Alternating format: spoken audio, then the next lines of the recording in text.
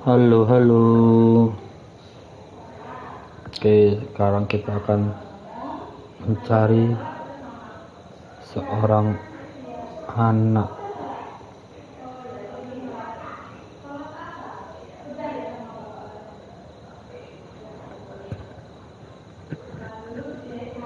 Pencarian seorang anak yang di Diamond City.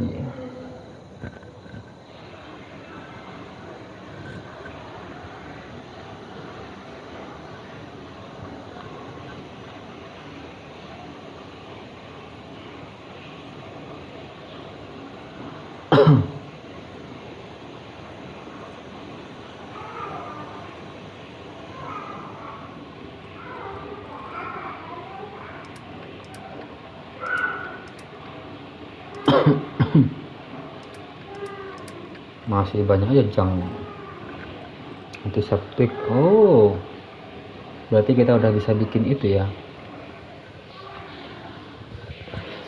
bikin obat nih.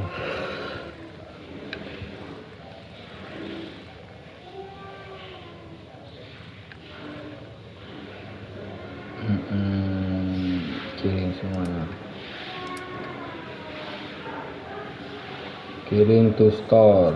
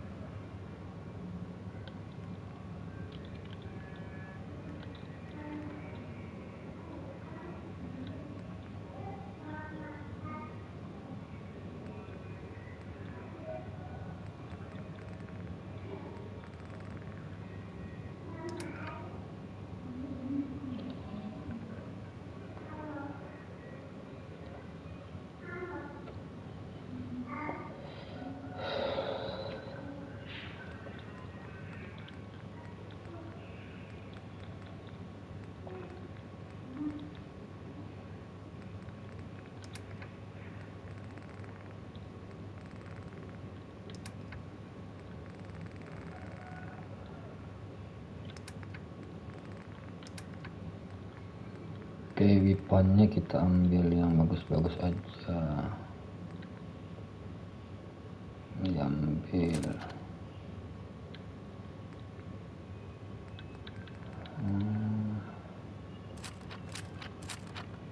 Ambil.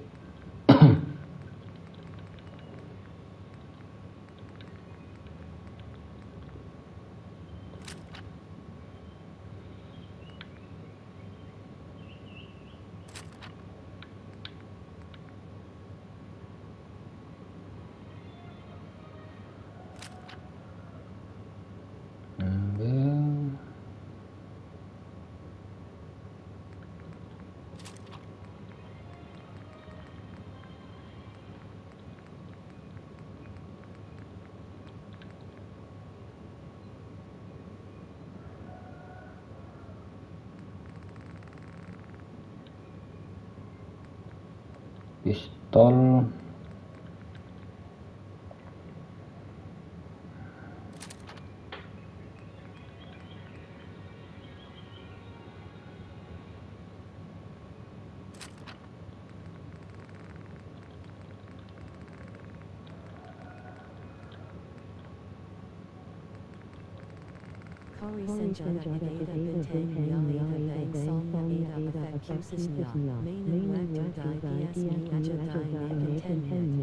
Main waktu di PS semua aja.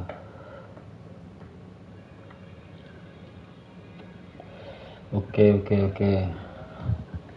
Ini udah dapat yang bintang. Jadi yang kita masukin ini di inventory yang bintang aja ya. Tanda coba.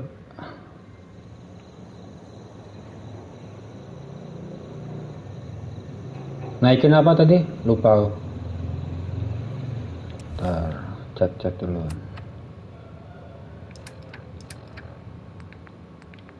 Yang bintang nih ada satu, ini sama ini. Ini dinaikin ya.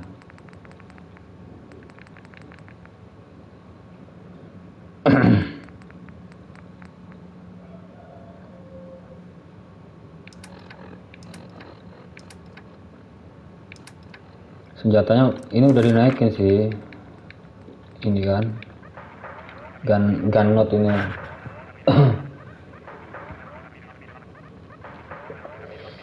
Udah tak naikin satu.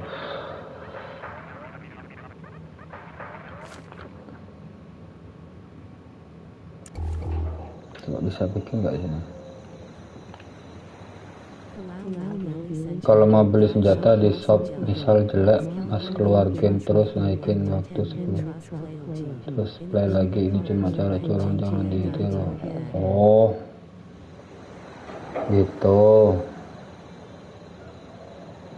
kelamaan tapi males aku cara curang.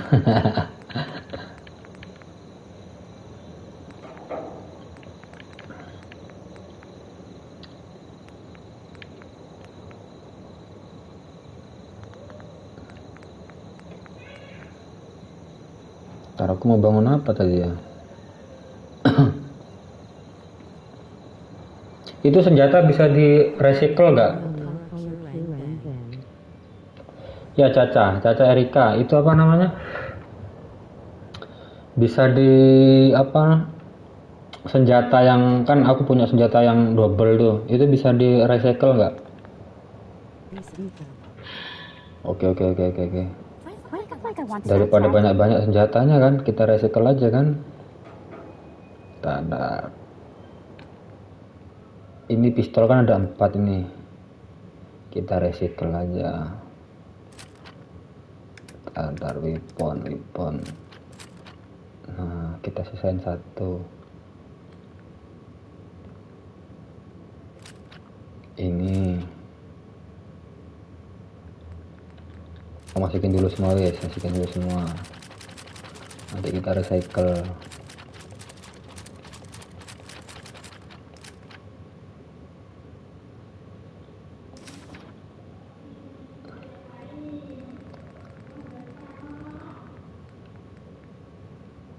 Ini udah di nih, udah di recycle semua.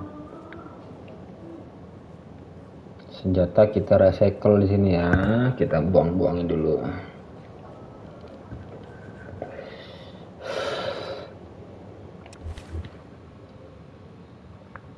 Jangnya udah habis nih, ngikutin kamu Caca.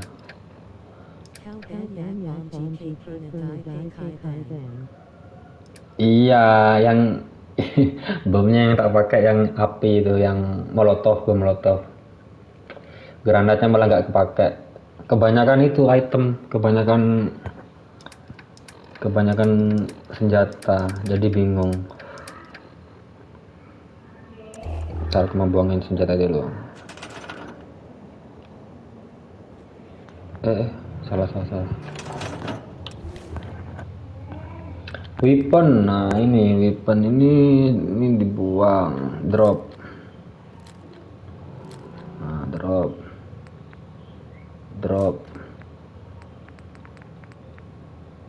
Granat jangan. Ini buang satu. Ini buang. Ini dibuang satu, gak apa-apa. Buang lagi satu. Pistol kebanyakan aku. Sisain satu.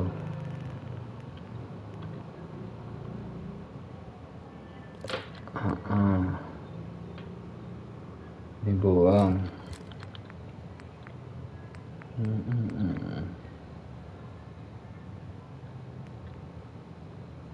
Buang.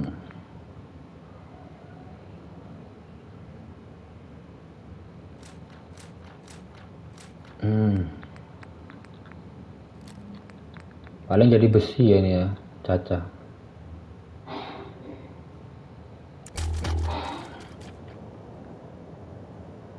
Kita recycle ya. Tapi aku lihat di YouTube tadi malam ada alat untuk recycle, jadi kayak pabrik gitu. Kan jadi itu, jadi besi dia. Orang-orang di YouTube dia recycle-nya pakai alat.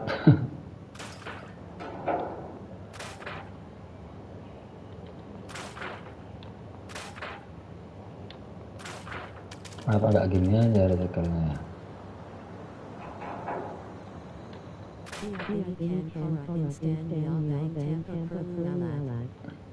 Iya, tanpa perlu alat. Enak gini aja ya.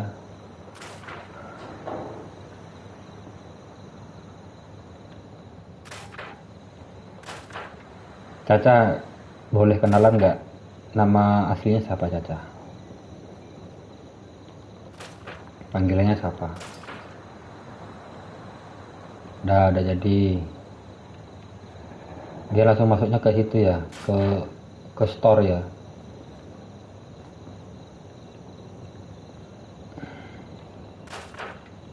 Ini langsung masuk ke store kan ini. Kita kan nggak perlu bawa barang kan, langsung bisa bikin di mana-mana kan ini.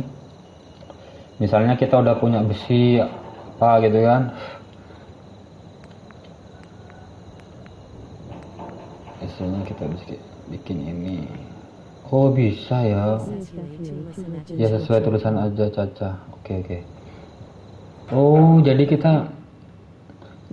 kita nggak perlu bawa barang-barang ini, dia udah bisa bikin di mana aja. Oke, bagus. Masih ada nih Cah.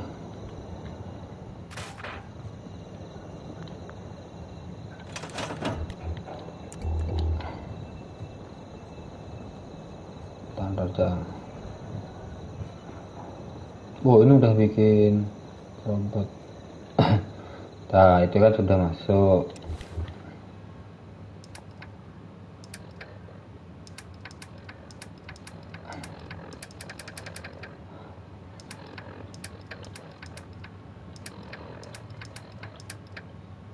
Aku nggak bawa ini.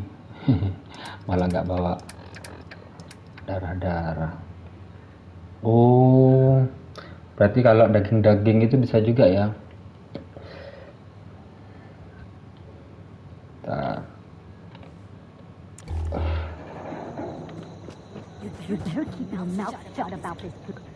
Nah, daging bisa juga berarti.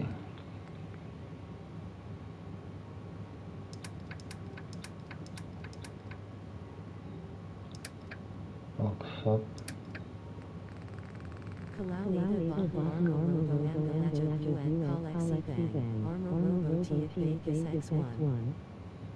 Oh, X1 ya, robot. Aku udah dapat robot 2 udah total. Dapat 2.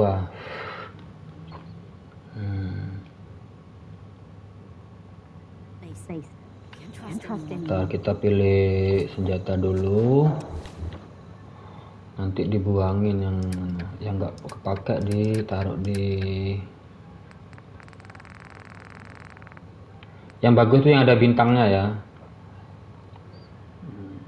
Dihapus dulu semuanya.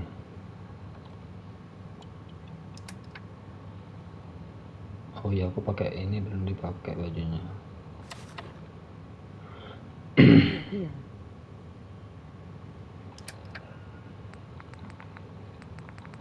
Yang ada bintangnya tak pakai semua. Ini juga.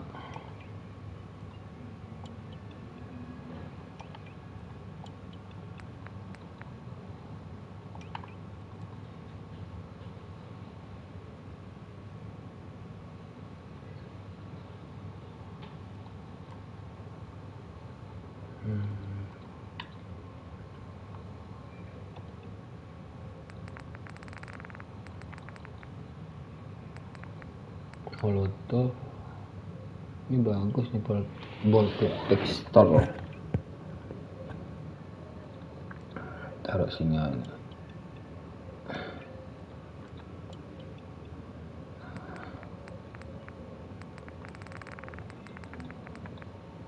Oh, ini nggak usah dipakai nih.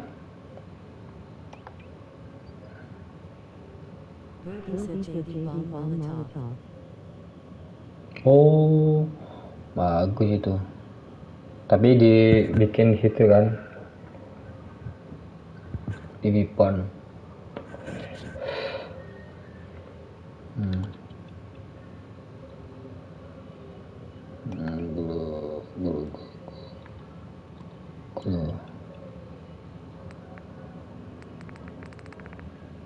Kita susun di sini dulu aja.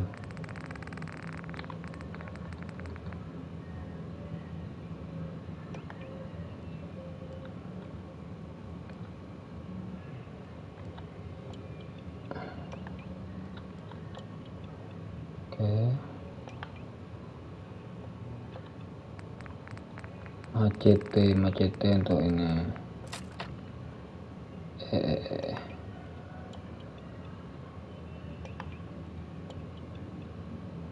Mana bom tadi, bom.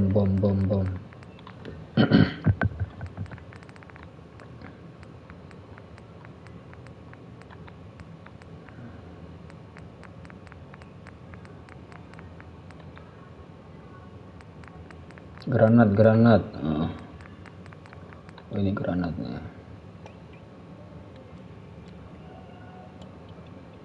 Oke. Flare gun ini untuk apa gunanya flare ini? Ini untuk penyelamatan ini. Pakai aja ya. Siapa tahu berguna.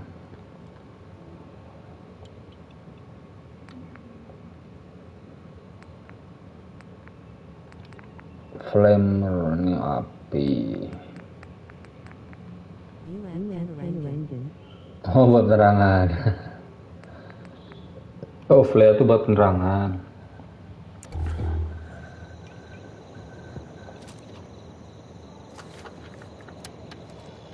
Ini pelurunya, kalau ngisi nambah peluru di mana ya? Oh, di sini tuh. Ini weapon workbench untuk Anak. Craft. Workshop ini kayaknya. Bikin mana? Beli peluru di mana ya?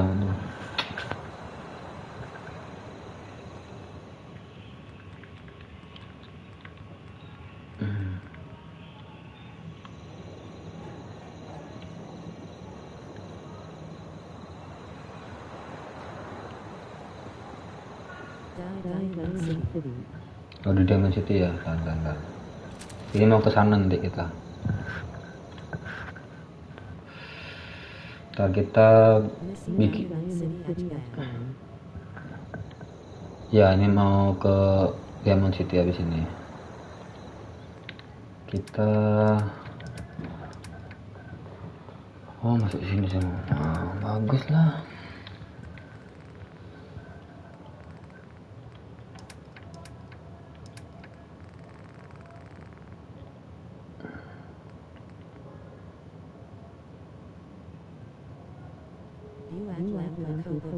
Anak.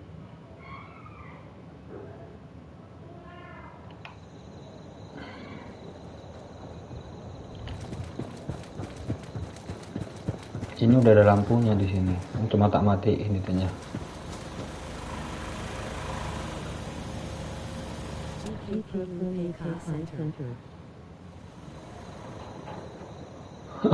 Oh, kan. Ini tak rubah tadi settingannya nih. Tar.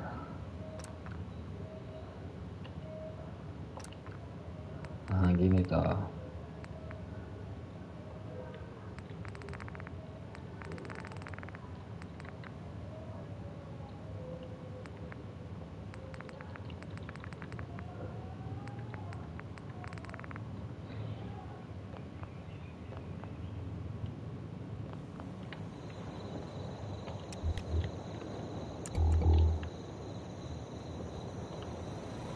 Ini malah gak ada nempatin, gak bongkar aja nanti nih.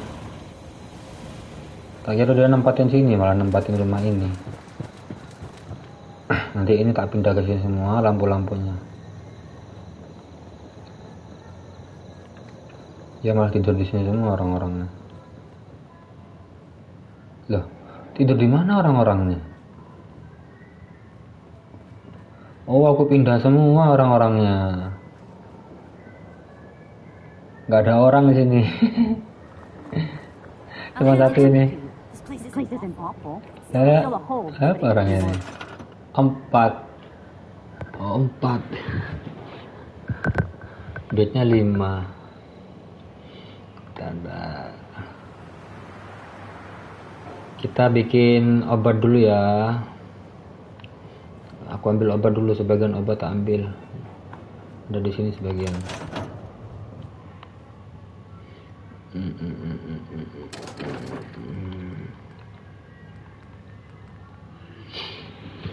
Ini untuk mendapat 1 kaki kiri, pelindung kaki kiri.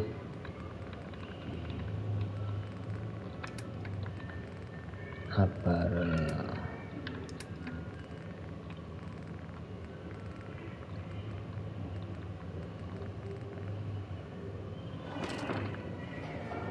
Obatnya di sini.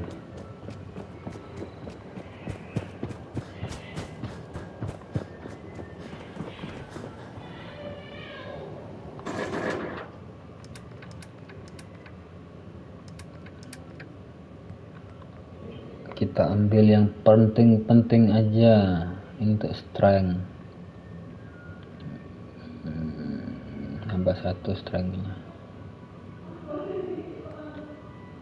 Kita perlu darah aja, nggak usah strength-strengthan.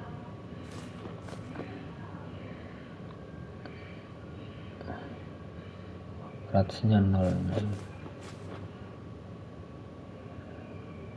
Jangan daratnya nggak usah deh. Tapi aku udah anti rat kok.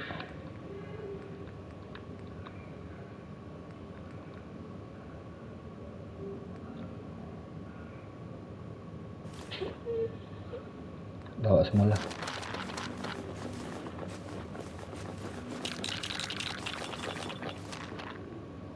Oh, tapi kok dibawa semua? Bentar.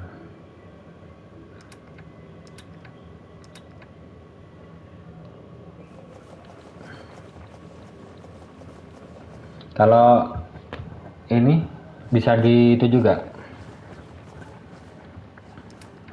Bisa di apa namanya? Yang nggak penting-penting ini bisa di itu nggak? Bisa di recycle nggak? Oh,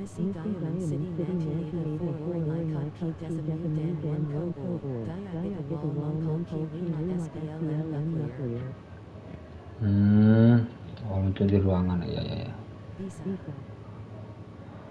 Oh, kita recycle aja nih yang ada ratnya nih ya. Yang ada ratnya kita recycle aja. Teng teng. Ini rat ini. Potato ini. Dijual bisa ya? Potato dijual juga bisa kan?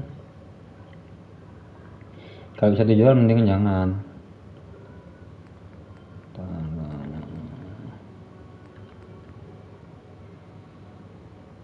Nih.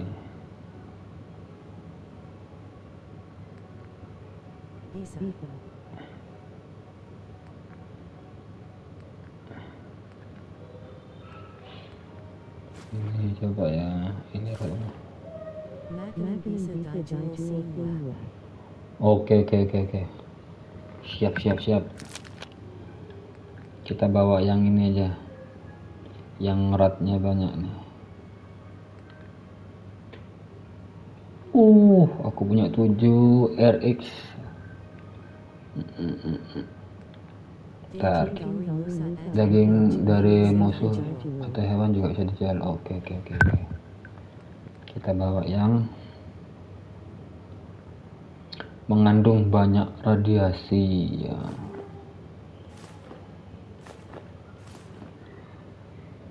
Kita coba itu dulu ya, apa namanya, kita coba recycle dulu ya.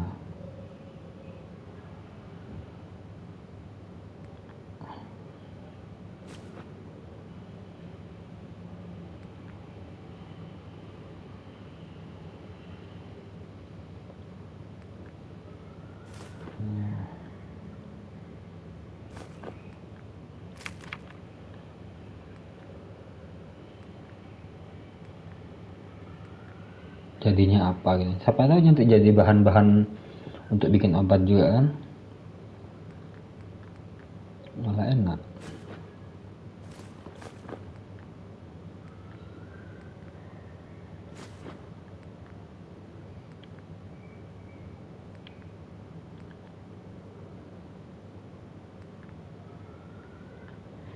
Udah, yuk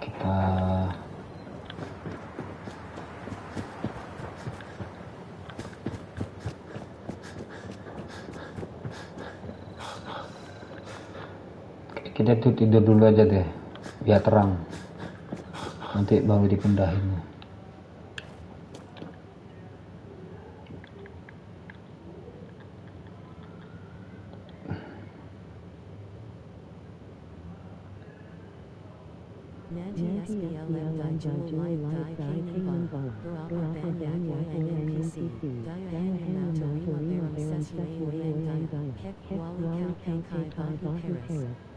Oh, berarti sesuai kemampuan dia. Oke. Oh gitu. Oke, siap. Pintar juga Mbak Caca nih.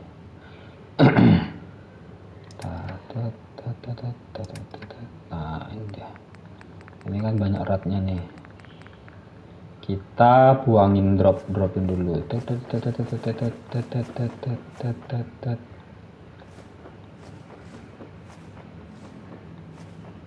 Oke. Kita recycle.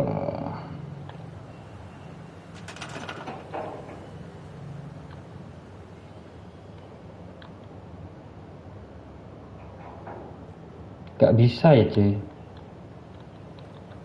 gak bisa di recycle ini.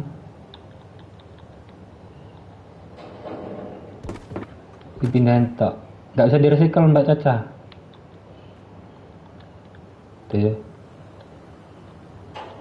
Tuh gak bisa ya.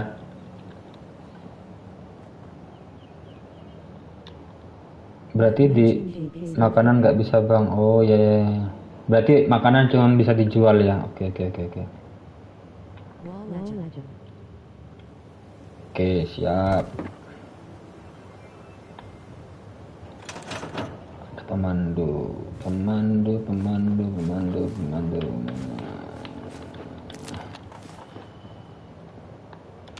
Kita ke Diamond City habis ini.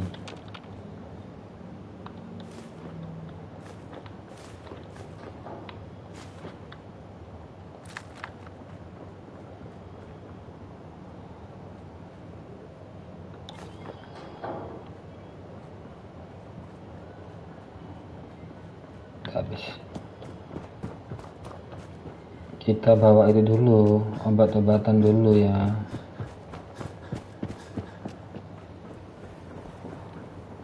Bolak-balik aja ya, aja ya. Oh ini gergaji cuy.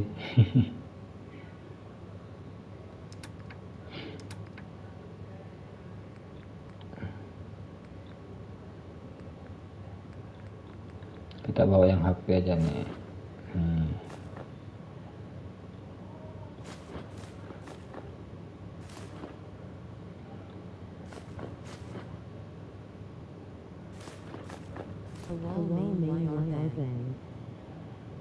Ya, biar tahu dulu ya.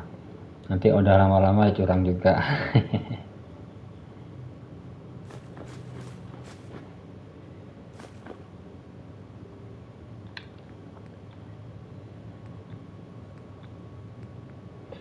Ini walaupun di misalnya nih, aku kan mau jual buah nih.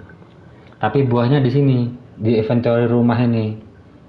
Di inventory rumah ini, apakah bisa dijual di itu? Di Diamond City nanti? Apa harus dibawa emang yang barang yang mau dijual?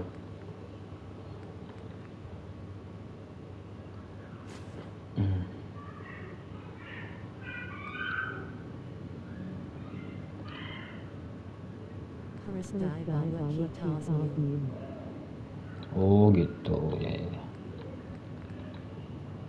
Oke, purified water kita bawa semua nih.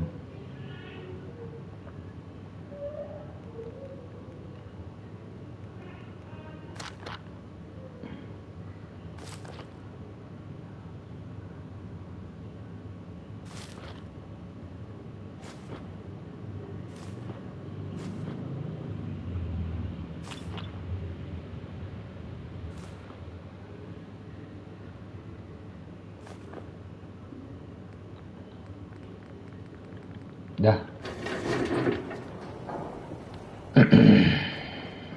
Tapi kalau bikin-bikin itu nggak perlu dibawa ya. Ngekraf obat itu nggak perlu dibawa ya. Cukup di store rumah ini kan bisa kan. Kalau ngekraf. Diamond City, mana Diamond City?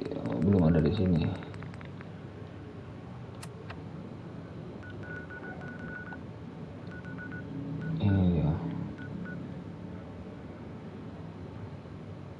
Ini belum ada.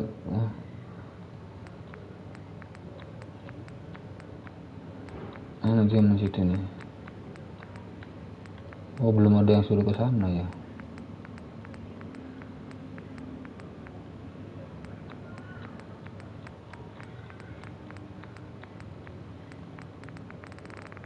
Langsung ke sana aja ya.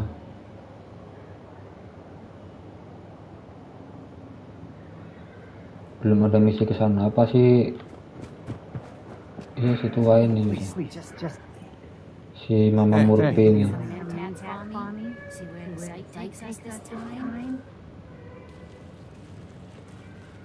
Mentat.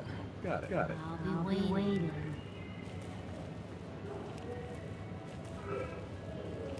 Mentat apa mentat itu? Mentat itu apa sih mentat?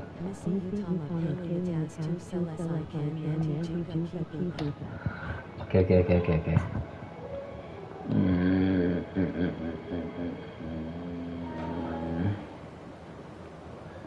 Jadi kita selesaikan misi utama dulu ya.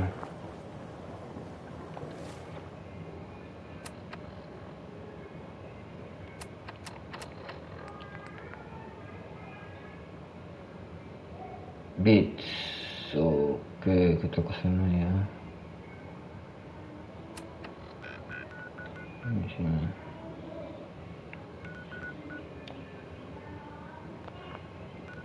Kok aku nggak bisa loncat ke sini sih? Kan ini sudah aku tempatkan.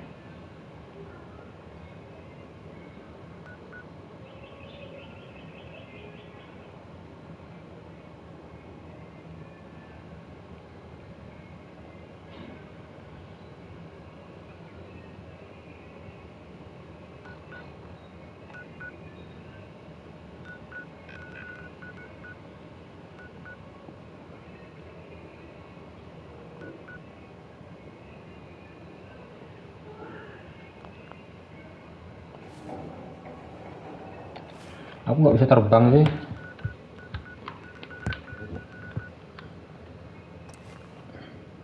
Kita jemput itu dulu. Anjing. Anjingku mana anjingku? Kita bikin obat dulu ya.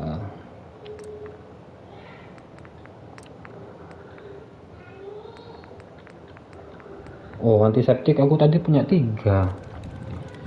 Apa dibawa ya? Harus dibawa berarti ini ya.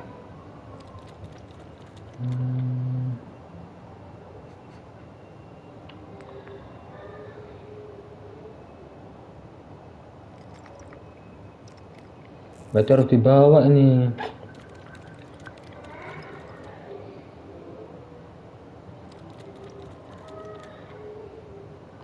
Antiseptik aku punya banyak itu.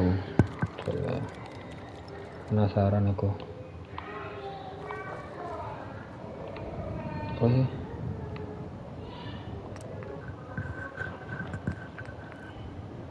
Perlu apa aja sih berarti ini? Antiseptik sama glowing fungus.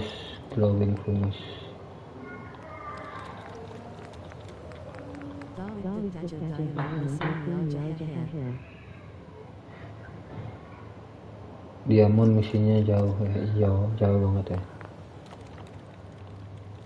Ntar aku balik lagi, aku ngambil buat bikin obat.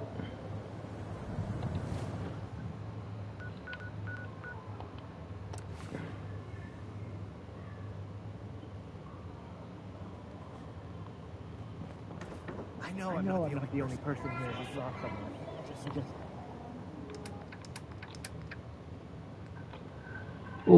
Purified fire-nya udah banyak lagi nih.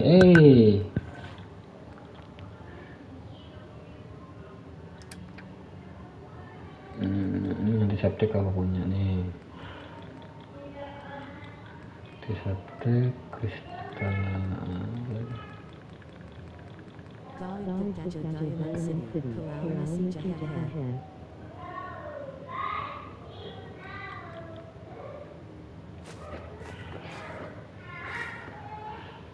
Iya, yang dekat dulu ya.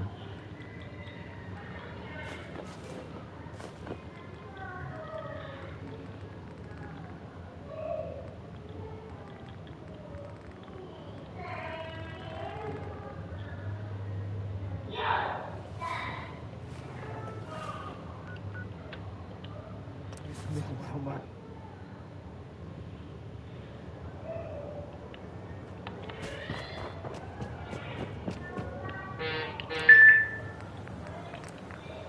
Nah, ini baru kena. Tapi kurang fungusnya nih. Glowing fungus ini dia seperti apa gambarnya?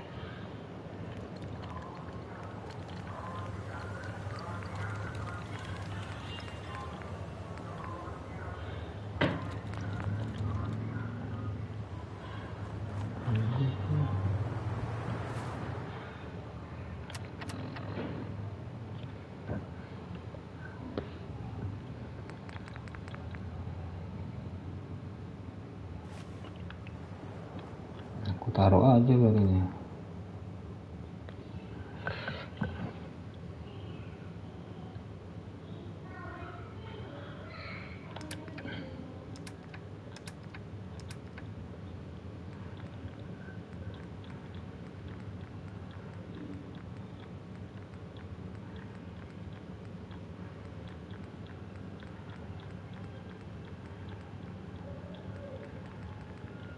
Oh,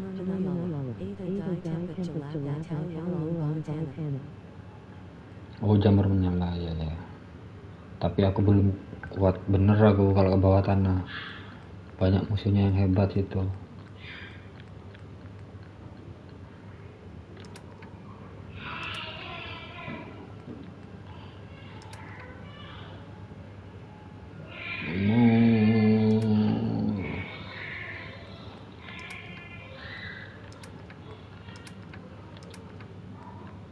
Berat juga nih bawanya. Yang aku bawa berat tuh apa sih? Kok bisa berat banget? Sampai 250 gram loh ini.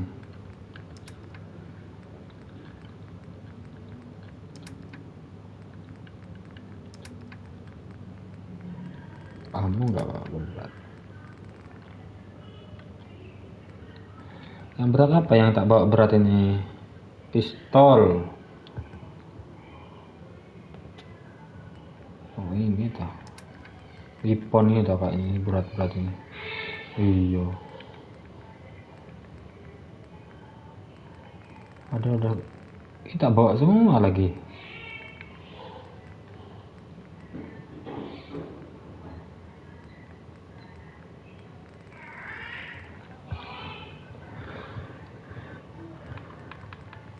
Balikin dulu wifi-nya ya.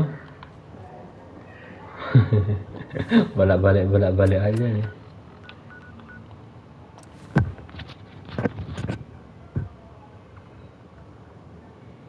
Lalalala. Ya makanya banyak banget senjata bawa.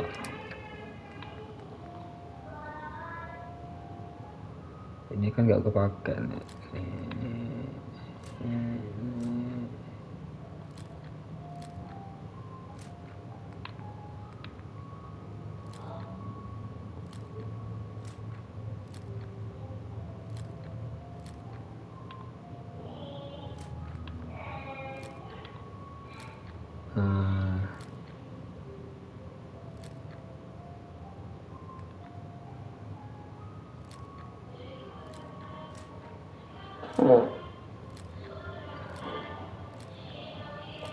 udah mulai ringan kan?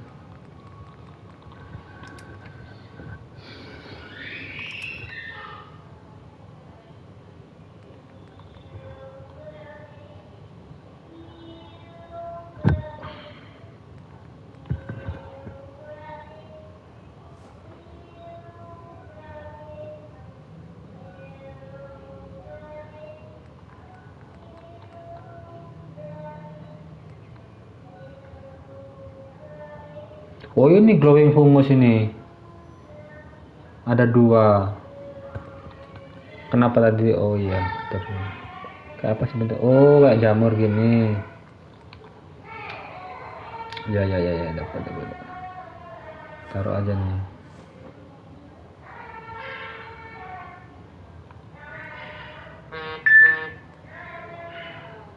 Taruh. Biar nanti kita bisa mengut-mengut lagi. Kalau kayak taruh,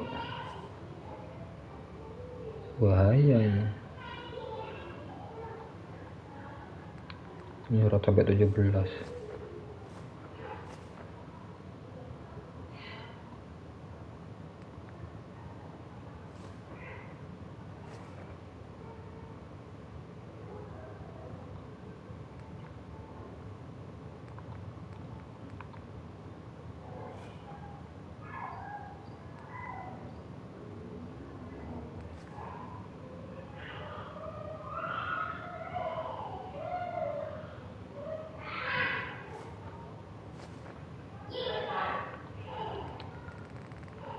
Dah.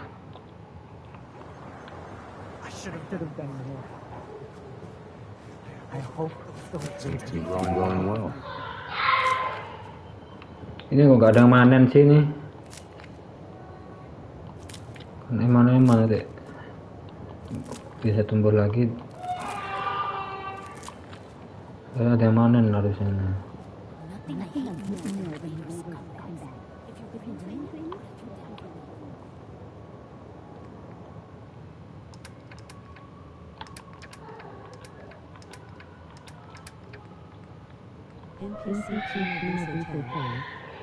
Bisa 10 tok ya panennya ya. Ini lumayan berat ini.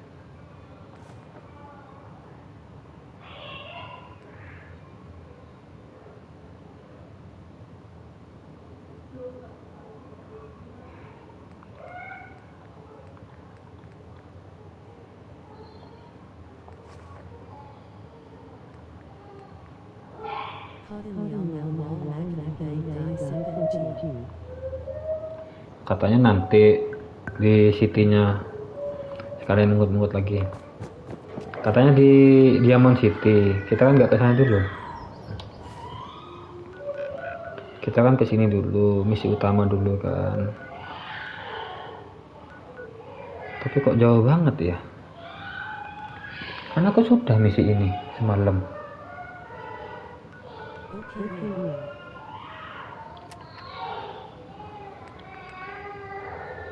Talk to shelter, not the beach.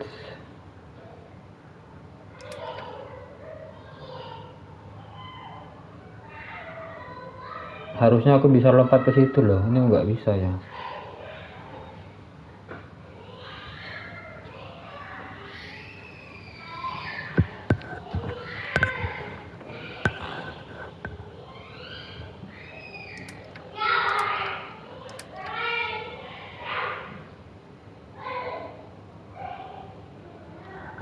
Kayaknya aku udah ke sini nih.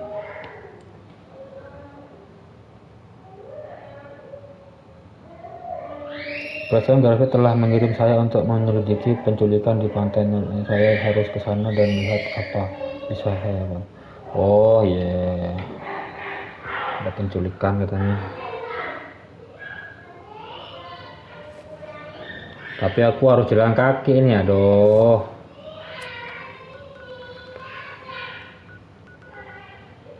Jauh banget lagi.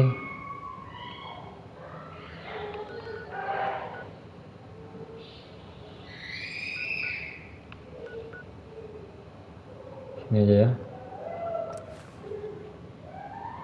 Kenapa harus jalan kaki? Ya.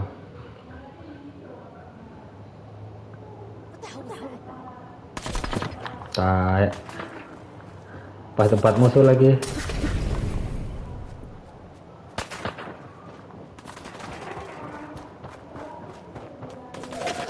Punya temen lagi tuh. Lawan dulu lah.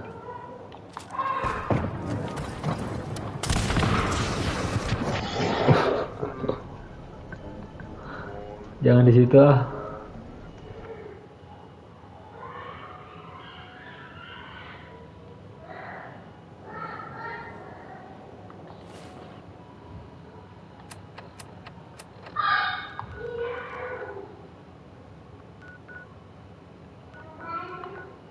Harusnya aku bisa lompat ke sini loh.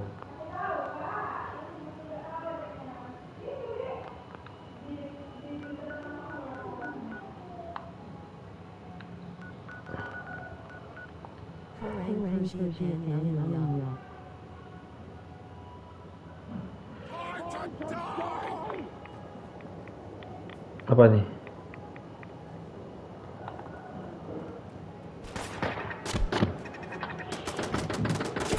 Oh.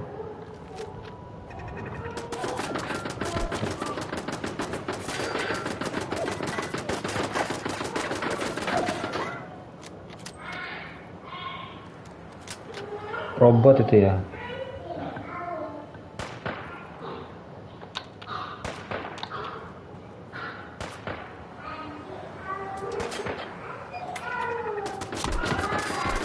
Dia bisa melihat ya.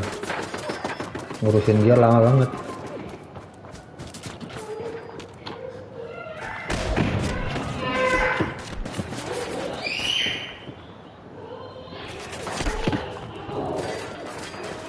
Gila, banyak musuh ya.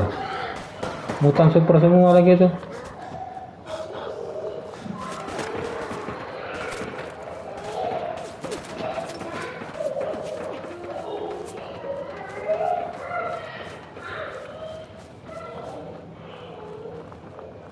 Jangan lari lah. Sendirian soalnya gak ada temennya.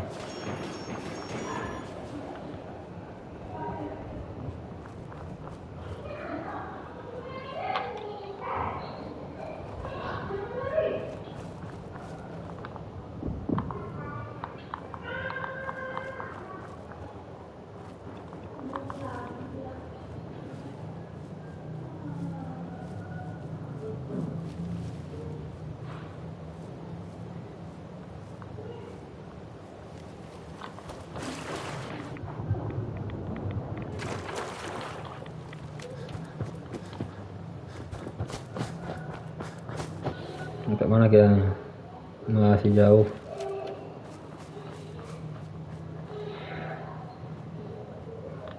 Melewati perkotaan bangsat. Waduh, hutannya banyak itu.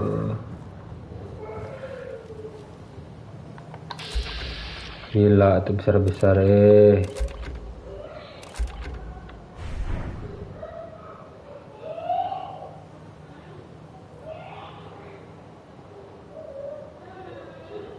peluru cuma gini.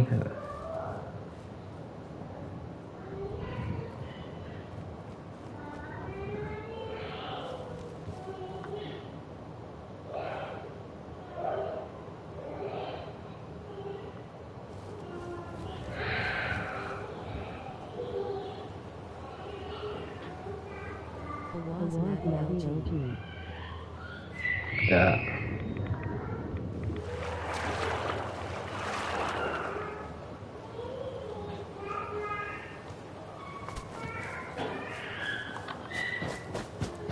Lari kabur.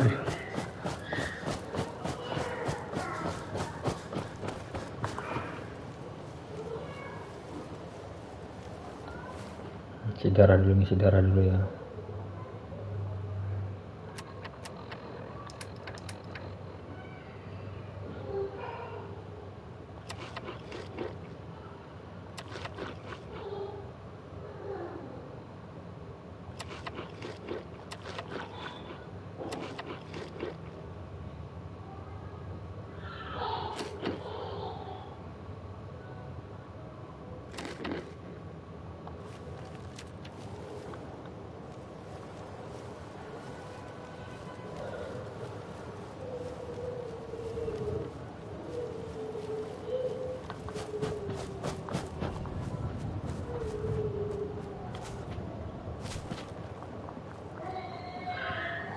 Kalau di tempat misi dia nggak bisa terbang ya, nggak bisa travel ya, fast travel ya.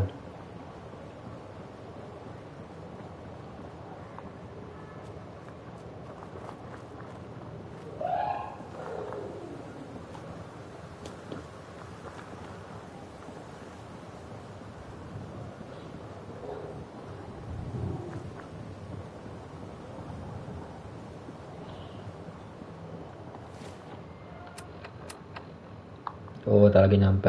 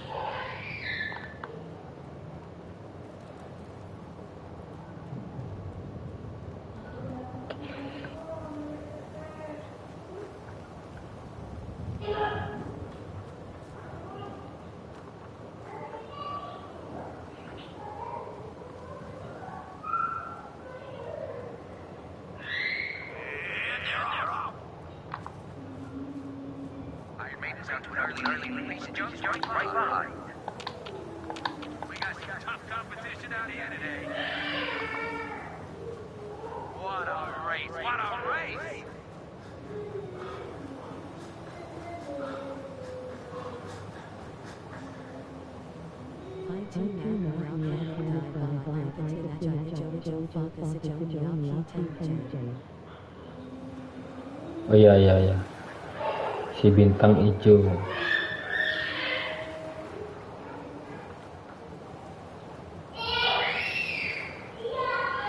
Kastil yang kita rebut.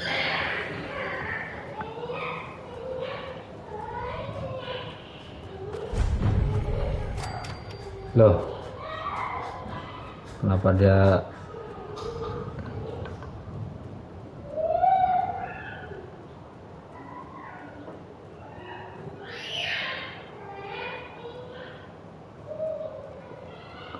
harusnya aku udah bisa loncat sini sih.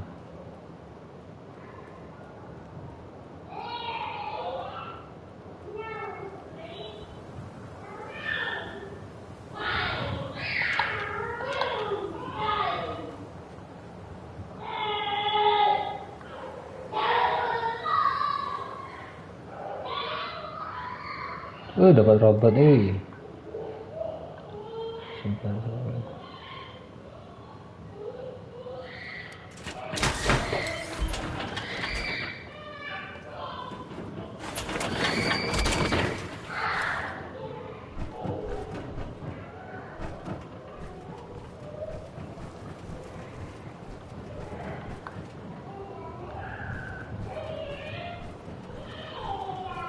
Ini baju robotnya ini bisa diperbaiki nggak nih?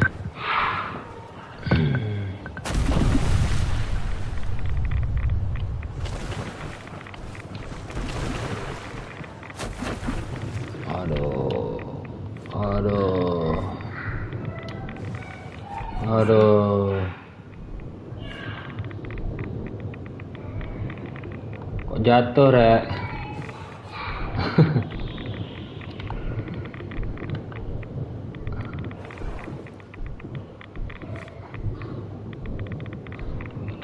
Ulang lagi.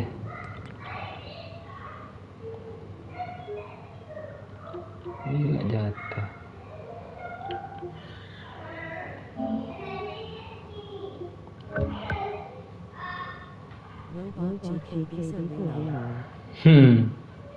Kok jatuh tadi? Jembatannya lubang. Balik lagi, jauh lagi nih.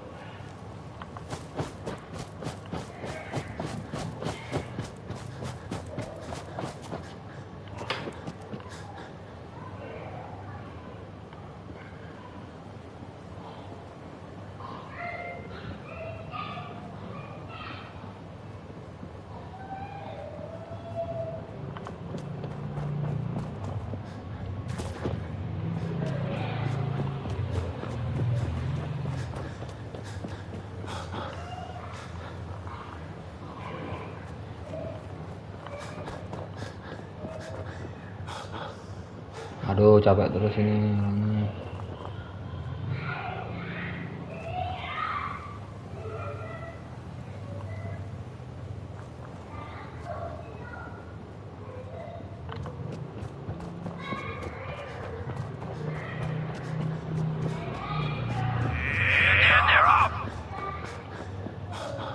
Iron Maiden's out to an early lead, but Beast of Junk's right behind. Don't forget Boston Blast. He's pulled this out before. This race is really heating up.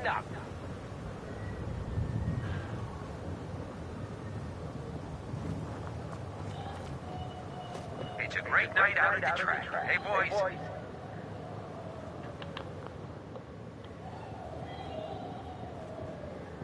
You all get your bets in? I sure did.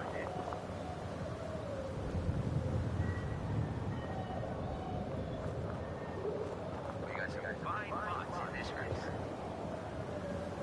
The Town of Dreams is still hanging in there.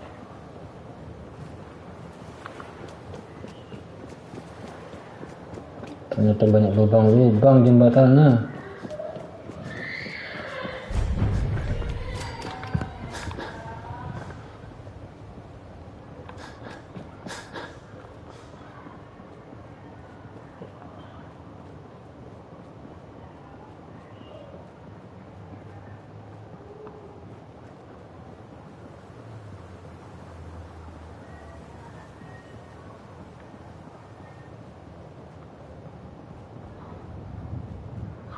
Banyak jebakan Batman.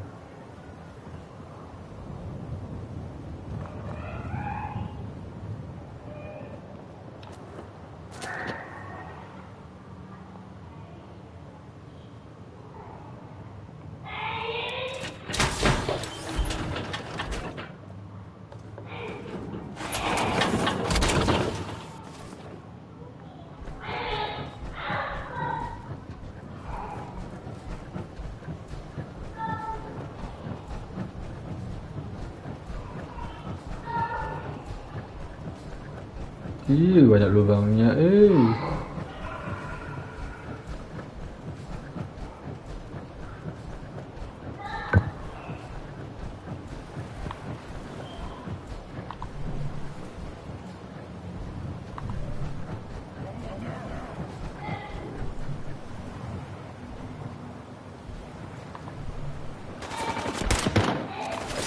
Kok ada musuh?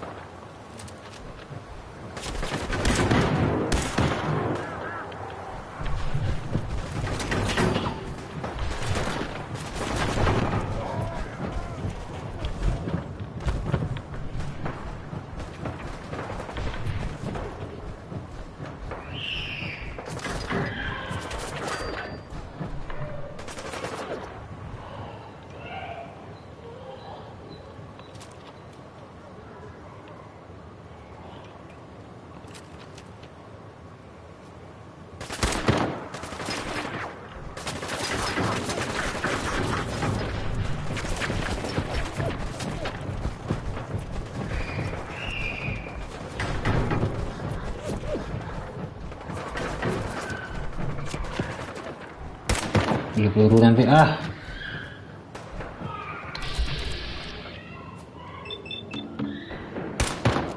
aduh gak meleset terus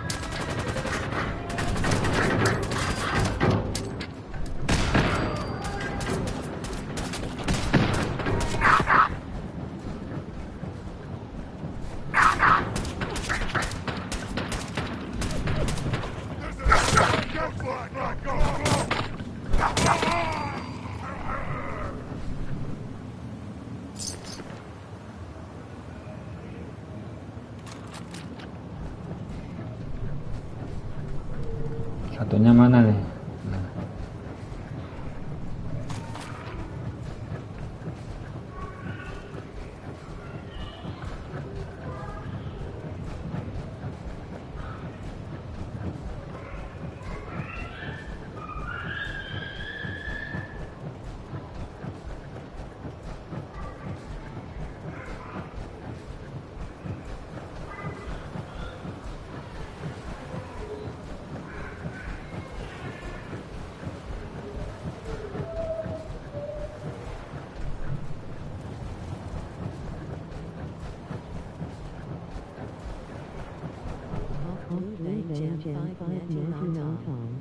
Oke, siap, Mbak Caca.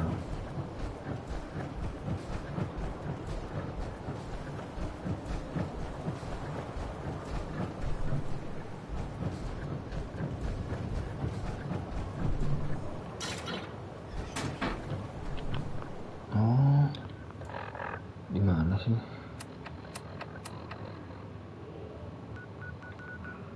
Loh, kelewatan gua.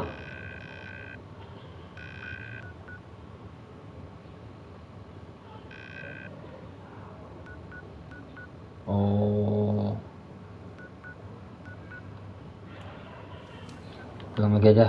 Kelewatan.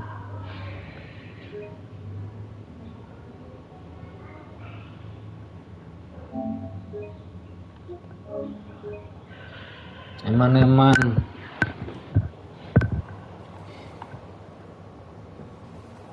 Lo kembali ini lagi.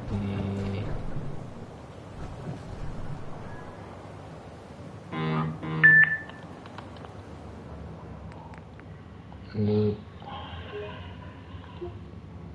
kayaknya.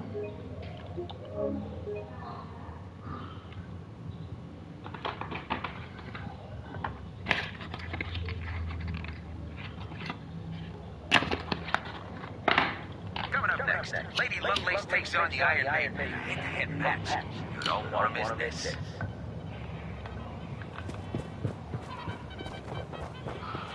We got some fine bots in this race. Not really showing up. The top of the dreams is still hanging in there.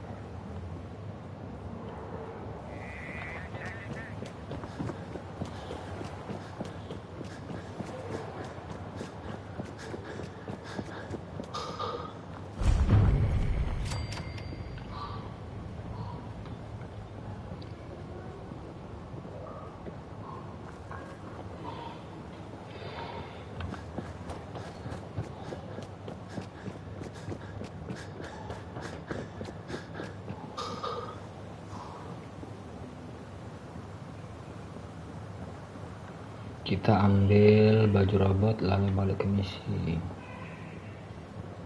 Ternyata di situ, ini di sini.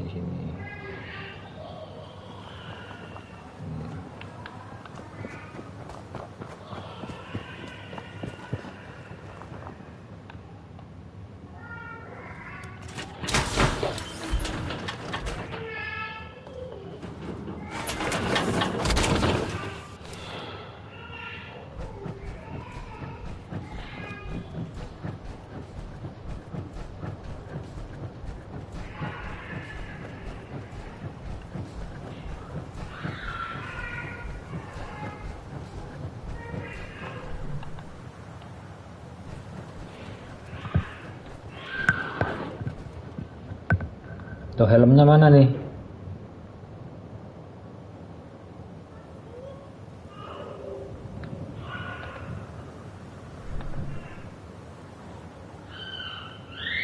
Gak pakai helm dah.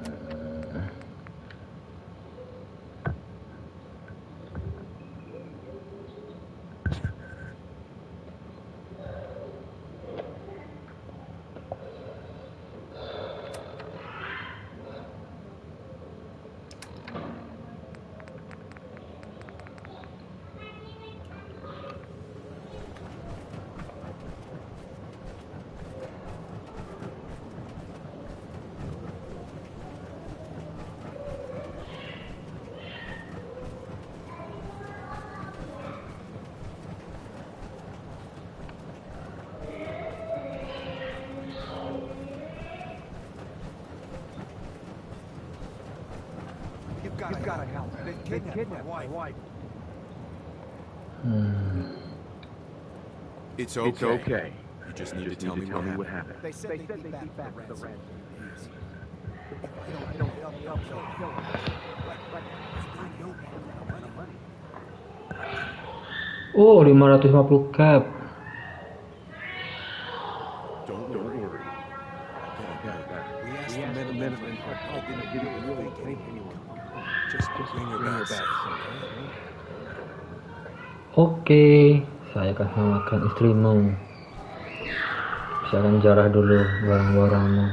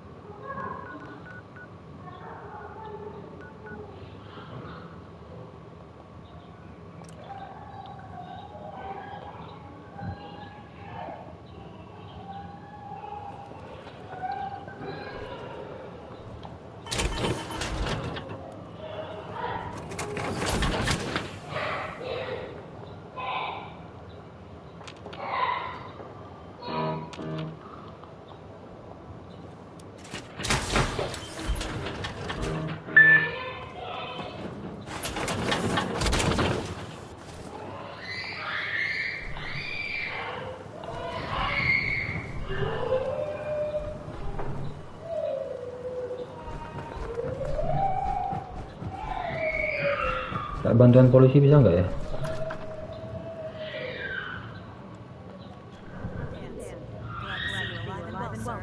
we in luck, sir? Mission accomplished. We have the transfer. Finally, some good news for a change. Nice work, sir. I didn't do it alone. Halen, Reese, it's time to welcome our newest recruit, the recon team. Bantuan bisa nggak ya, Mas? With the proper guidance, I think he has the potential of becoming one of the best.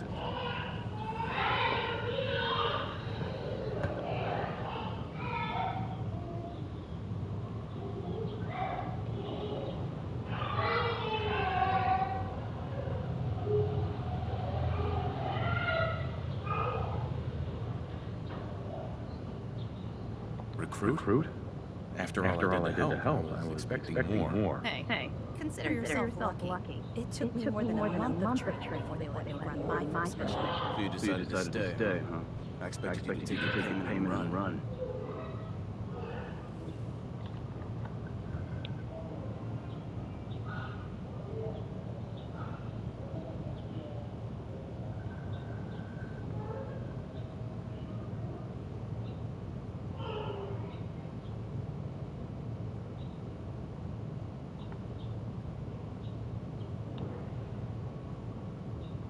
I got tired of wandering alone. Too bad. I was getting used to the thought of you leaving. Race. That's enough. Like it or not, you're going to have to learn to work together. And you need to understand what it means to be part of the brotherhood. We're not soldiers. We're an army. And we've dedicated our lives to a strict code of ethics. If you intend to stay within our ranks, you need to obey our duties without question.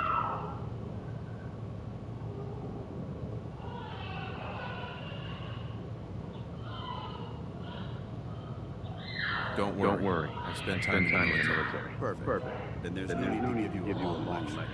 So I'll get right to the point. I only ask for two things anyone under my command. Honesty and respect. You fall in line, you stay in line. I give you an order, you follow. It's as simple as that. Now, before I release you to Halo and your assignment, there's one last order of business. From this moment forward, I'm granting you the rank of initiate. This is only a training rank. I'm not permitted to grant rank higher. Thank you. Thanks aren't necessary. Just continue excelling at your duties, soldier. Ad Victoriam initiate. He doesn't even know what that means. Ad Victoria means to victory. In our eye, defeat is unacceptable. Because we're fighting the future of mankind. Our rally is more powerful than any weapon you ever carry. Remember. Now, I need you to report to Halen or Reese for your next assignment. Dismissed, soldier.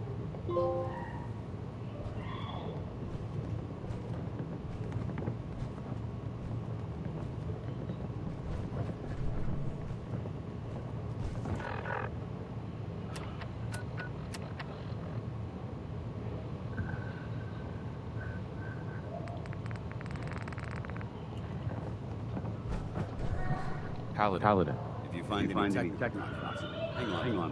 They might be used to reinforce forces. If you need to fix up your power armor, we have some equipment in the garage. Garasi, mana garasi?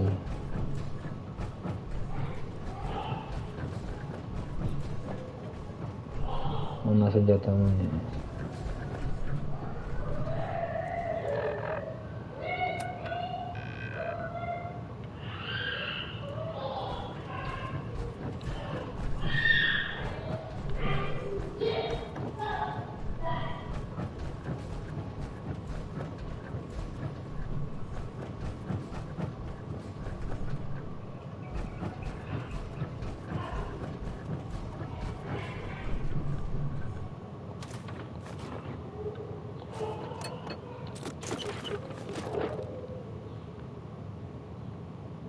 Peluru, saya butuh peluru.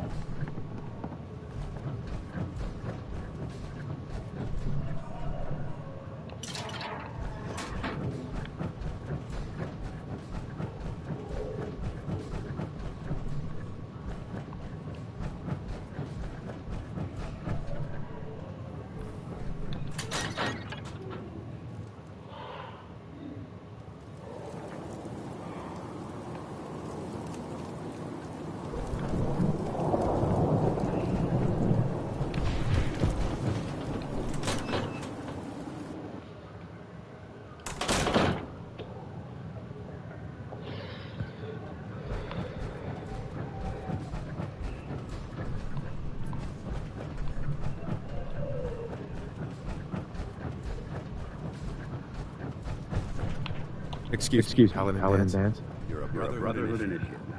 Feel free to take whatever supplies you need for your assignment. Remember, if you see any synths, terminate them with extreme prejudice. We don't take things personally.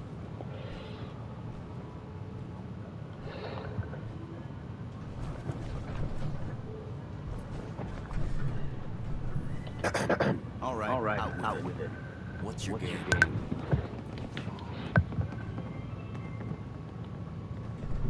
So, ready for your assignment, hero?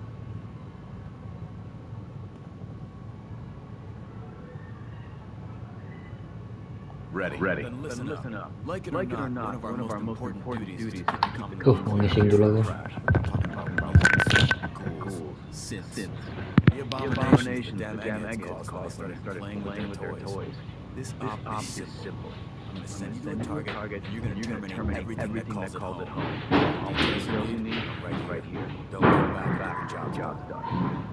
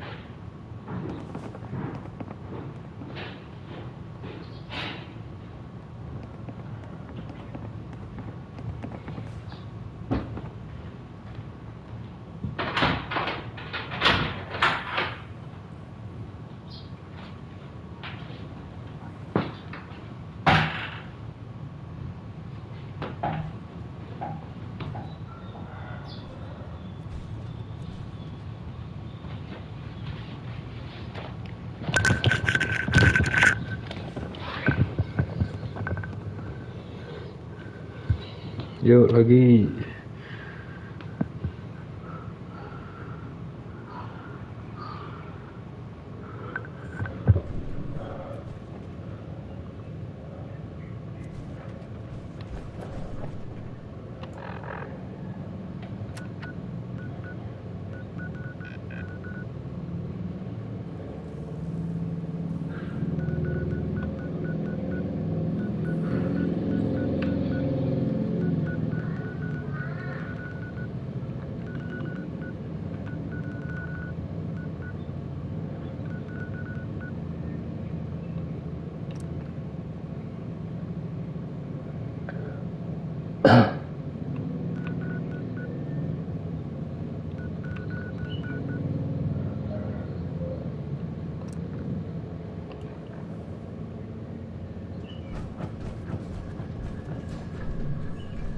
Mana ada yang cowok?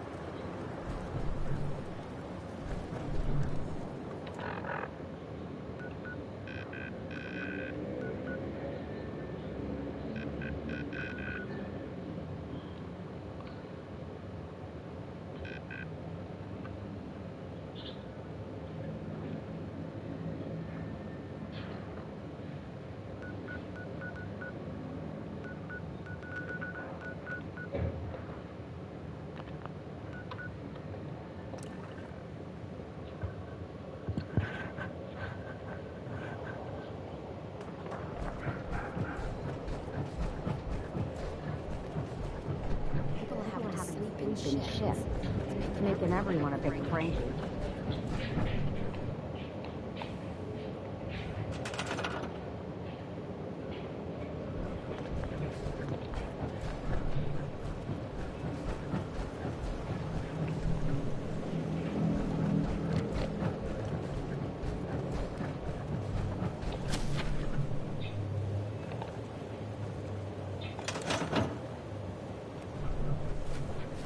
Seems to be growing well.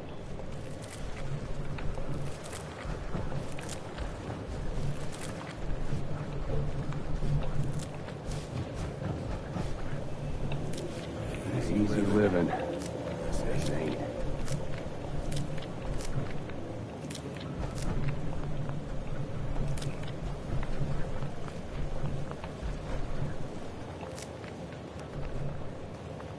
I just want to trade a few things.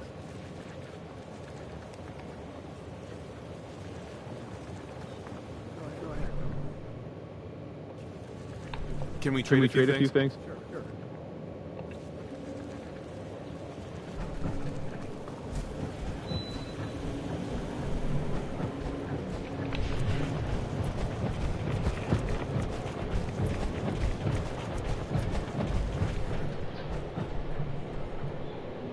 Need to get back to Diamond City one of these days. Biggest town I ever saw. Let's trade some things. Of course.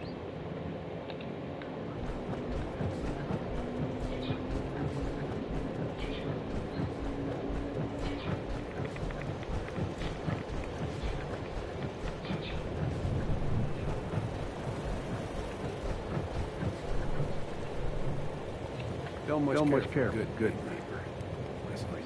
No trouble. I want to trade a few things. Sure thing.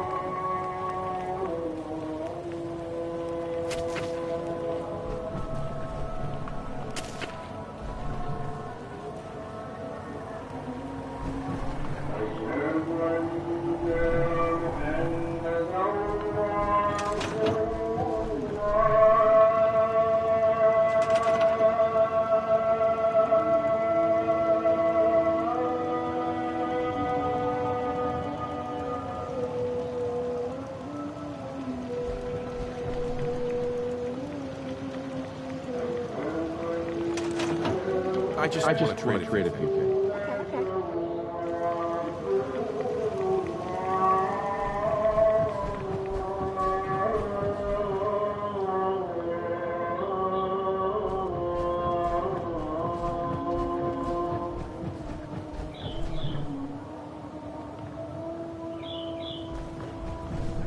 Ain't looking for trouble.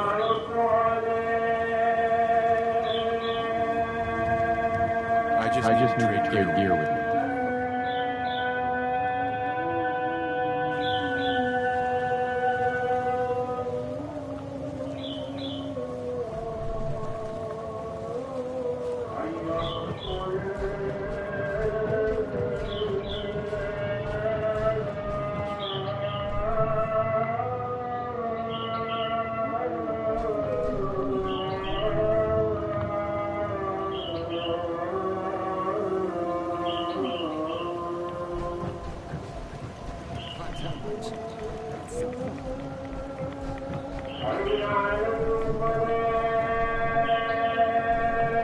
Hey, how's work?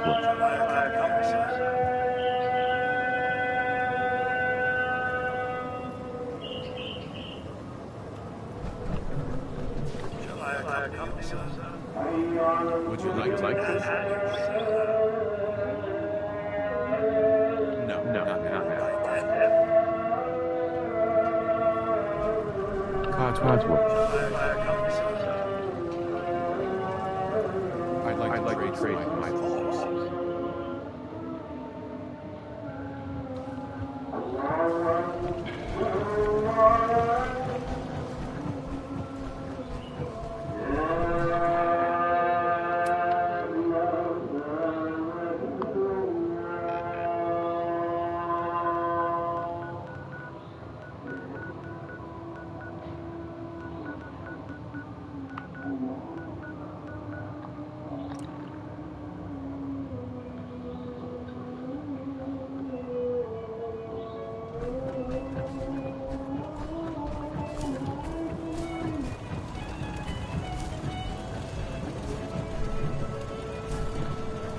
I just want to trade a few things.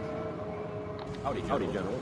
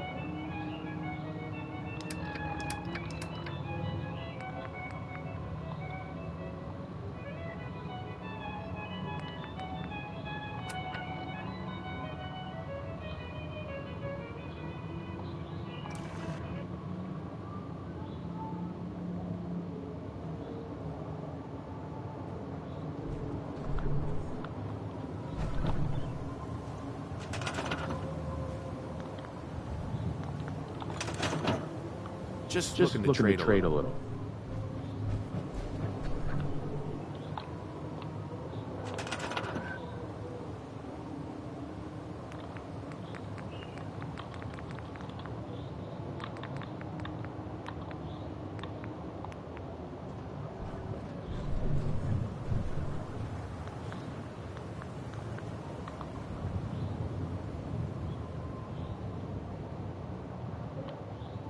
I'd like to.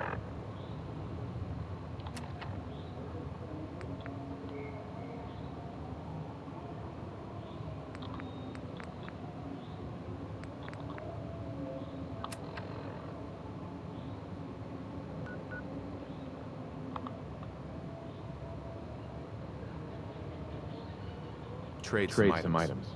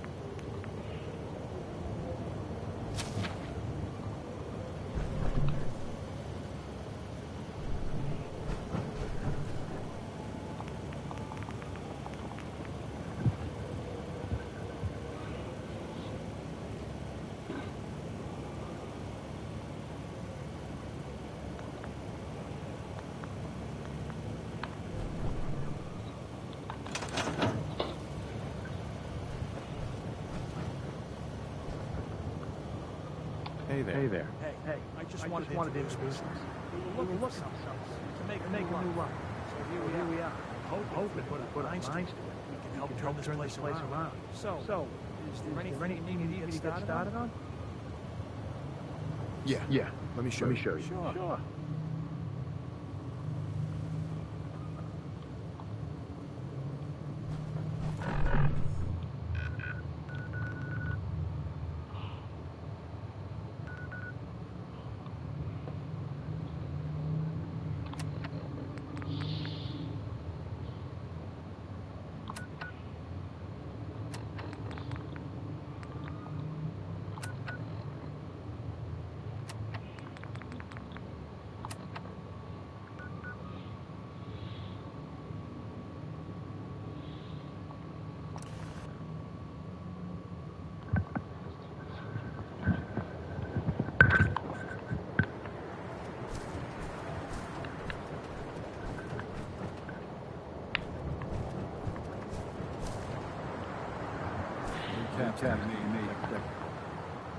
Hey, Lucas. The best way to spend your caps is protecting your hide from my armor. That advice is free.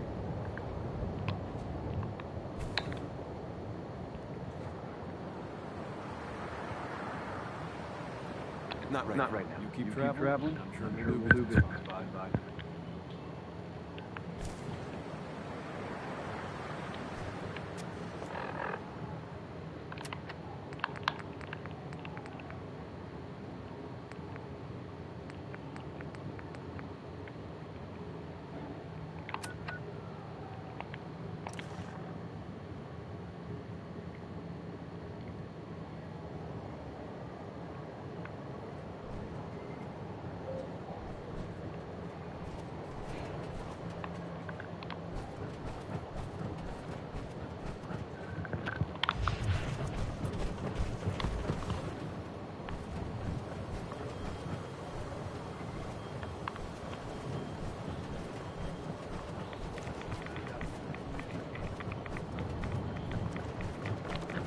Hey!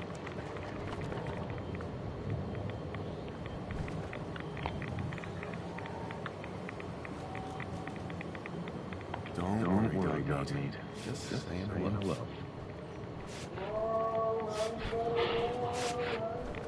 Dogmeat. Ya, ayo.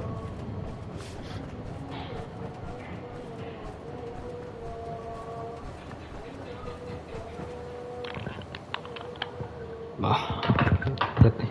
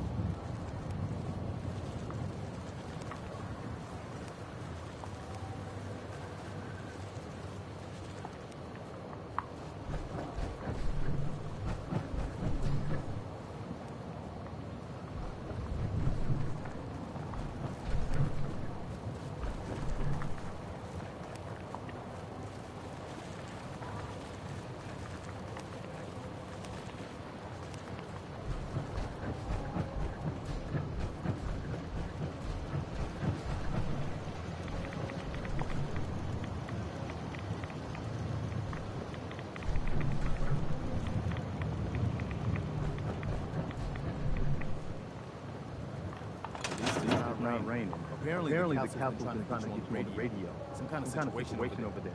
Better go see what's going on.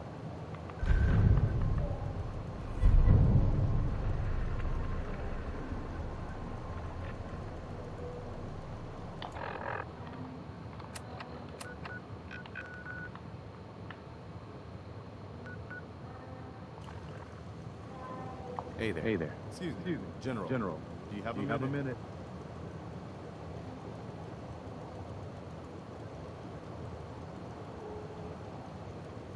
Go ahead. I'm listening. Look.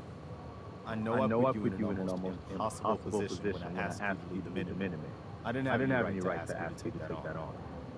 I guess I was kind of desperate at that point. I still don't know why you said yes. If it was for me or the Commonwealth or some other reason. It doesn't really matter. I just want you to know that I appreciate what you've done. If you look at where we were then to where we are now, I can hardly believe it.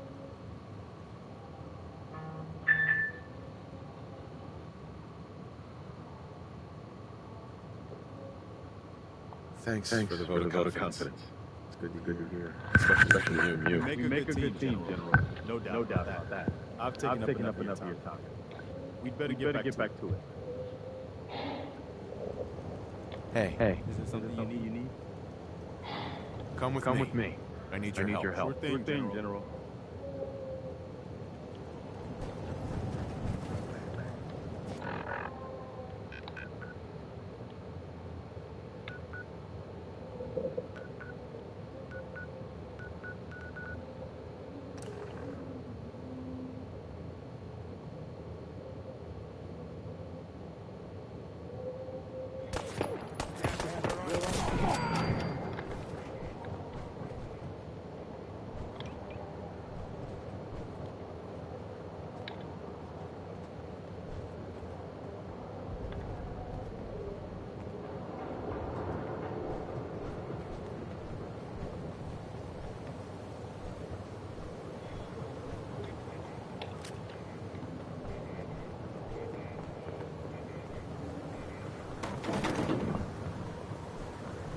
This is all mine.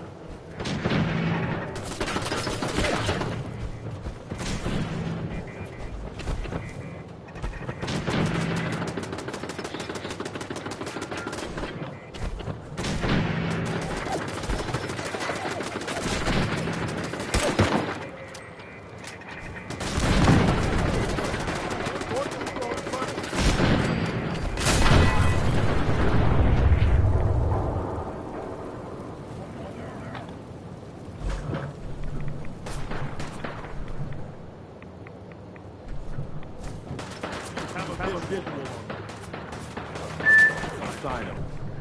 Hold up. We've got company.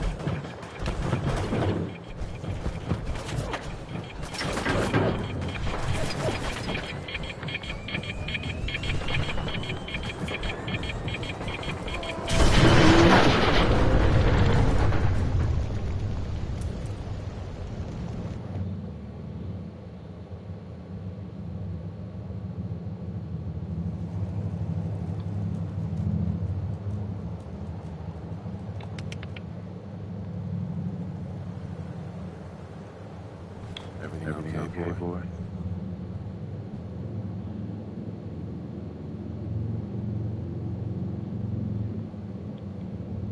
Come on, boy. It's time to go.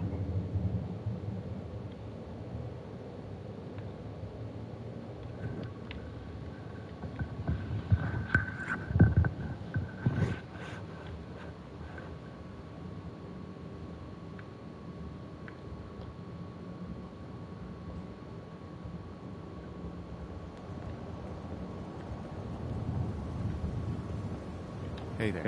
Is there something you need? Come with me. I need your help. Sure thing, General. Don't worry. Hey. I'll take good care of it.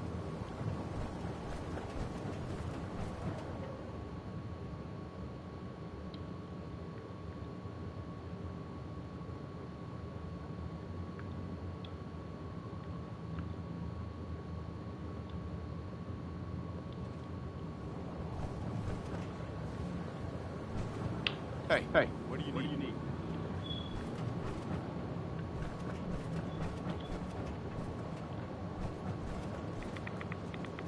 Hey.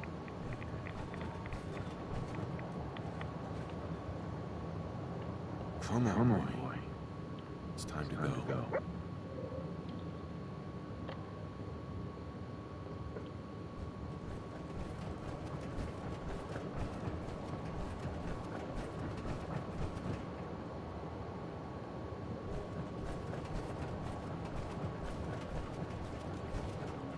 Is there something you need?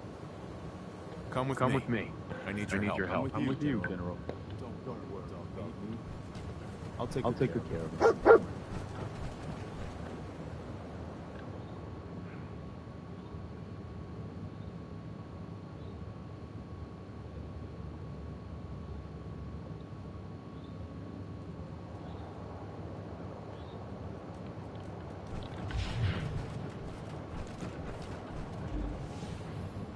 Codsworth. Shall I accompany you, sir? Yes, of course. The way, sir. Hey, Codsworth. Take over keeping an eye on him for me. I live, sir.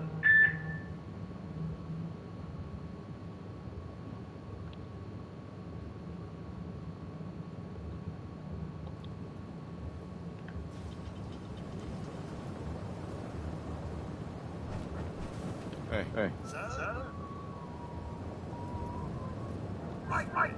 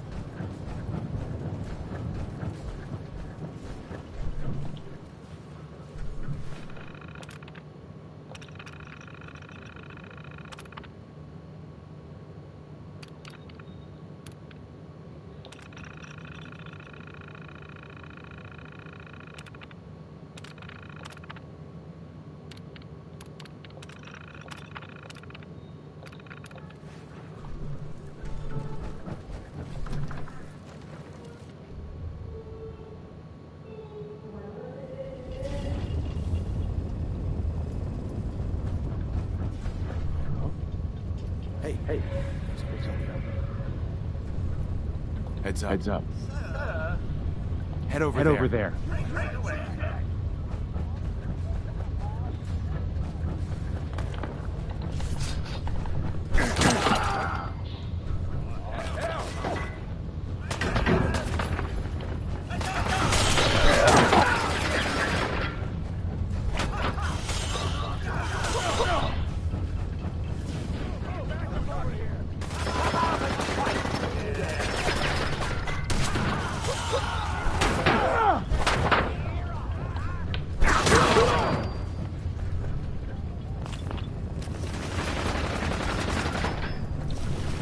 See if Check it out. Grab that. Come on. Over here. Wait there.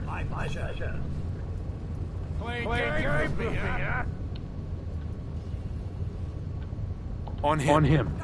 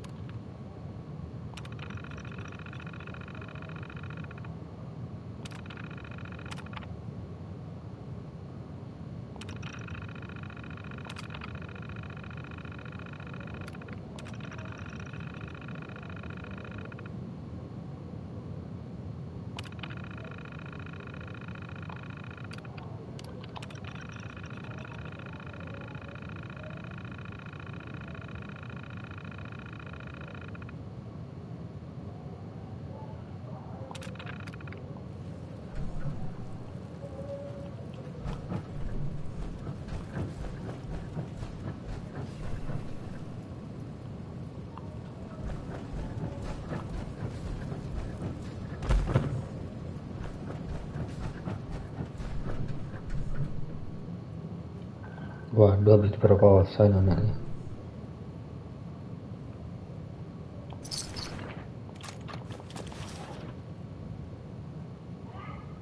Hey. No, please. You've got to help me. Don't worry. I'm here to rescue you. Oh my God. Thank you. Let's go.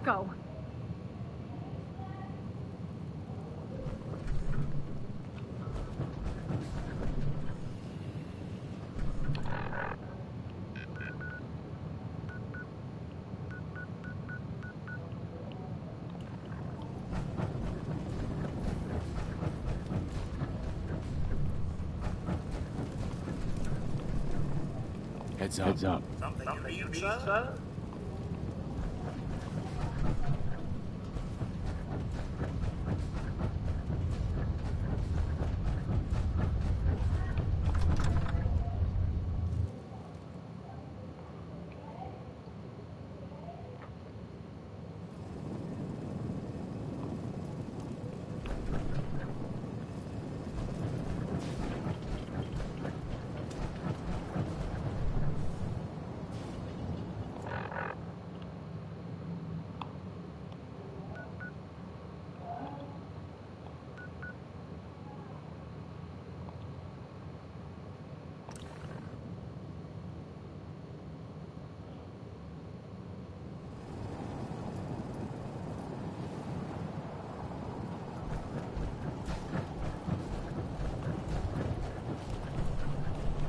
I don't know how to thank you for the rescue you pulled off.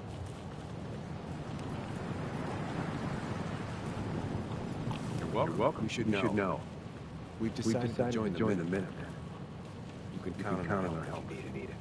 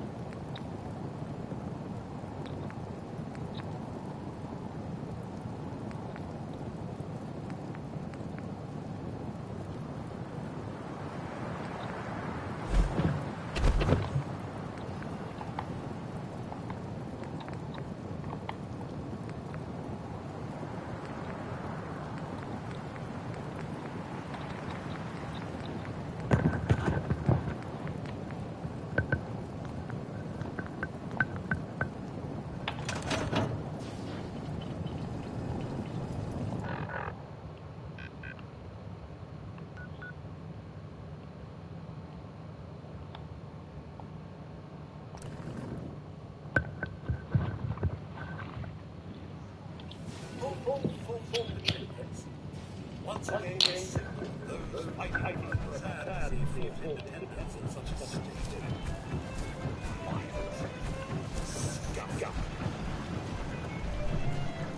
Excuse me.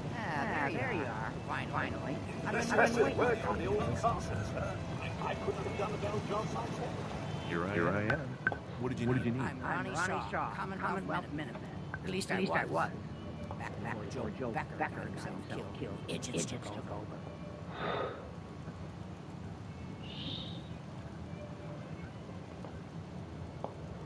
You were a Minuteman? What? You don't think an old broad like me can fight? I could kick your butt.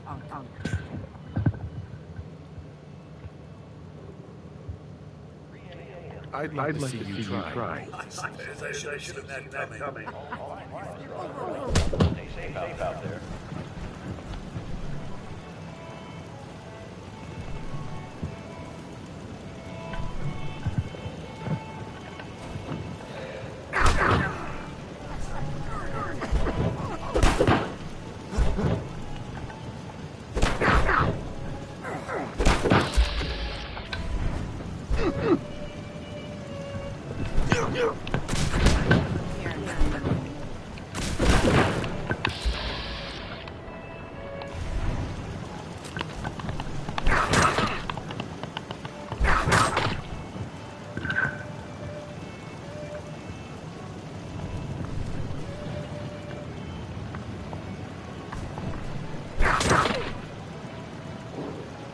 Excuse me. Done.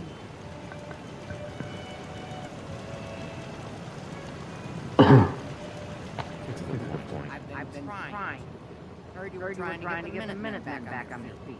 Thought I'd come to see the new general for myself. So what's your story? What makes you think anybody even wants the Minutemen back? The Minutemen are the good guys again. People are starting to realize. I've heard some good things. Wouldn't be here otherwise. Now that I'm here, I can see you really need my help. We can always use more experienced soldiers. Yeah, you're not kidding. But I have something more specific in mind. I'm probably the only one who remembers this. But the castle's armory is located in the West Bastion. That's what it was. Weapons, ammo, schematics, you name it.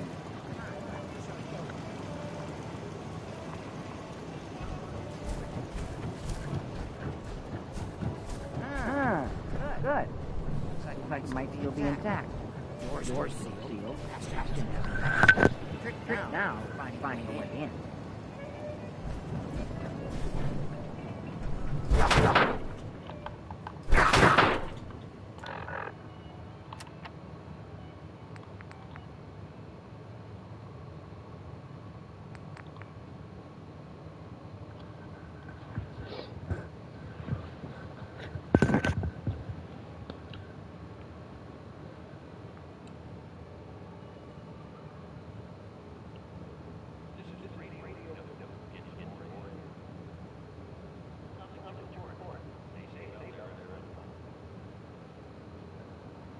Gudang senjata militer terletak di bentang barat kastil itu mungkin masih berisi banyak senjata dan perbekalan berguna jika kita bisa menemukan jalan masuk.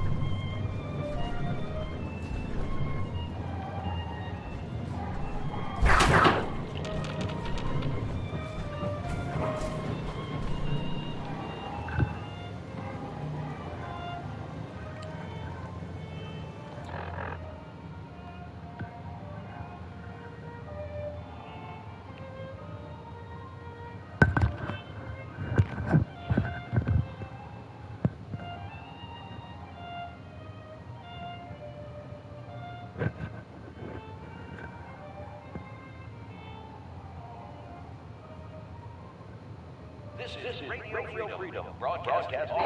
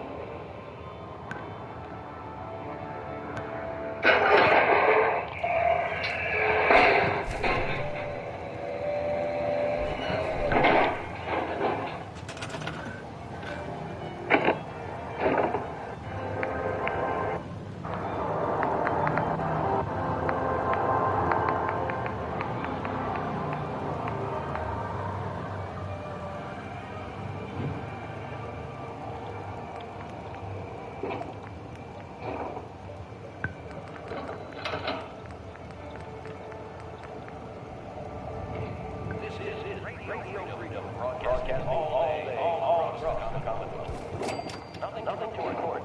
Stay safe, people.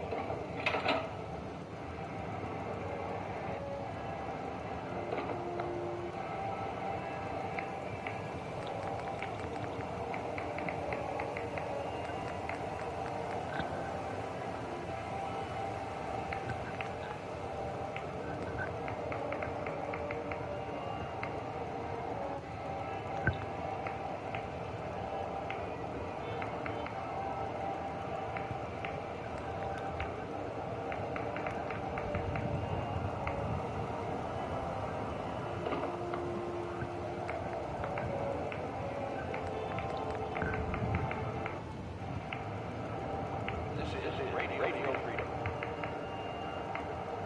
All quiet. Just how would you like it? Stay safe, Al.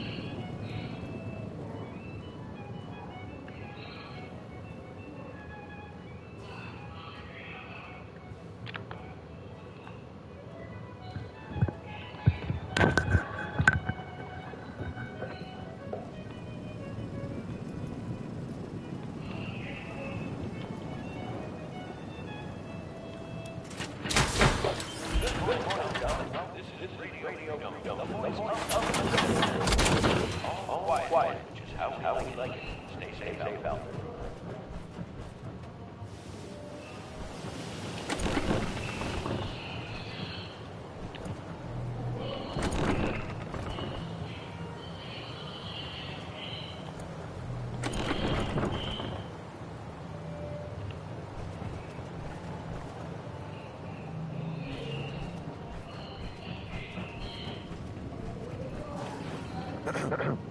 Looks like we got everything we need. As soon as you get some artillery built, we'll test fire caliber.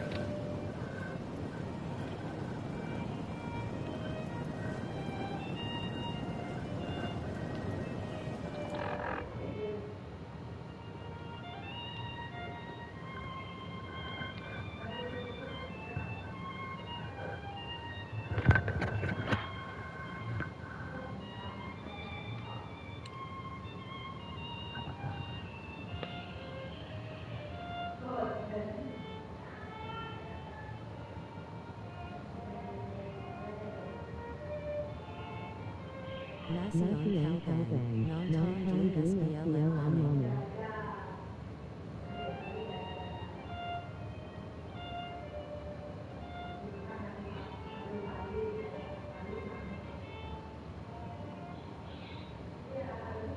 This is Radio Freedom. Nothing to report.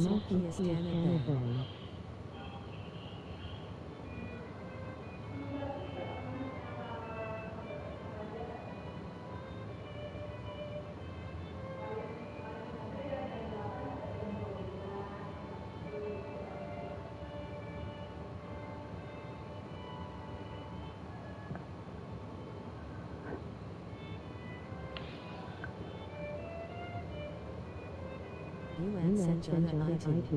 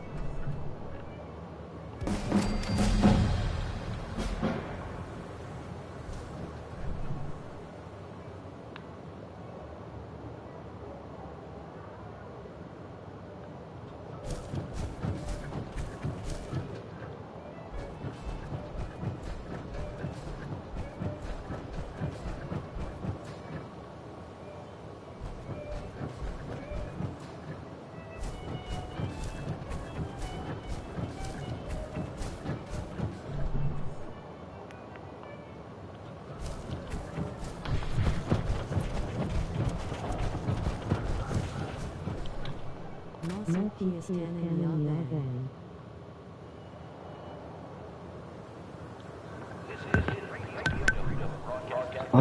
apa?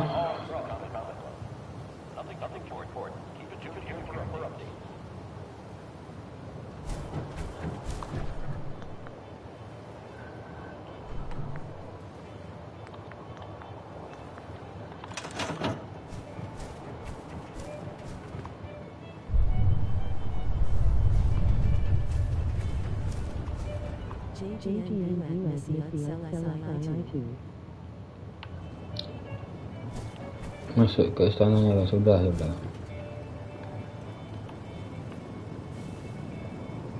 Baru masuk.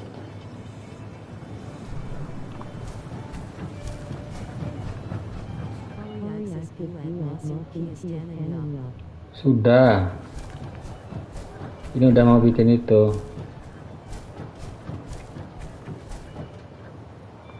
Coba lihat. Waduh, kurang oil lagi. Oil, kita cari oil.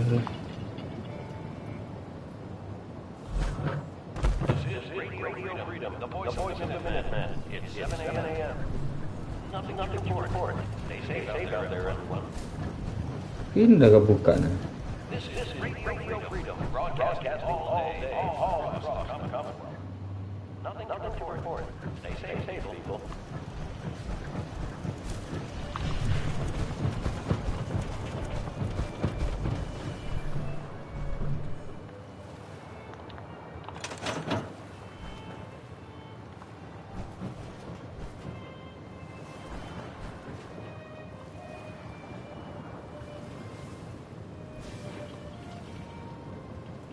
Oli di mana oli? Olinya kurang 2.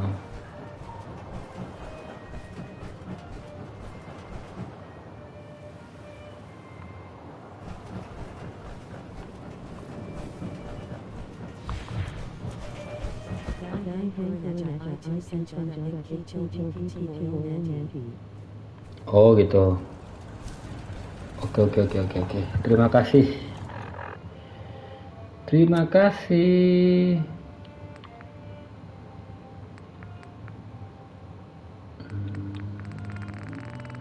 Banyak senjata.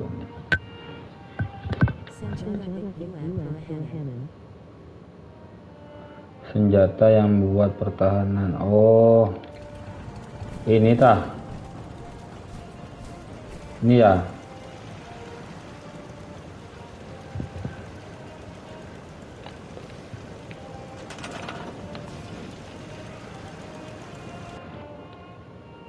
Kok steel aja cuman dapatnya.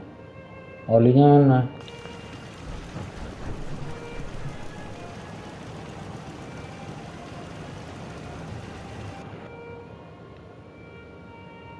Apa di start langsung sini start ya?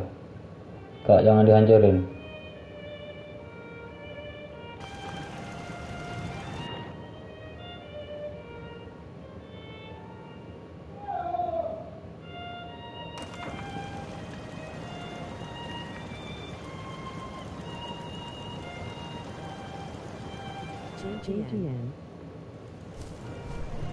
Telat.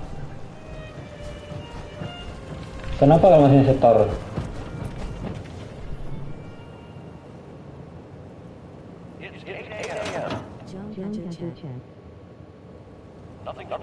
Jangan.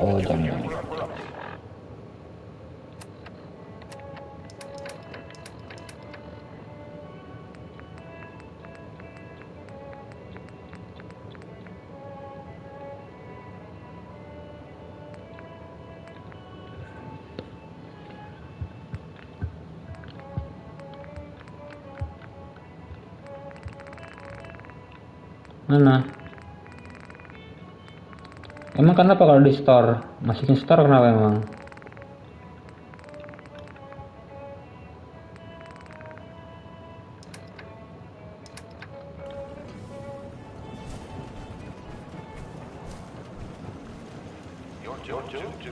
Ini kalau dihancurin dapat steel aja nih, cuman nggak ada olinya. Tuh, steel tuh.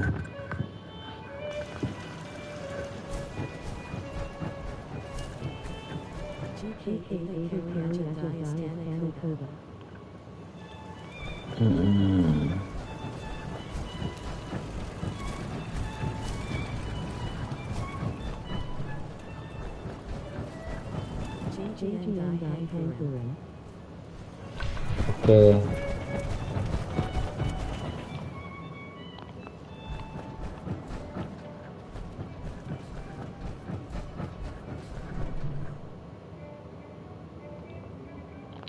Dapat juga.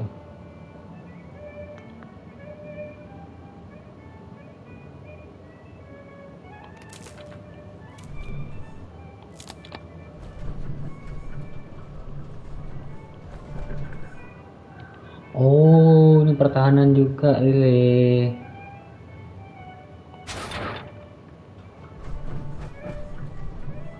Ini pakai listrik pertahanan ini nanti. Oke. Tapi pakai listrik ya.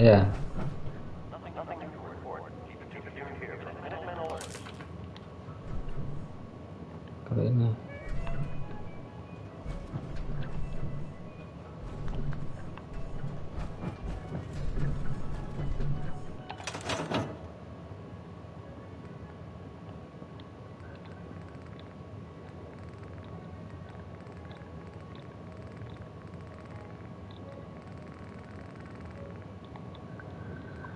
Mana oli nih, oli.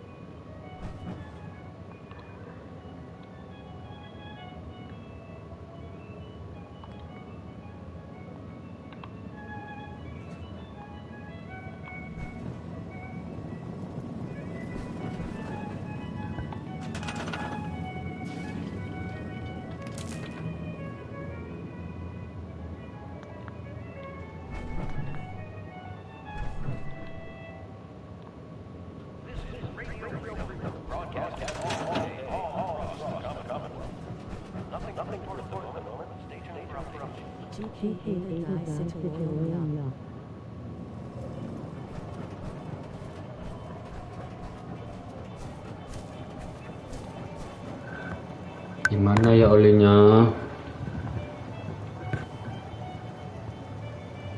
Oh, kalau di store itu mungkin dijual ya.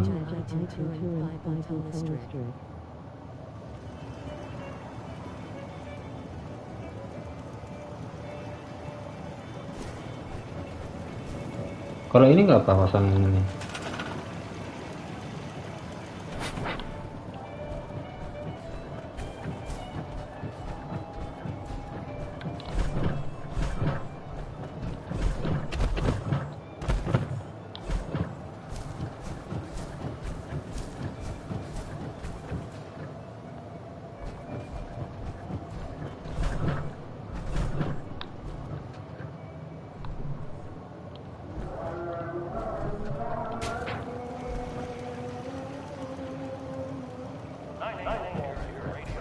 Tapi kan misinya kan masang itu yang ini spesial itu. Nggak bisa sama.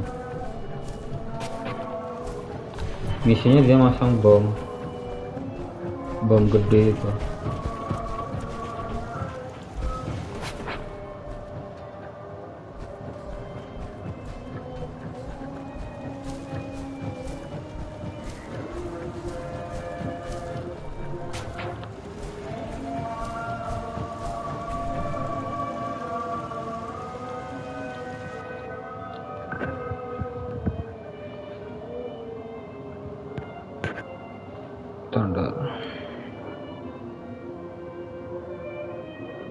Oh, masuk workshop dia, nggak hilang kok itu. Turun itu masuk workshop.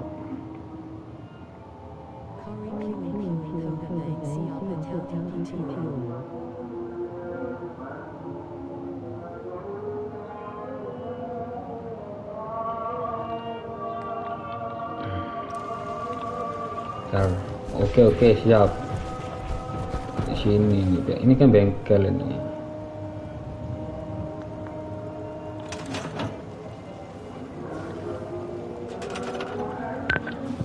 Simpan turun di bengkel.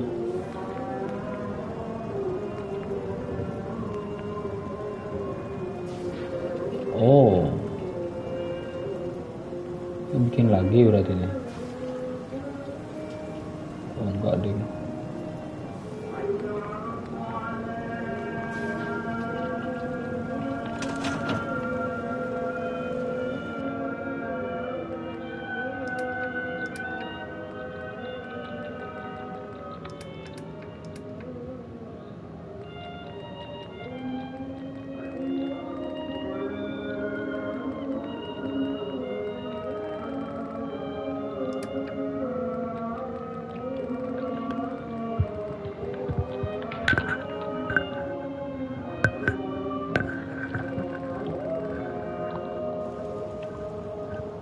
Di kota.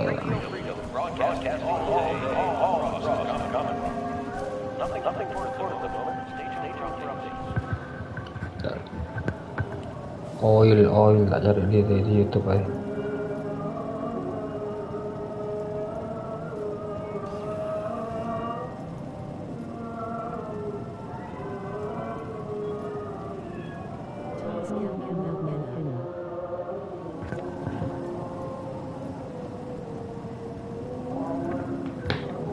Iya atasnya. Kurang 10 lagi.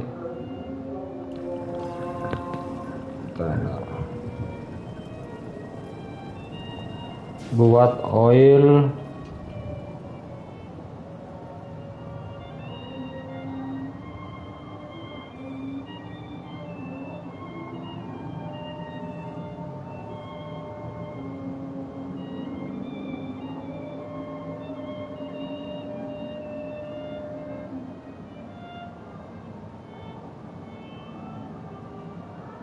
dari aku lihat ini YouTube dulu.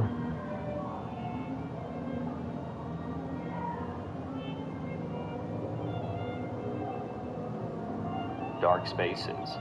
But just as I went through in that video on how to create your own adhesives in your settlement, I'm going to do a similar video right now with how to create your own oil.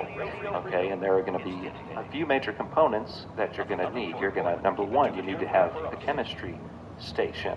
So make sure you build one of those in your settlements, or you know where one is. Next, you're going to need 4 crafting components. You're going to need bone, acid, steel, and water. And what that's going to create at the chemistry station is something called cutting fluid. Cutting fluid gives you 3 oil and 1 steel. Okay, the exact count for the ingredients, you need 8 bone, 2 acid, 3 steel, and 2 pure.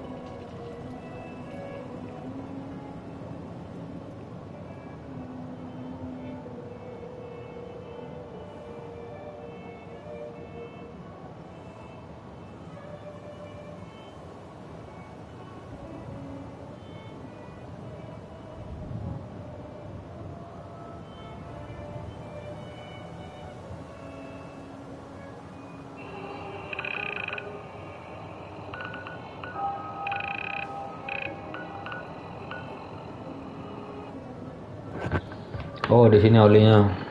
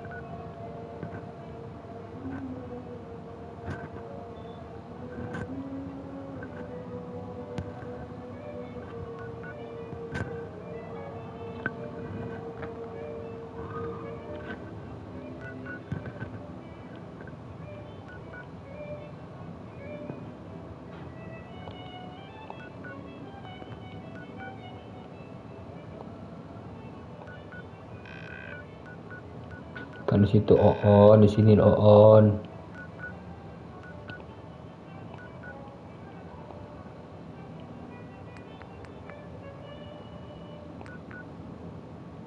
This is Radio Freedom, broadcasting all day, all across the Commonwealth.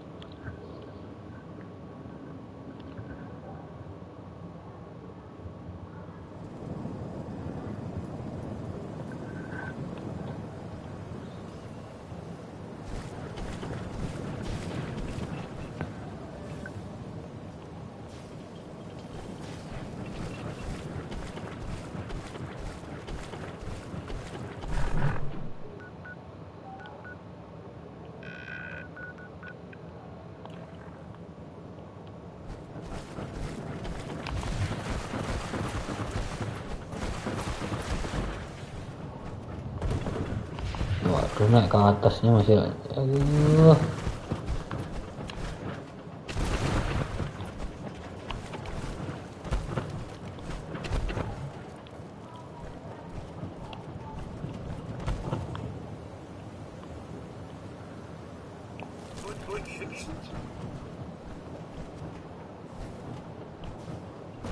Aduh.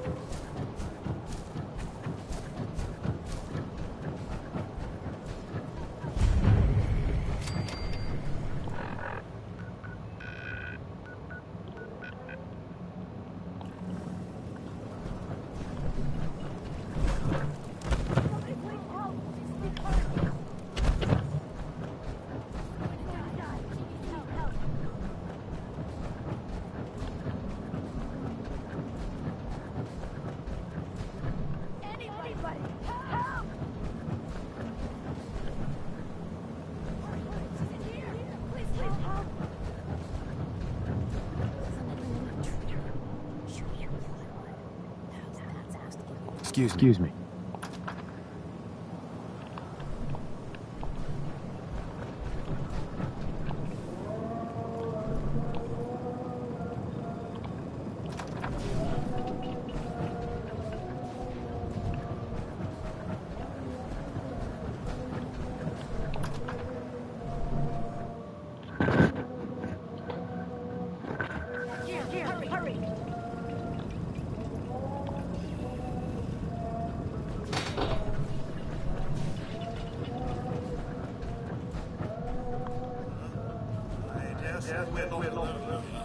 Hey! Face! Shut up! They're headed this way now. Be ready.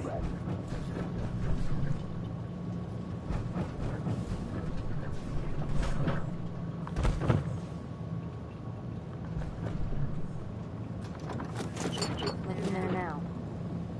What the?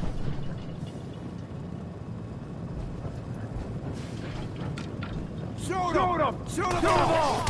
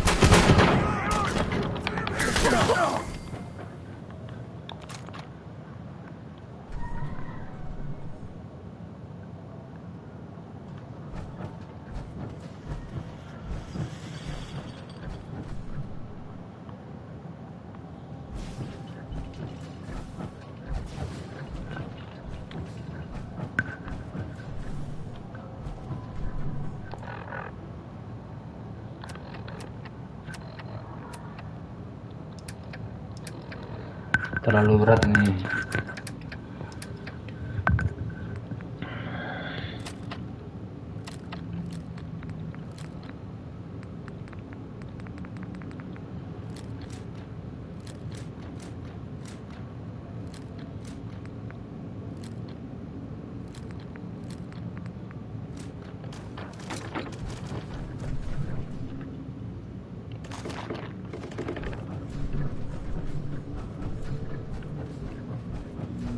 Mana olinya nih?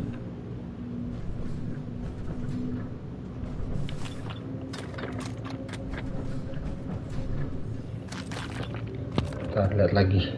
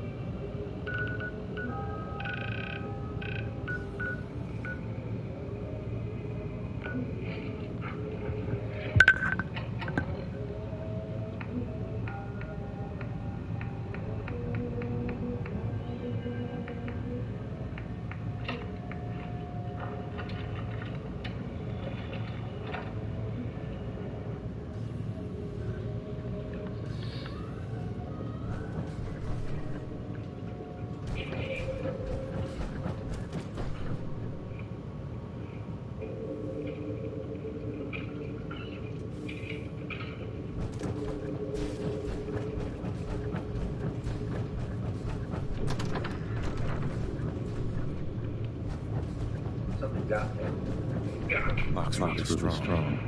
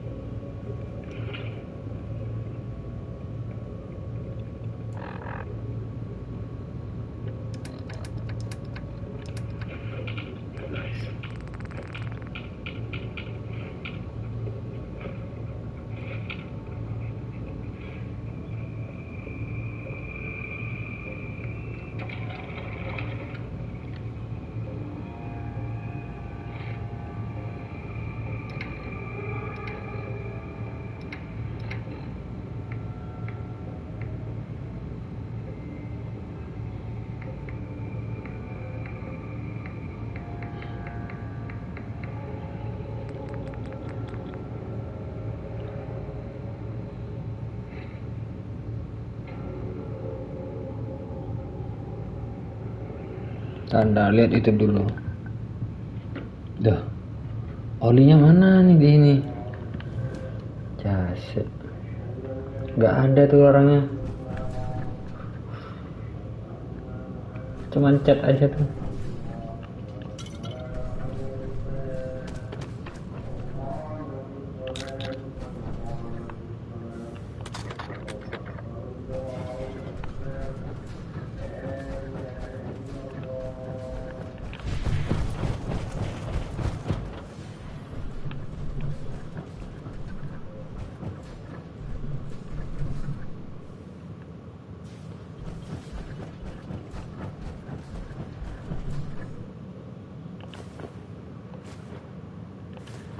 Ini kan cat bukan oli.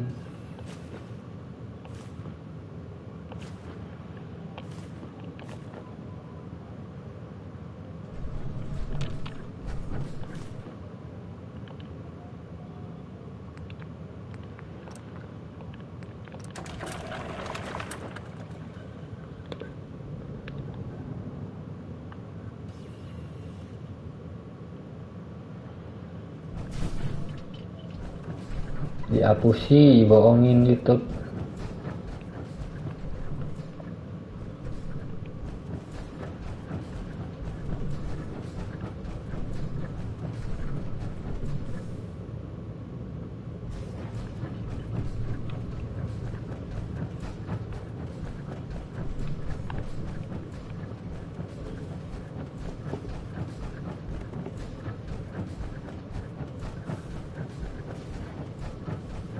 Cari lagi ya, aduh. Oh, fall out where find the amount of oli itu.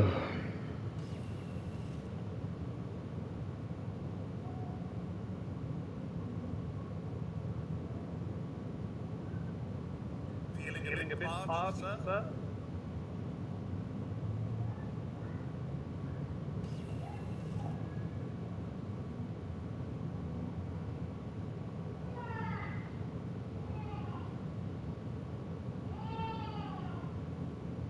Game. Now this can help you with your turret to pull up for and very much more stuff. Be one used oil can user. Then if you go into here, there should be one here in the fridge. And then one final place is over here. Now of course there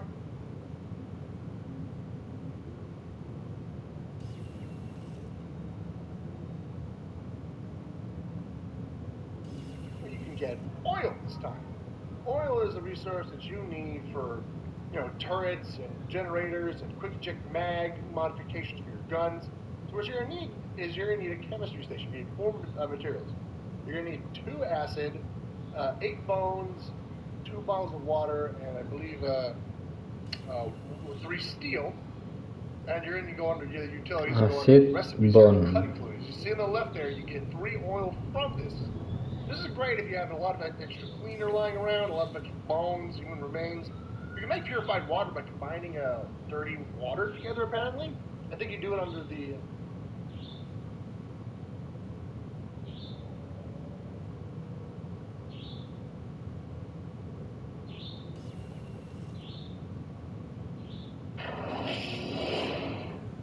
Dari oli susahnya teman deh. Hello guys, today I'm going to Kalau dicari susah, kalau dicari. You can get at the Creation Club for 600 creation coins. I'm going to call them creation coins. Creation Club coins, sorry. So anyway, this is what you'd be looking for right there, the cooking oil. So what you need to do to find this cooking oil is that you need to go all the way to Lexington. Okay, once you make it to Lexington, the Slocum Joe place is right there, right by this giant no parking pier. 2 lines right here. Coffee pods. It basically fits right in. Bottom in. Check it out. Basically it. Please share this. There's a really good technique to find this cooking oil. So, yeah.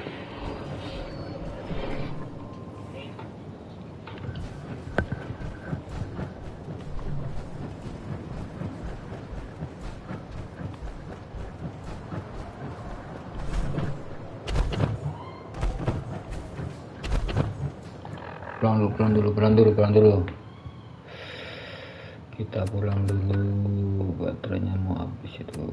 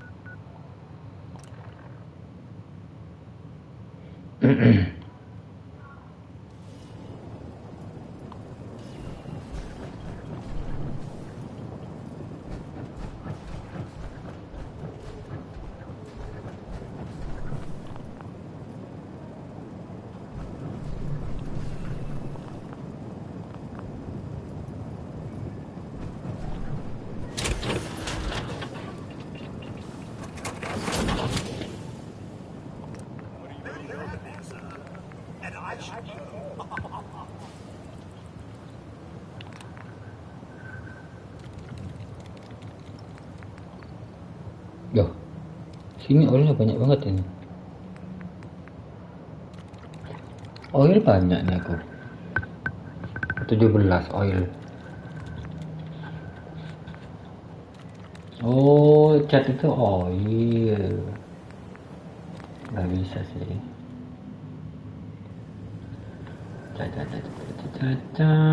udah dapat oilnya, udah dapat.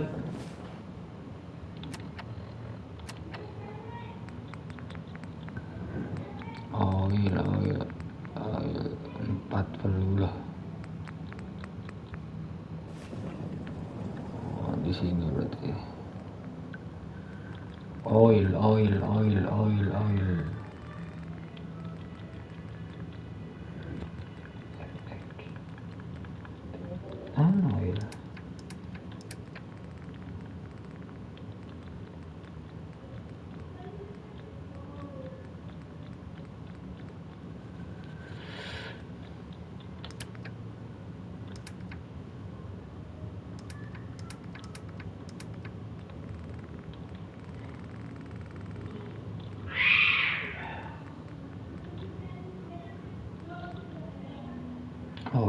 4. Itu banyak rasanya. Kayaknya di rumah nih oil yang banyak.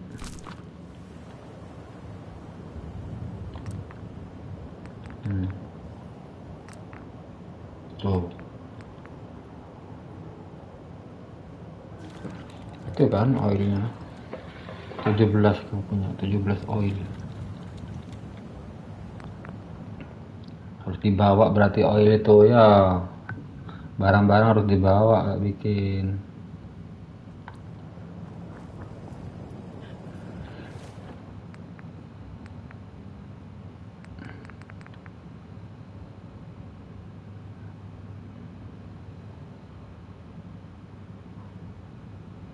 Aku level up nambah lagi nih.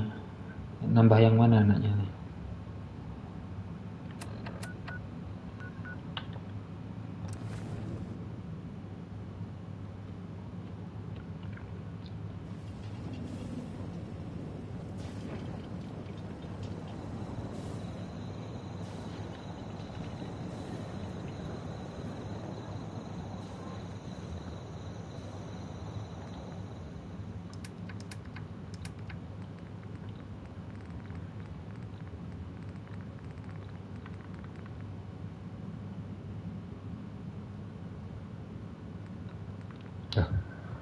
Tadi kayaknya 17 koilnya.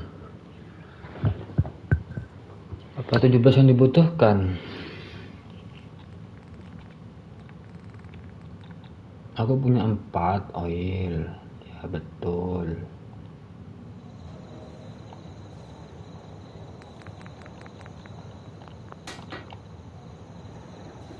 Punya 4 oil.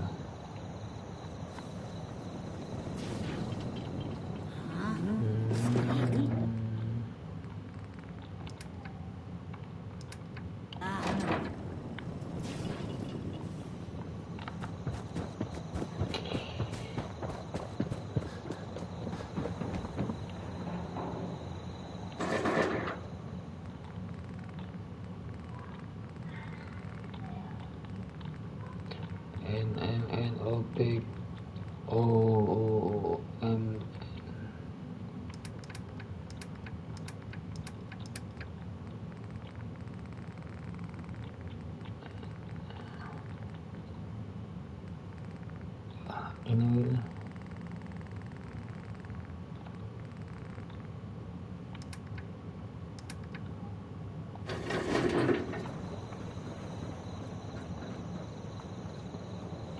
aduh, susahnya oilnya.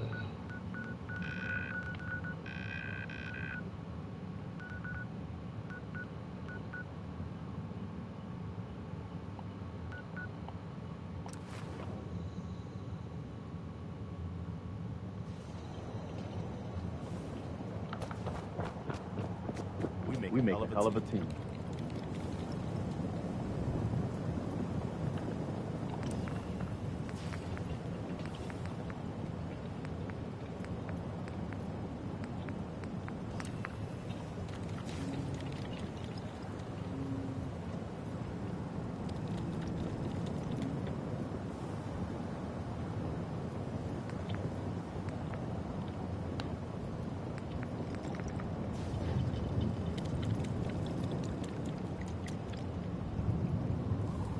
Masih gak paham apa.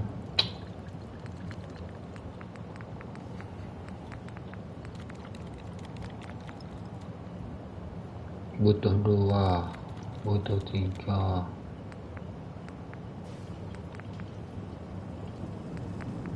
Aku punya 17 oilnya.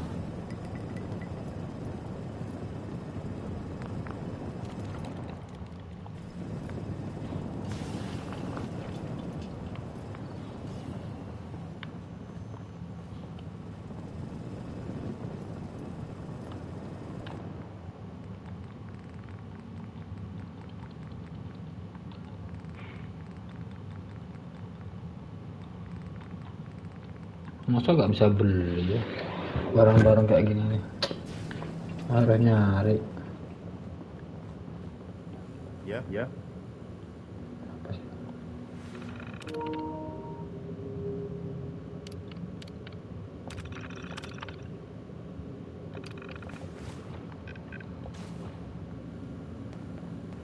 Karena isinya apa nih?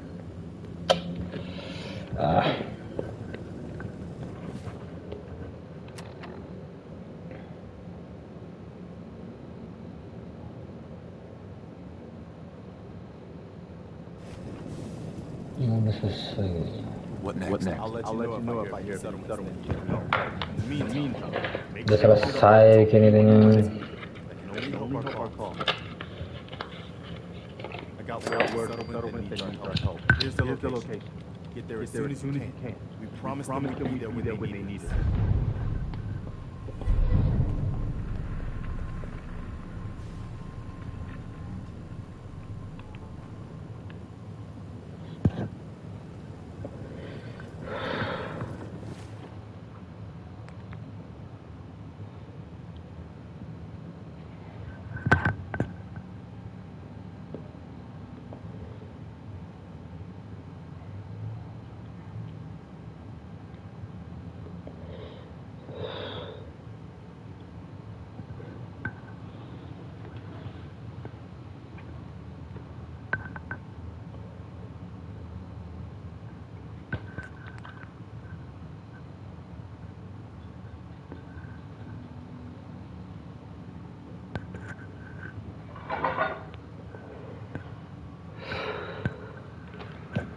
Bikin itu belum, iya harus bikin itu belum itu.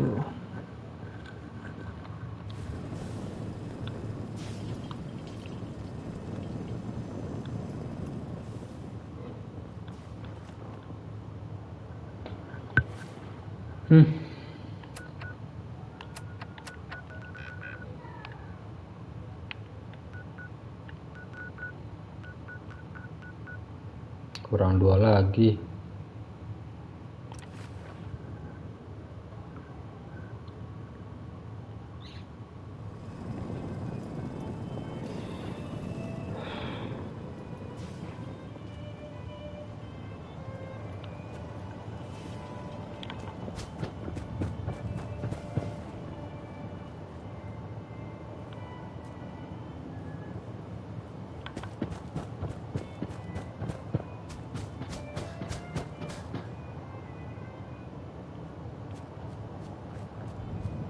Oh, suruh tutup.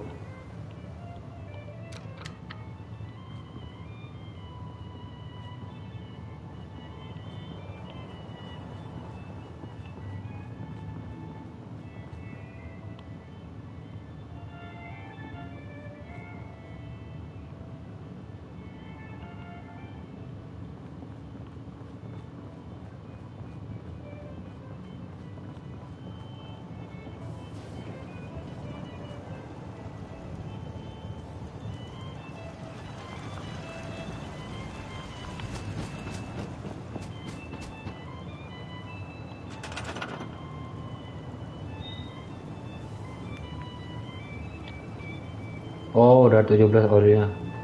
Bisa.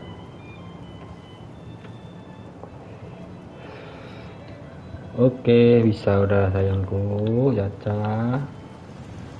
Udah bisa, nak.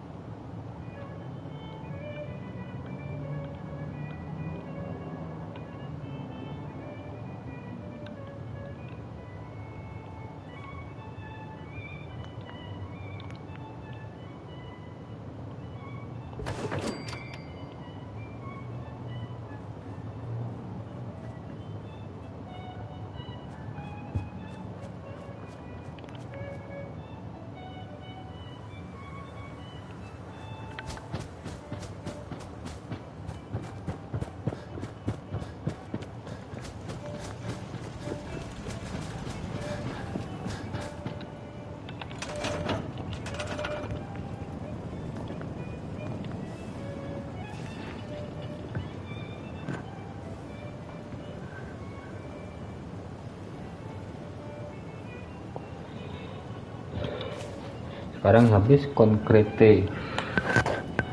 Aduh.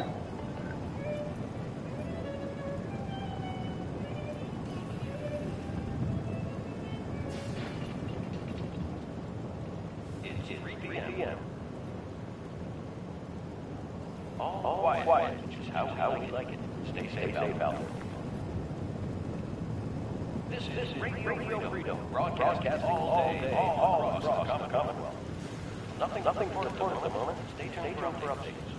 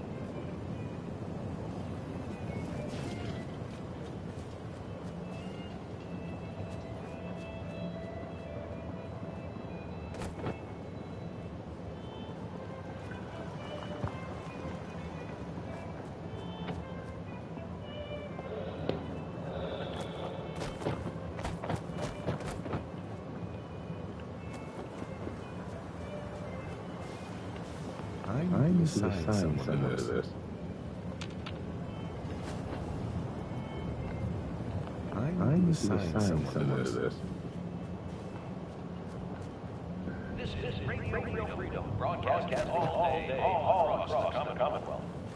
Nothing to report. Hey. What are you waiting for? Get that artillery set up. What are you waiting for? Get that artillery set up.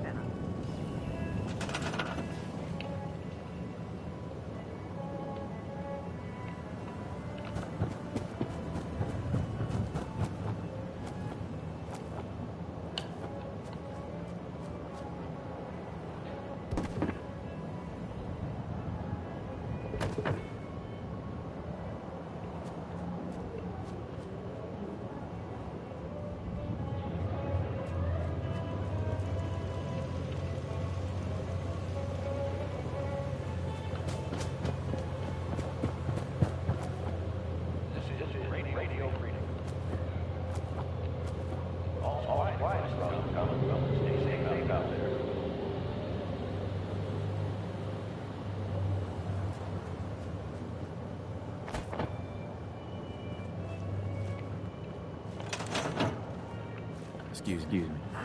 Gosh darn, it's good to see artillery here again.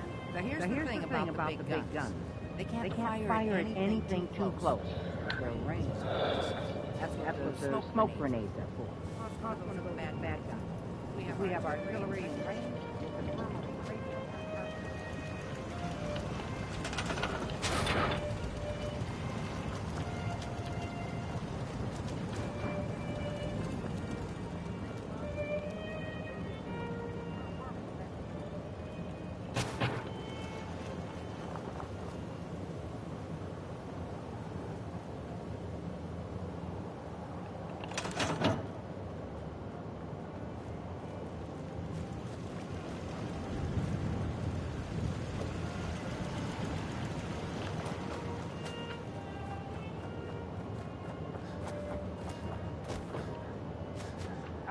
General, you're ready. Cross one of the local grenades in the target area.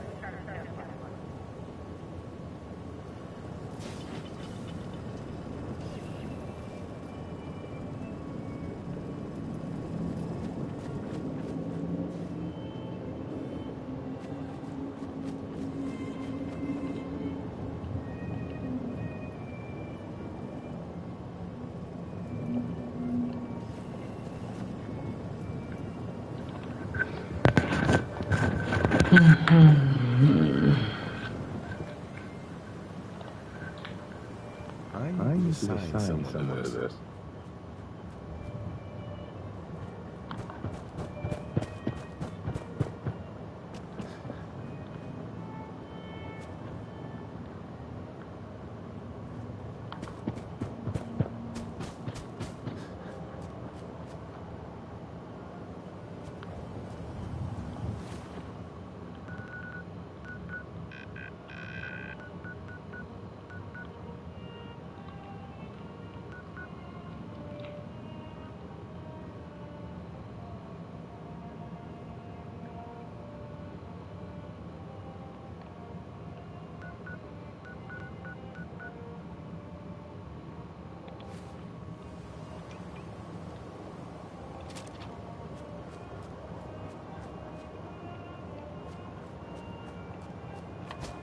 Oh, pakai smoke flare.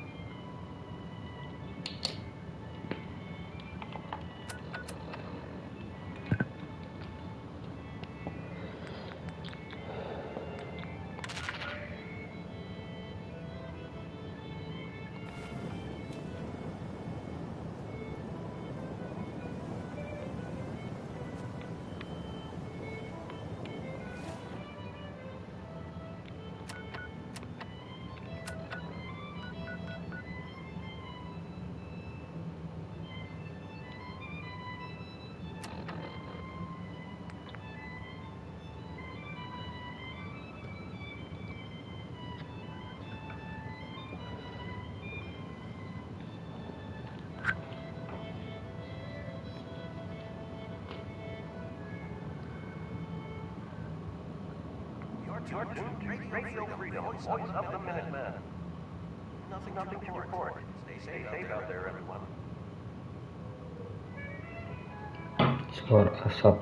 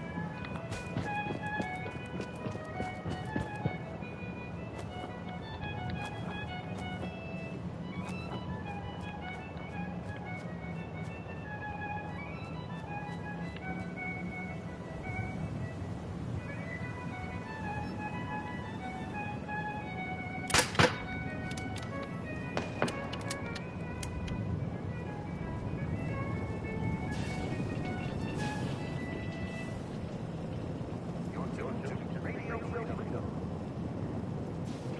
All's quiet across the Commonwealth. Stay safe out there.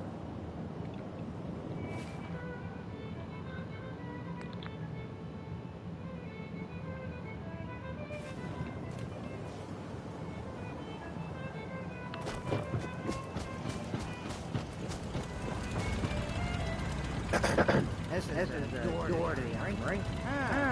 Good. Looks like it might still be intact. Doors trick now. Finding in. I hope you have an idea. Of course I do. You can't go through, go around. Let's have a look at the northeast map.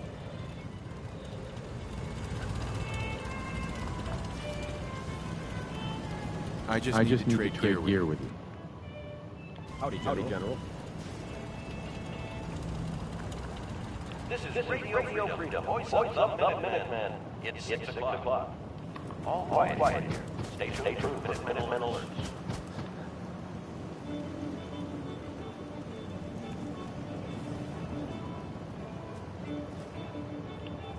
Oh, ada dua.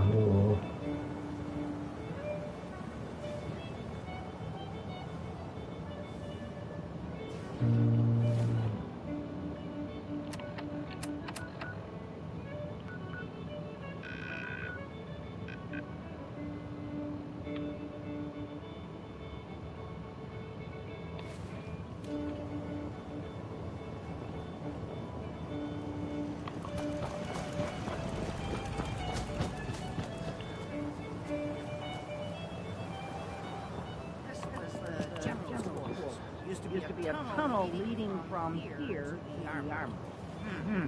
Tunnel locked. We'll have to find some way to clear it.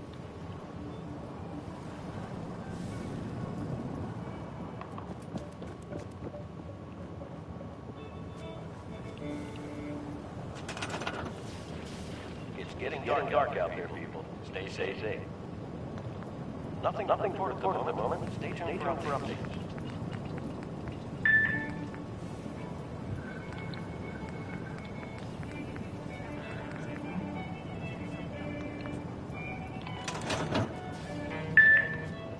Reading army.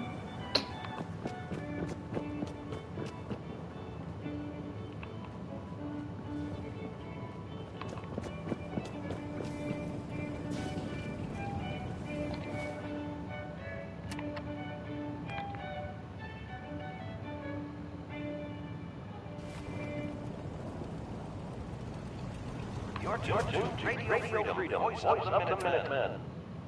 Nothing to report. Stay safe, people.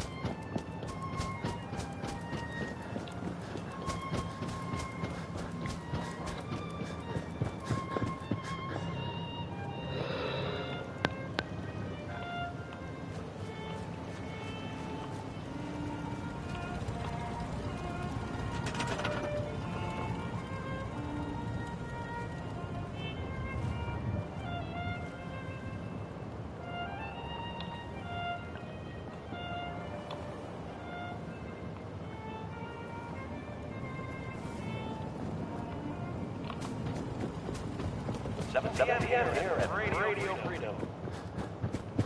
All quiet. This is how we like it. Stay safe out there.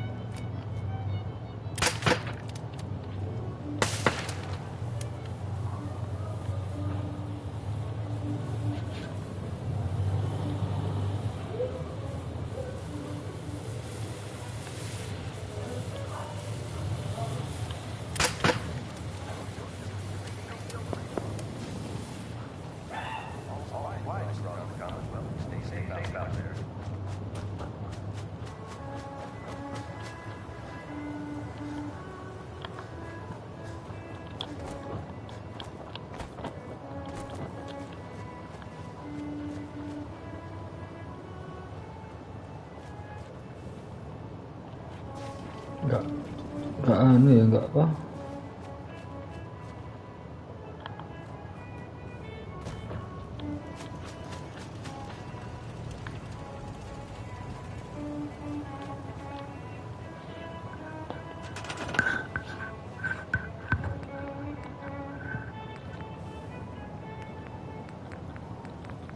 It's 8 o'clock. You're listening to Radio Freedom, the voice of Minutemen.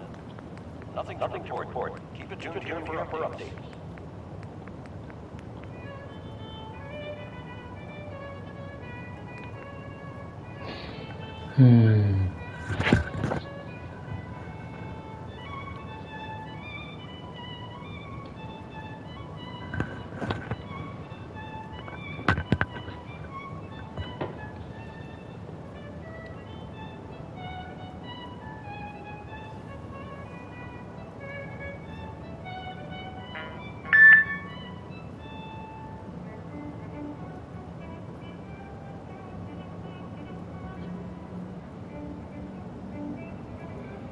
Granat asap.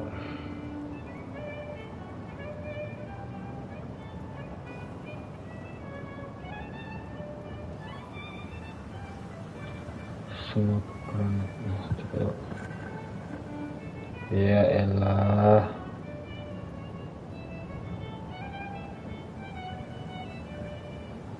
News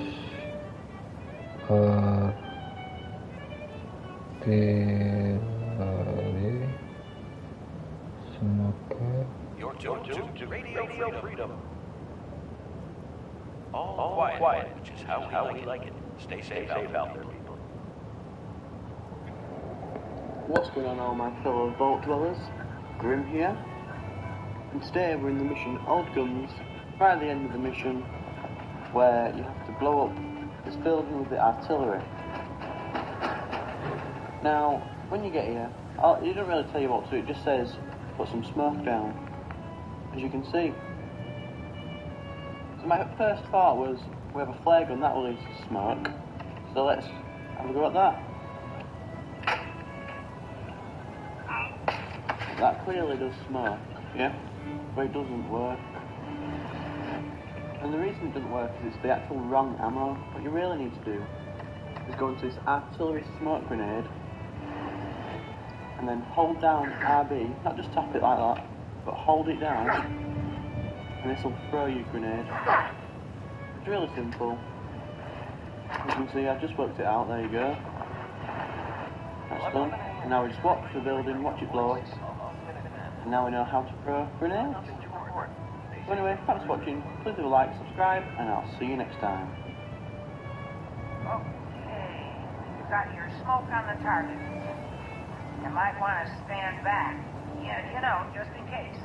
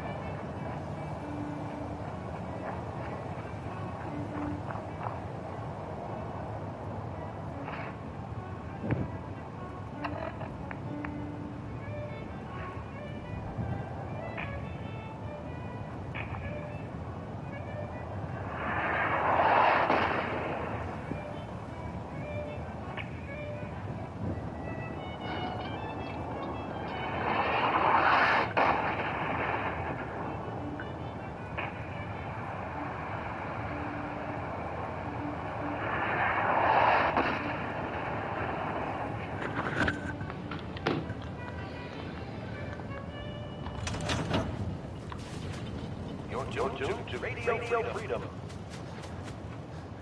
Nothing to report. Stay safe, people.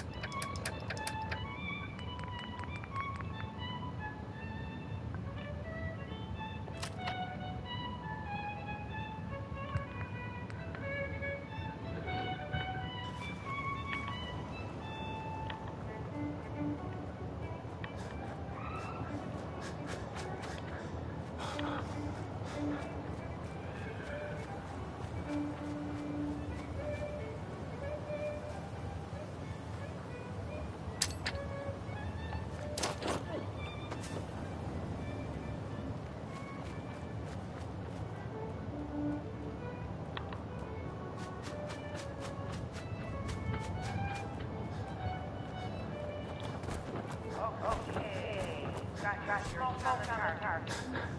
You might want to stand back. Yeah, you know, just in case.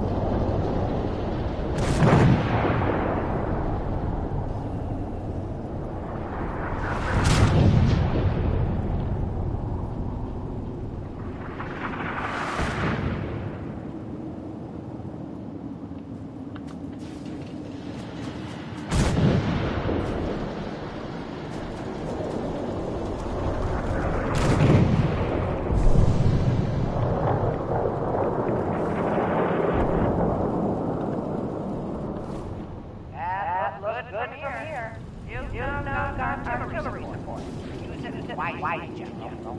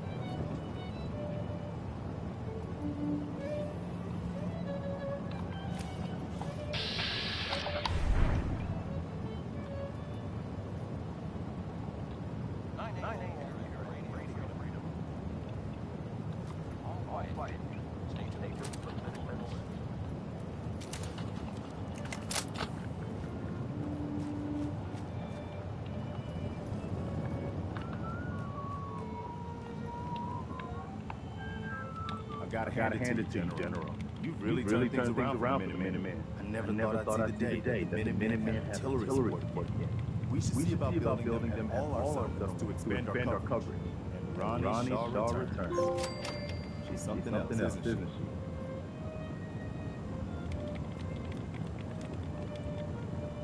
Yeah. She definitely knows how to take charge. That's a bit of an understatement from what I hear. I've heard stories about her from the old time, but I didn't know she was still around. The fact that she's come back to the Minutemen means we must be doing something right. I'll let you know if I hear settlements that need help. In the meantime, make sure to offer help to anyone that needs it. And only help our call.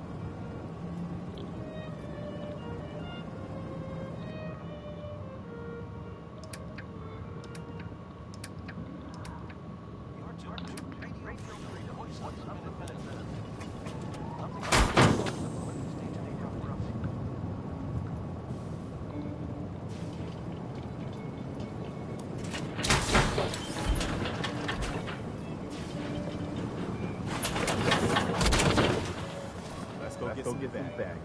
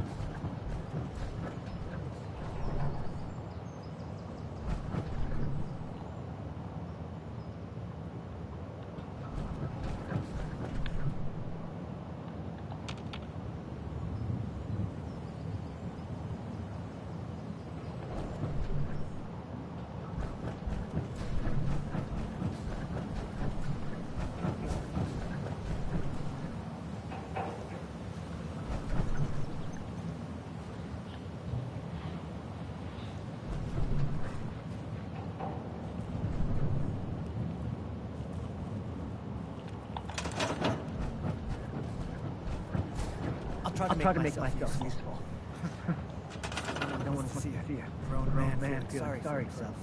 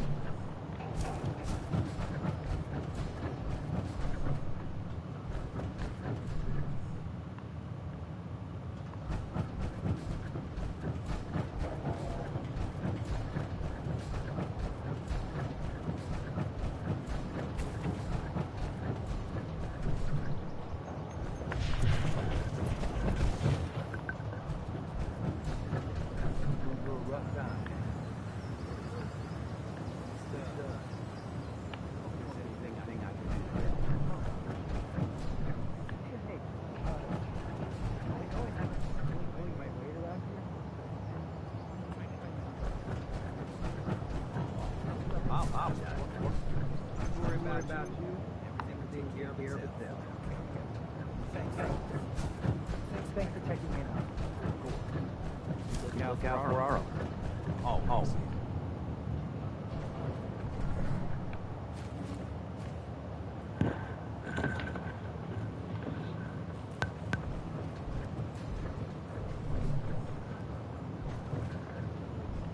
Ini burung.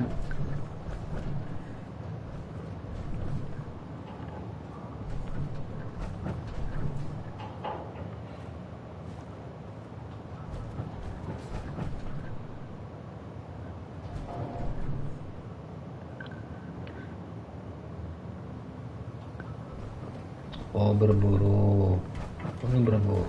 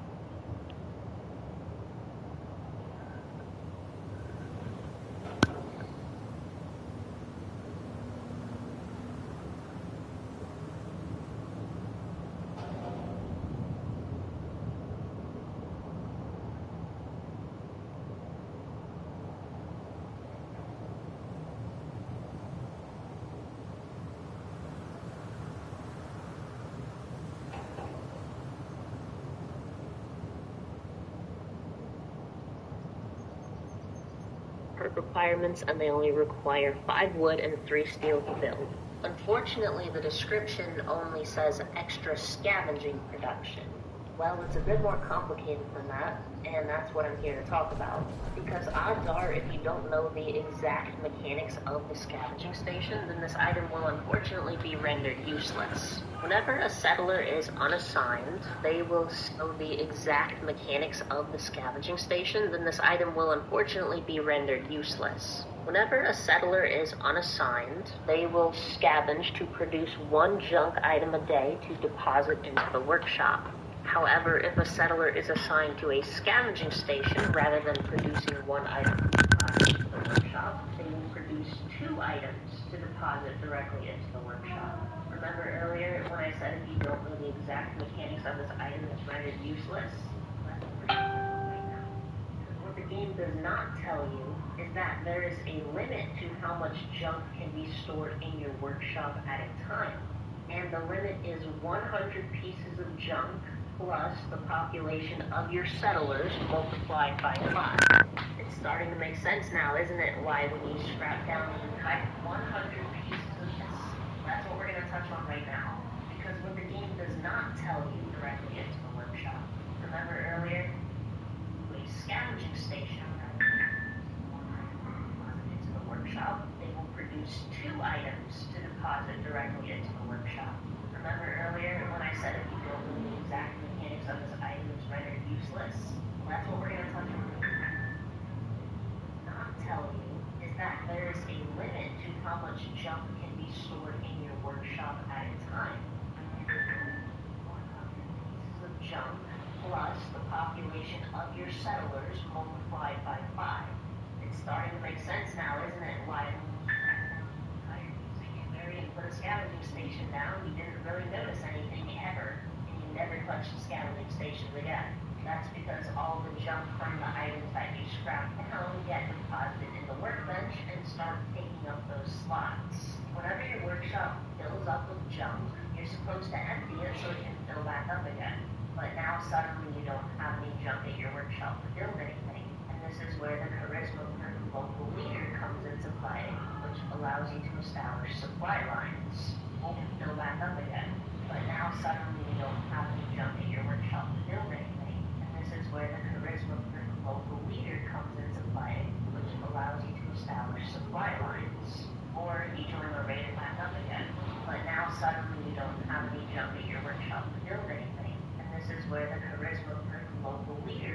methods of life, which allows you to establish supply lines. Or you join a raider in the world and turn it into a raider settlement. You'll be able to access the building materials from all of your other raider settlements or supply line settlements. So let's say you have 5 settlements designed to produce jumping scavenging stations. Ideally, you would run a sort of hub settlement where you could deposit the collected junk and either be a raider or have supply lines, so you could still build with the junk you're using and still be collecting more junk as well. If you're struggling to lug all that junk around, you could have a companion carrier for you, or you could invest in a strong back turn, rank 4 of which allows you to fast travel while you're over encumbered. And so while this may look like a meager collection of junk, or you could invest in a strong back turn, rank 4 of which allows you to fast travel while you're over encumbered. And so while this may look like a meager collection of junk, this was merely one out of the dozens of Commonwealth settlements. Now the population of each settlement is a default of 10 settlers, plus 1 for every point of charisma that you have. So imagine how much junk you'd be able to produce passively while you're out and about exploring the wasteland, collecting even more junk on your travels. You could build anything you like. Follow from our call out. Hey, welcome back to Features Like Videos and first off, titillating tactical gaming. Let's compare the two, what I think are the best. Ya, nambah ilmu pengetahuan.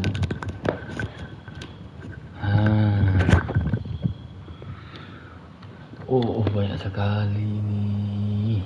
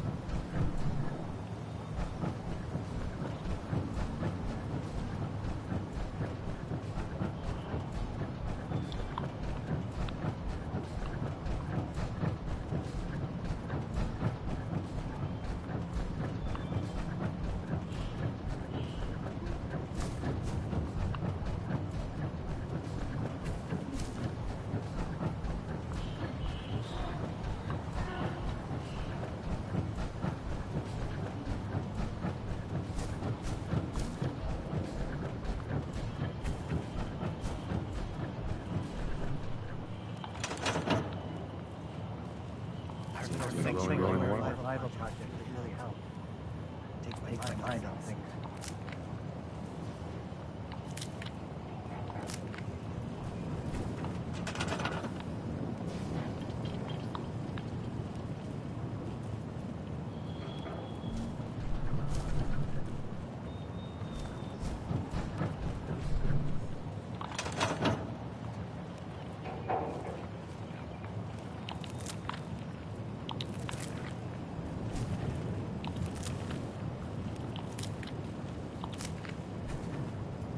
Look alive. Yes, sir.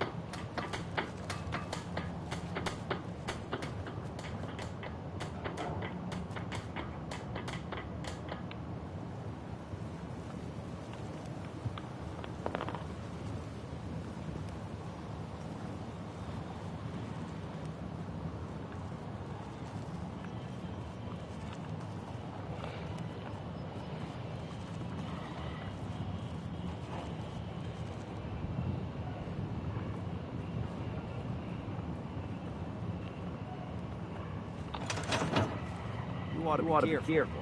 I can fix most things. But people don't think so easily. I just want to trade a few things.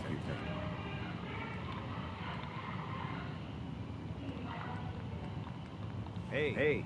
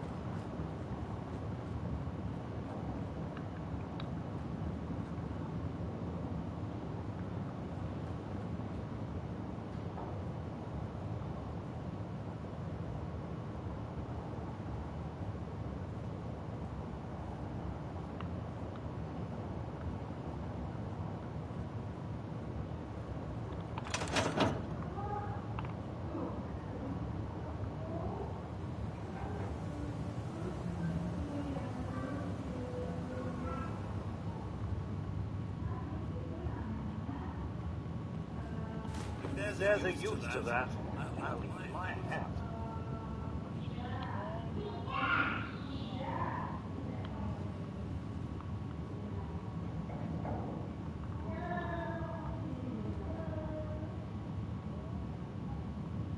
What's up?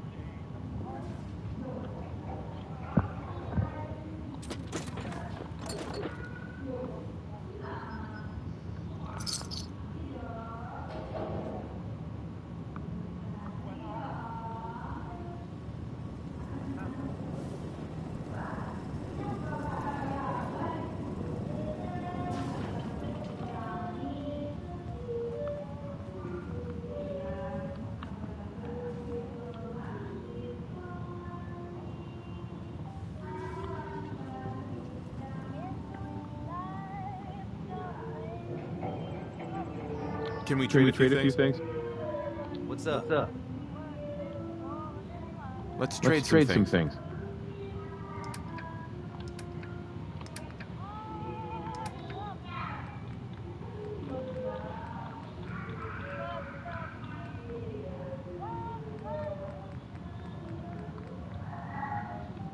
My old man taught me that duct tape can fix anything. I don't think he was talking about bullets.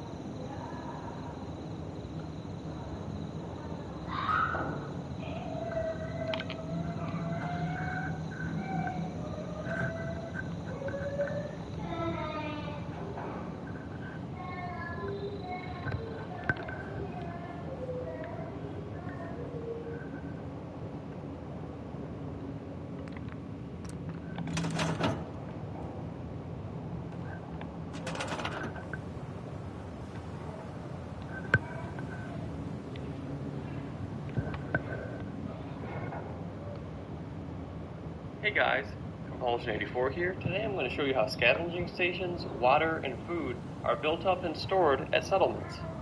So in Fallout 4, settlements are really kind of poorly defined. There's almost no tutorials. You have to do a lot of Google searches and, game FAQs, Reddit, whatever, to figure it out. So what I'm going to do is just kind of show you how all this works. I've done a little bit of informal testing, but what I'm going to do now, kind of prove that some of these things work. So what my test is going to be is on this boathouse settlement that I haven't really developed very much at all. And you can see it's not tied to a supply line. And that's really important because once you tie something to a supply line, they share resources between settlements. The scavenging stations are really unclear as far as how the game explains them to you, and if you can even tell they have an effect whatsoever. So it says extra scavenging production, and if you look it up, they'll say you'll get some resources like screws and things like that. Water is pretty self-explanatory, and I got some crops over here. So what I'm going to do, I've got this generator off. Go ahead and kick that on. So just to show you, my workshop has one .38 caliber round, and that's it. So what I'm going to do is now that I'll just show you the settlement screen, I've got a few settlers, I've got 3 set scavenging stations, a little bit of food coming in, some water, and then some power. Power doesn't do anything. So what this is going to do is, because this is an isolated settlement, is that this workshop will fill up with the excess water, excess food, and then whatever they get from the scavenging stations. And again, it's really hard to see this because the game gives you no status updates whatsoever, no feedback, no reports, no nothing. It just magically shows up. It didn't seem like a lot of these things were doing anything, and it turns out a lot of people's sanctuary settlements, at least on PC, are glitched, so it wasn't really producing resources. Extra scavenging. Hey guys, Compulsion 84 here. Today I'm going to show you how scavenging stations, water, and food are built up and stored at settlements. So in Fallout 4, settlements are really kind of poorly defined. There's almost no tutorials. You have to do a lot of Google searches and, game FAQs, Reddit, whatever, to figure it out. So what I'm going to do is just kind of show you how all this works. I've done a little bit of informal testing, but what I'm going to do now, kind of prove that some of these things work. So what my test is going to be is on this boathouse settlement that I haven't really developed very much at all, and you can see it's not tied to a supply line. And that's really important because once you tie something to a supply line, they share resources between settlements. The scavenging stations are really unclear as far as how the game explains them to you, and if you can even tell they have an effect whatsoever. So it says extra scavenging production, and if you look it up, they'll say you'll get some resources like screws and things like that. Water is pretty self-explanatory, and I got some crops over here. So what I'm going to do, I've got this generator off. Go ahead and kick that on. So just to show you, my workshop has one .38 caliber round, and that's it. So what I'm going to do is now that I'll just show you the settlement screen, I've got a few settlers, I've got 3 set scavenging stations, a little bit of food coming in, some water, and then some power. The power doesn't do anything. So what this is going to do is, because this is an isolated settlement, is that this workshop will fill up with the excess water, excess food, and then whatever they get from the scavenging stations. And again, it's really hard to see this because the game gives you no status updates whatsoever, no feedback, no reports, no nothing. It just magically shows up. It didn't seem like a lot of these things were doing anything, and it turns out a lot of people's sanctuary settlements, at least on PC, are glitched, so it wasn't really producing resources. So I figure I'll kind of quantify, make sure this works, and show people. So what I'm going to do is have some time pass. So it's 5/1 at 10:20.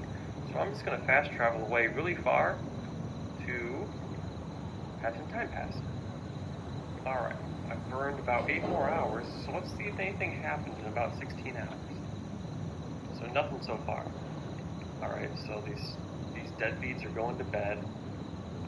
Alright, back to the boathouse. Now this will be about a day and a half of time pass. Let me try sleeping and see if that does work. So nothing's happened in a day and a half. I wonder if that's not enough time or because I'm actually hanging out in the settlement. So what I'll do is I'll jump back to Sanctuary and sleep there so I've got some time away from the active settlement and see if anything happens. Alright, hopefully these guys did something. Hey, some stuff happened. Holy crap. Alright, so it has been... I started this at about on 5/1, I want to say 8 or 10 a.m. And I've now got concrete, 3 gourds, piece of plastic, 58 purified water. So this is something that people realize is kind of a flaw in the game. You can make infinite purified water and sell it. And I've now got concrete, 3 gourds, piece of plastic, 58 purified water. This is something that people realize was kind of a flaw in the game. You can make infinite purified water and sell. And I've now got concrete, 3 gourds, piece of plastic, 58 purified water. So this is something that people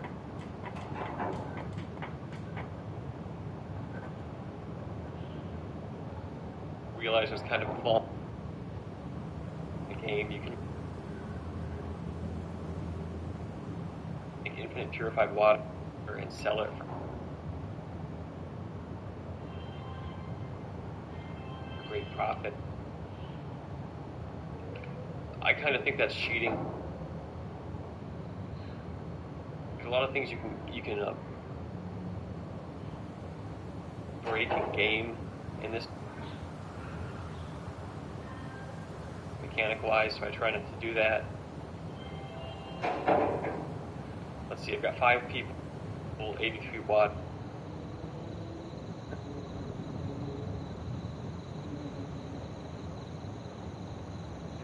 So I'm producing a lot of that. That's water in a couple of days.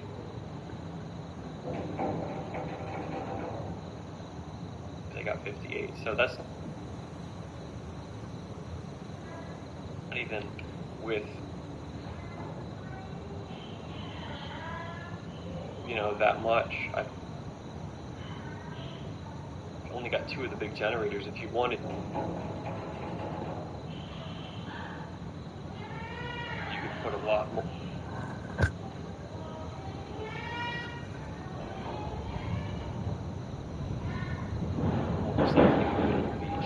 So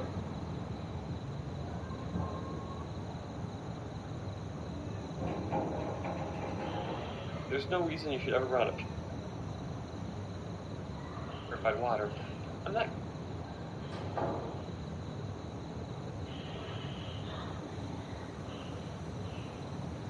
getting as much scavenging supply as I really wanted or expected. I'm up and short on a few things, and if I could generate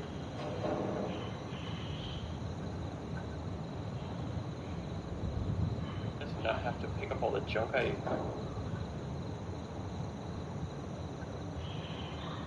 find in the world, that would be nice. So I'm going to do this real quick. I'm going to increase the size of my operation.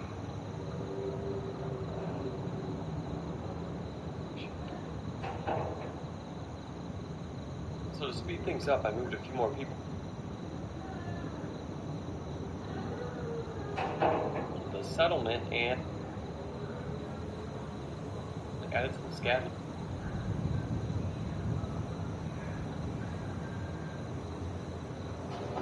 stations. So I'm going to assign them to that and have some more time pass. Show you what happens. Alright, I've got 6 scavenging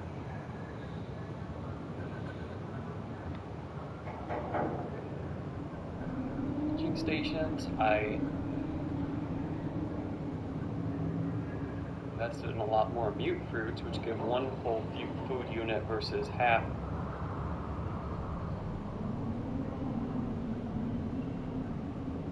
Like a lot of other things, and I've got 10 settlers buzzing around. So now I should get a lot more resources. So I'll just do one quick check.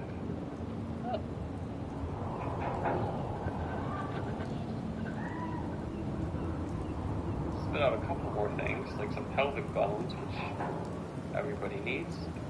And it's 5:04 at 4 p.m. Let's do a little bit of fast traveling and see what comes back. And let's just see what came up in the workshop now. I should have some food and some other stuff too. Okay, so I've got some corn, gourds, mute fruit, some more water, but still not a ton. They're actually giving me some reasonable resources now. I got a couple springs, some steels, and wood. So I guess this little experiment / showcase was a success. If you have excess resources at a settlement, and again, this one is completely isolated from the outside world, it will produce resources.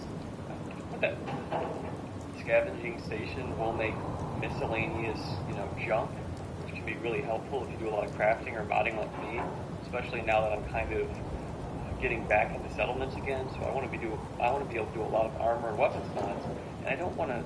I'm tired of looting junk from the entire freaking wasteland. So I'm going to set up, for lack of better words, some sweatshops in a couple settlements I don't really use, with like 15 or 20 scavenging stations connecting to a supply line, and have the supplies just roll in. So the nice thing is, with supply lines, you can share excess food and water between your settlements. And if you just need, extra junk, and you've got a couple of people, assign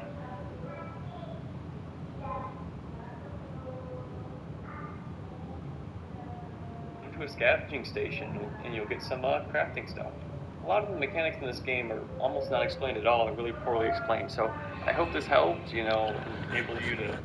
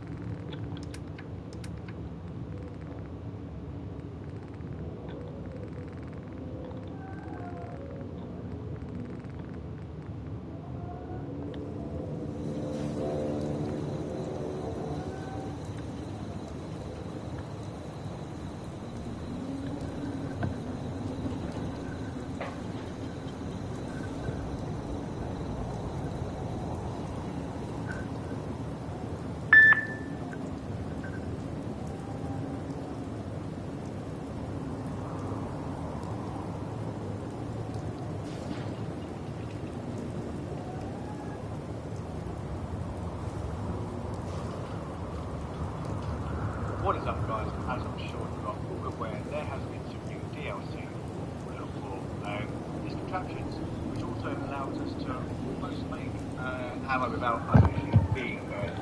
My only criticism for this DLC is when it comes to things like this, we need a plant which will break down the items so we can get the components that we need. I'm going to show you how to make some 10mm rounds, simply because the videos that I saw in this were overly complicated. Some were even recorded while the game was in night time, which made it a lot harder to follow in my opinion. So I thought I'd bite the bullet and put some factual, hopefully helpful videos out there. So let's start from the top. We have got a metal box which will contain the goods that we need, the raw components. Then we'll have a vacuum hopper. Then we have a sorter which will contain the two goods that you need in order to make the items that you're looking to make, which in my case is fertilizer and lead. At the south side of that junction, that T-junction if you will be the plant. In my case it is the ammunition plant. At the end of that there will be a storage box which will contain the goods that you are making, and at the other side of that T-junction there is a storage box which will contain, a conveyor storage which will contain the junk. As you can see, it will not put through items which are not the raw material. So you then need power. You cannot connect from 1 to 2 to 3 and then over to here. So I'll put a terminal into the middle which allows me to connect all 3 items together. And yeah, it makes life a lot easier. Now to find out what you need, you simply go into the terminal, you go onto the plant, and then from there just scroll down, find what you need, which you can see there's 2 lead, 2 plastic, 2 fertilizer for shotgun shells. So they all require something a little bit different. So you're still on fertilizer for a 45 round. So we're just going to go on to 10mm round, which requires lead and fertilizer, and then we will go to the metal box, go to my junk, put in the fertilizer, put in the lead. The power is on, so we should now have fertilizer coming through, and the noise in the background means that it's an item that is accepted, so it is going down the south side of that T-junction, which will then go into the plant. And then if we just take out the rest of that fertilizer, otherwise we could be here for a while. Next we'll come through the lead, which hopefully in a second when that gets round into the plant, it will, fingers crossed, start making me some bullets. There we go. 1 stack of 10mm round. Now this is incredibly simple. The videos that I saw with this, it made it look a lot harder. They wanted everything up in the air, which for a tutorial is not the way to go. So my plan is for now, when it comes to things like Fallout 4, hopefully the videos will be more fact orientated and hopefully going to make your lives easier. So if this has made your life a little bit easier, then please do give this a thumbs up, and I will crack on and make more in the future. So yeah, nice and simple. We'll go through this one more time so it is nice and easy for you.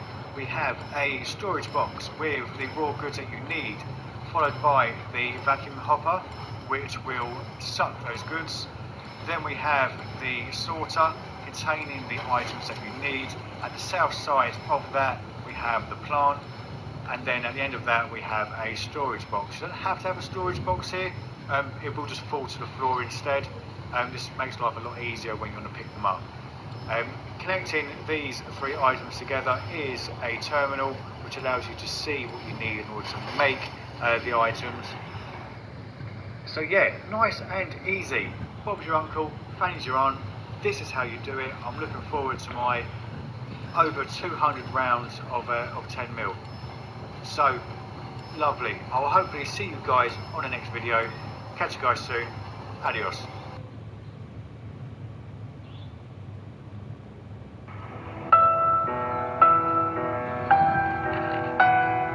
Kata Bu Guru,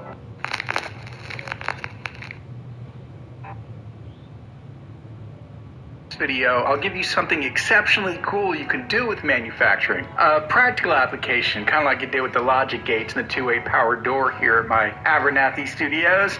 Since I have lots of room to build here in this courtyard of sorts, we'll build our first manufacturing assembly here. Now, I know some of you are like, where are all your other settlements, Paul? You only build it like 3 or 4 places. Well, truth be told, I've only built it about half of all the available settlements in the game. I don't like to just build in settlements just to fill up space, you know? I like to have a theme in mind. So, if I don't have a theme in mind for a settlement, I save it until an idea grabs me, which also ensures I have time to make these videos too. But I do have about 5 settlements in the works that I can't wait to show you guys. I've been working on them bit by bit, and I don't want to do a reveal yet until they're fully complete. They're truly aces, so stay tuned for those. Also, while we're here, I went ahead and swapped out the XNOR gate for the XOR gate, you know, for my two-way power door video. My idea of immersion role-playing with the gate unable to be opened from the outside if I'm already on the inside kind of confused some people. With the XOR gate, however, you can basically open it from either side at any time. I put a pop-up note in that video explaining that, but sometimes viewers don't read those, and I realized I was just getting a bit too fancy for a basic practical application. So, as you can see now, it opens from either side, no matter which switch is on or off on the other side. And since settlers and NPCs can't use switches, you know, other than the siren, might as well keep it simple for everyone. Our Mary, true rest in peace. Okay, so let's get down and dirty with some manufacturing. What I'll do first is show you the parts available, and then we'll make a super simple design. Right off the bat, let me say this. If you haven't messed around with manufacturing yet because it was kind of intimidating, don't worry, you're in good company. A lot of Fallout 4 players feel that way. I didn't even mess around with manufacturing until almost a year after it came out. You know, it just seemed overly complicated without a whole lot of gains other than, you know, just to say, hey, I built a factory. And you aren't really able to manufacture much that couldn't just be bought from vendors or found in the environment. As you've seen from my build tour so far, I've been able to decorate with clean food items that I've just found in the environment. And since my character is a stealthy sniper build, I almost never run out of ammo. So I was hard pressed to think of things I needed to make, even out of convenience. Also, very few manufactured items will offer you a profit over and above what you need to spend on the raw materials. You're still better off water farming for cats using the industrial water purifiers if you want to go the profiteering route. Now, having said that, though, I am actually going to show you an ingenious way of getting filthy rich off manufacturing in the next video. Completely fairly, with no mods, of course. So be sure to stay tuned for that next video. But generally speaking, manufacturing is really more of a matter of convenience and fun rather than a necessary building element in the game. Okay, it's getting a little cloudy out, so I am going to fire off a clear weather shell, which is what we are going to be building today. Alright, so let me pop one of these in here.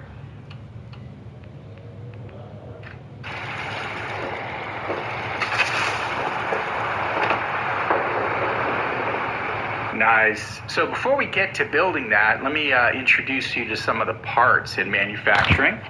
So we're going to go into the power section, down to manufacturing, and you've got these divided into 3 sections: conveyor belts, machinery, and miscellaneous. But what they really should have done is divide it into the 4 parts that you need to complete an assembly. And that is a starting point, conveyors, builders, and ending points, okay? Or a starting point, a conveyor, a builder, and an ending point, all right? So that's an easy breakdown of the parts you'll need to build something, okay? So let's start off with the starting point. Okay, so there's a few starting points that you can use, but the most common one is going to be in the miscellaneous section, and it's this item right here called the vacuum hopper. And what this is going to do, as it says up there, it's going to pull items out of an adjacent container when powered, and it's going to send them down the assembly line. So you basically power on this vacuum hopper, and then any items that are in an adjacent container will be pulled out of the container automatically and then sent down the assembly line.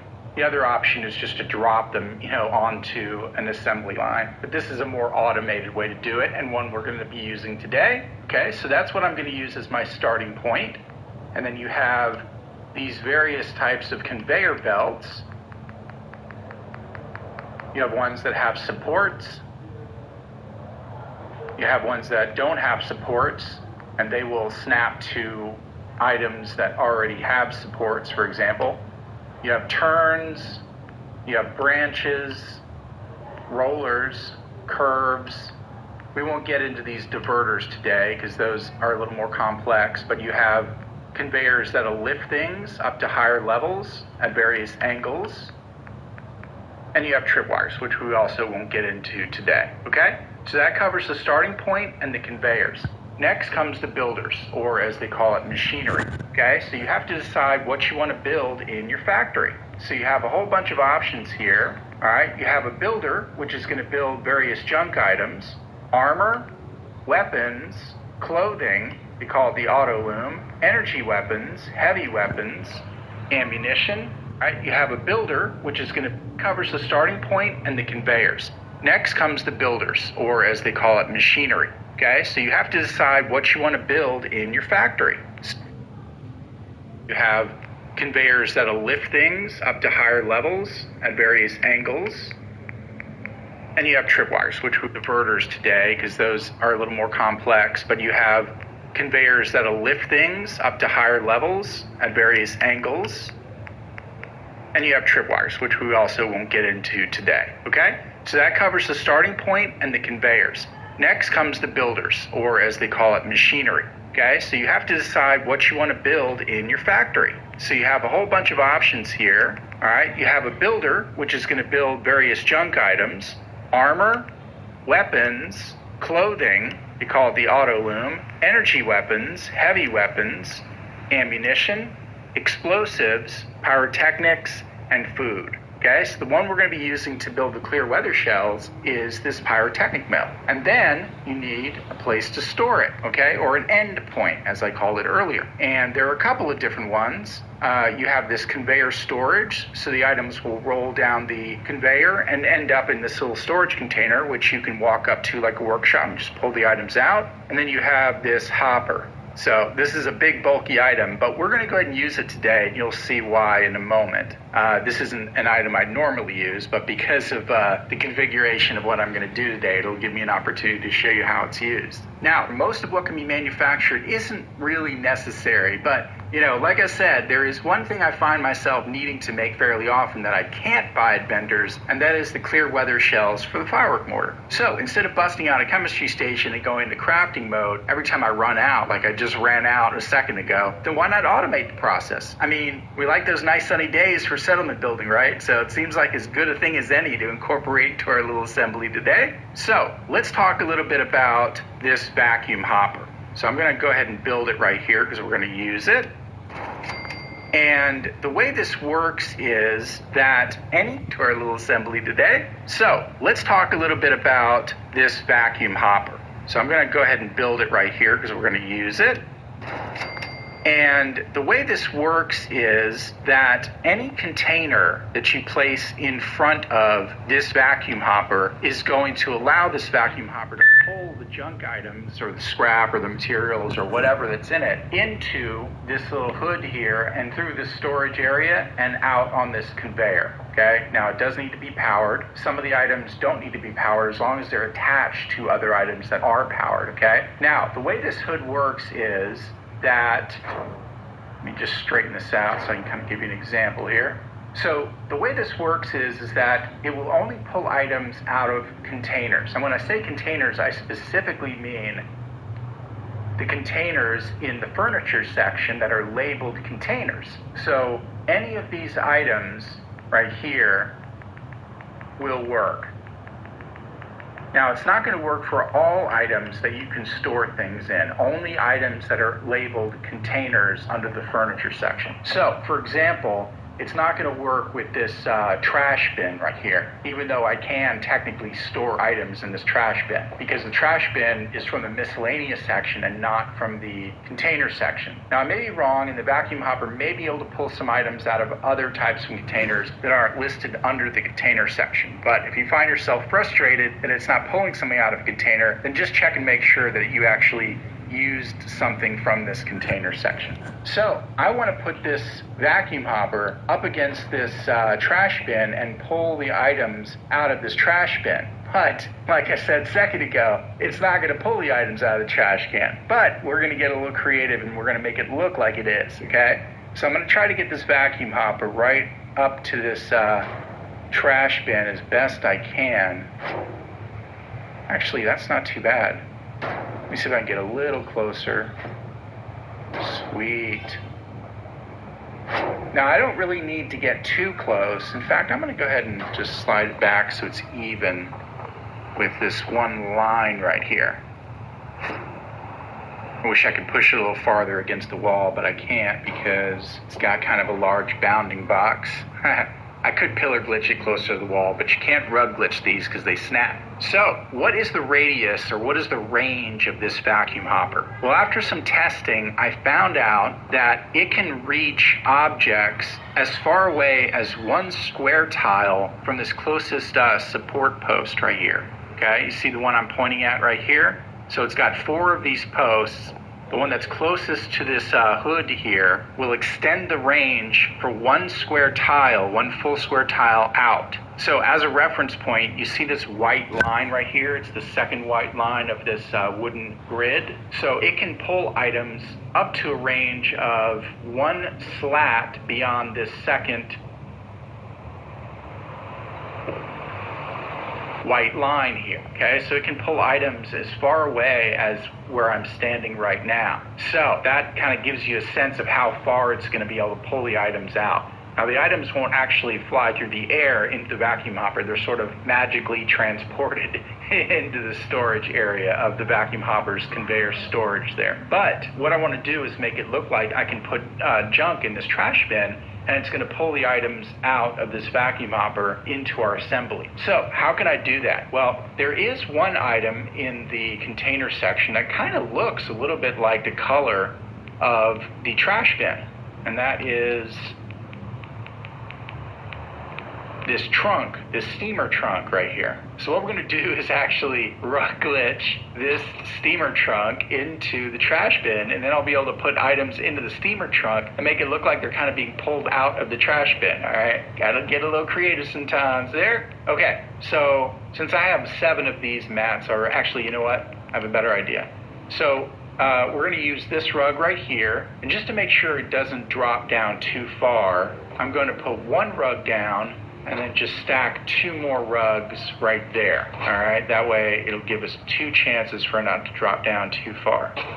Okay, and then I'm just gonna rug glitch this right into place. Now you don't want to go in too far because you need to reach the steamer trunk to put the junk items in there, but let's see if we can get it. All right, and I'm just gonna get it so where it's barely visible. Like that. Okay, let me see if I can reach the steamer trunk. Perfect.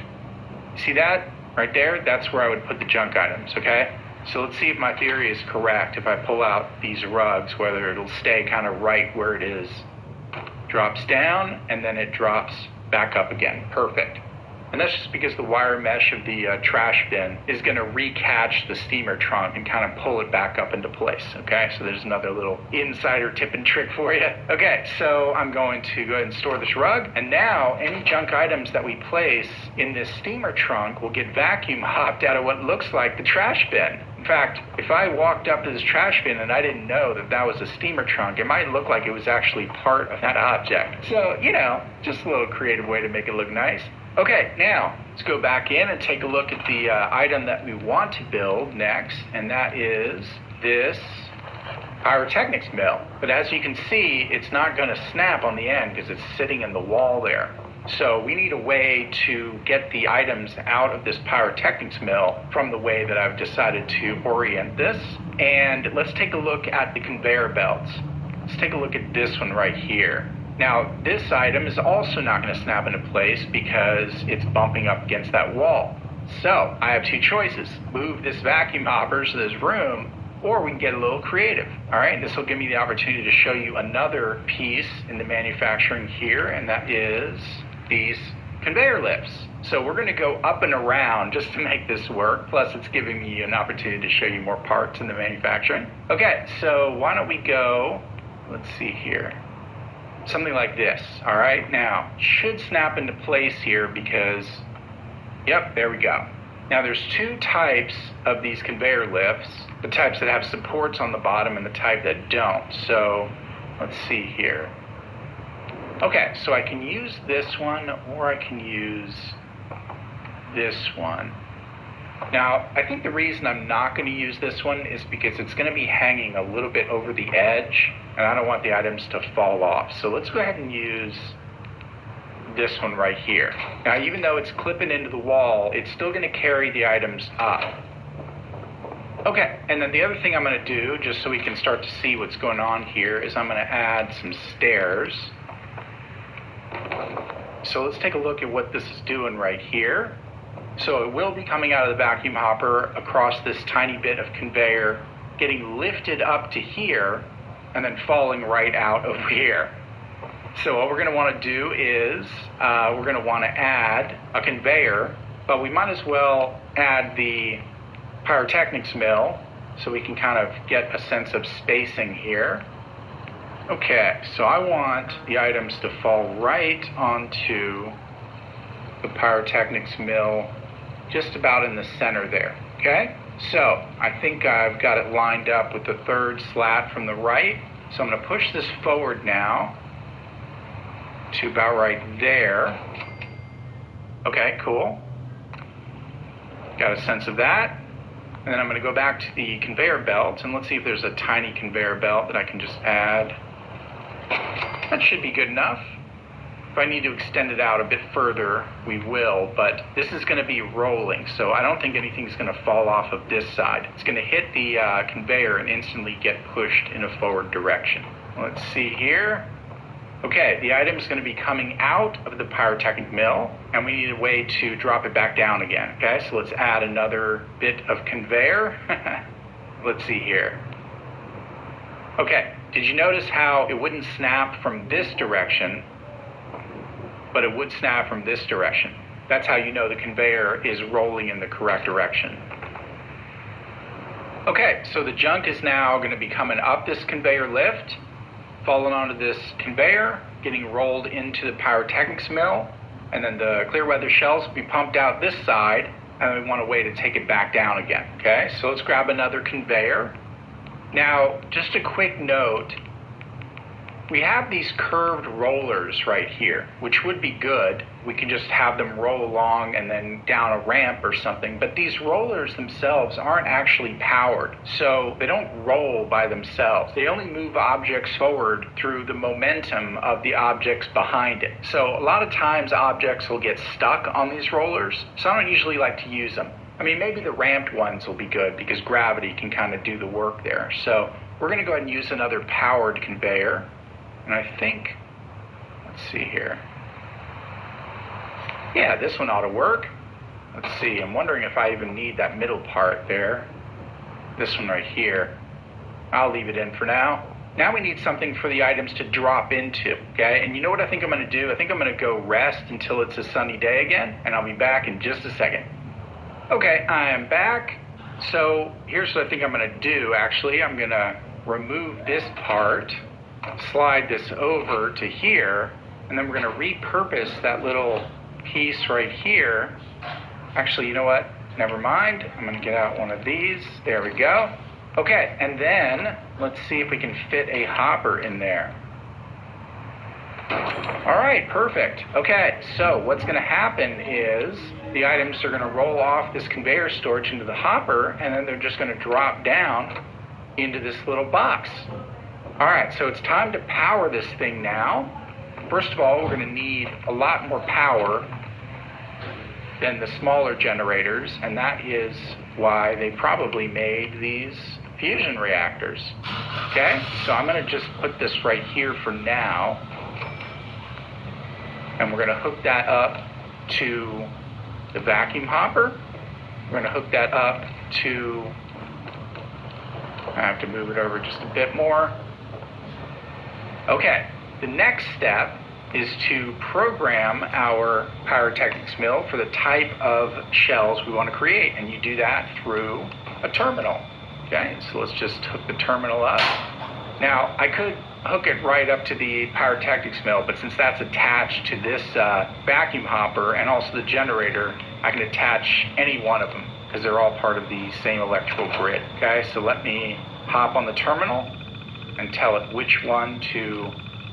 Oh, and by the way, since I accidentally went into this area, I'll just show you real quick. You can set the output timer and the output force for the vacuum hopper. Now, I would just leave it as the default, but, you know, if you have items that are clogging, you can slow them down. If you have small items and you want to make the thing move much faster, you can set it a little higher. You know, same with the output timer. I'm just going to leave those as the default for now. Go into the pyrotechnics mill, head down here to the clear weather shell, and set that up so that it's going to start producing clear weather shells. Now it's telling me the required components are 1 adhesive, 1 cloth, 1 fertilizer, and 1 gold, okay? So those are the items I need to add to the steamer trunk to be pulled out by the vacuum hopper and sent up the assembly. Okay, so we will get those items. And by the way, you can, if you want to now, get rid of this terminal now that it's been programmed to that one. Might as well save the frames. Hashtag save the frames. All right, so let's see if our little assembly works. And then once I'm done with that, I'm going to clean this whole thing up. Okay, so I've got some items in here I can pull out. Duct tape is going to have cloth and adhesive. Let's see here. Gold flip lighter, gold watch. And then just for the sake of it, I'm going to throw some tin cans in there because they're not used in this process, and you'll see what happens to those. And then we need some fertilizer. So I'm going to run over to my workshop. And since we have our lovely Brahmin hanging out here producing manure, we can just pull out some of the abundant fertilizer in the junk section. Now, while I'm here at the workshop, I might as well let you know that you can also hook the vacuum hopper up to this workshop and it'll pull the junk out of the workshop. I don't recommend that because it's a little bit overkill. You know, it's going to pull everything that's a component out of your workshop that can be crafted into items, you know, all the junk and stuff. And if you have supply lines set up to other settlements, it's also going to do weird things like pull some junk from other settlements, you know, not all the time, but it is going to pull aid items, you know, like food and water and things like that. So unless you have an isolated settlement that's not set up with supply lines and you don't have anything in your workshop except for junk, that would be a rare case where it might actually be more convenient to use the workshop as a container. But otherwise, the only other containers are those labeled containers. So let's add these items to our labeled container, which is the steamer trunk. Let's see if we've got this thing set up just right. Now, a few of these items will be redundant, but I'll show you what happens when it works. Okay, so item gets pulled. See, there we go. Okay, now it should be heading up this assembly line here. Perfect. Hasn't gotten the gold yet. But I'm going to run over here and just show you that they're not really falling off. You know, we got plenty of room there. I don't need to add any walls over here, especially since I haven't set the output timer down. Okay, we've got enough components now, so it's starting to press the pyrotechnics mill, and you can see now a couple of them are starting to come out.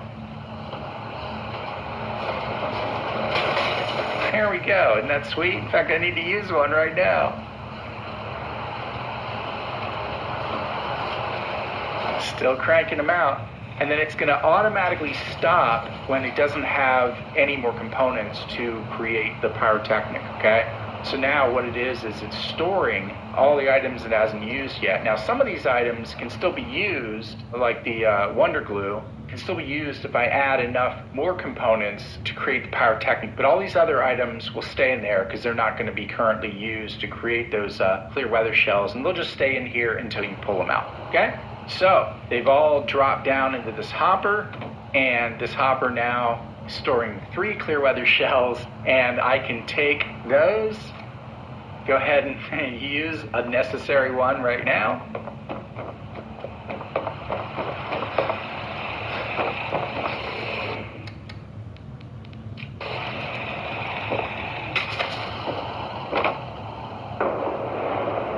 Perfect.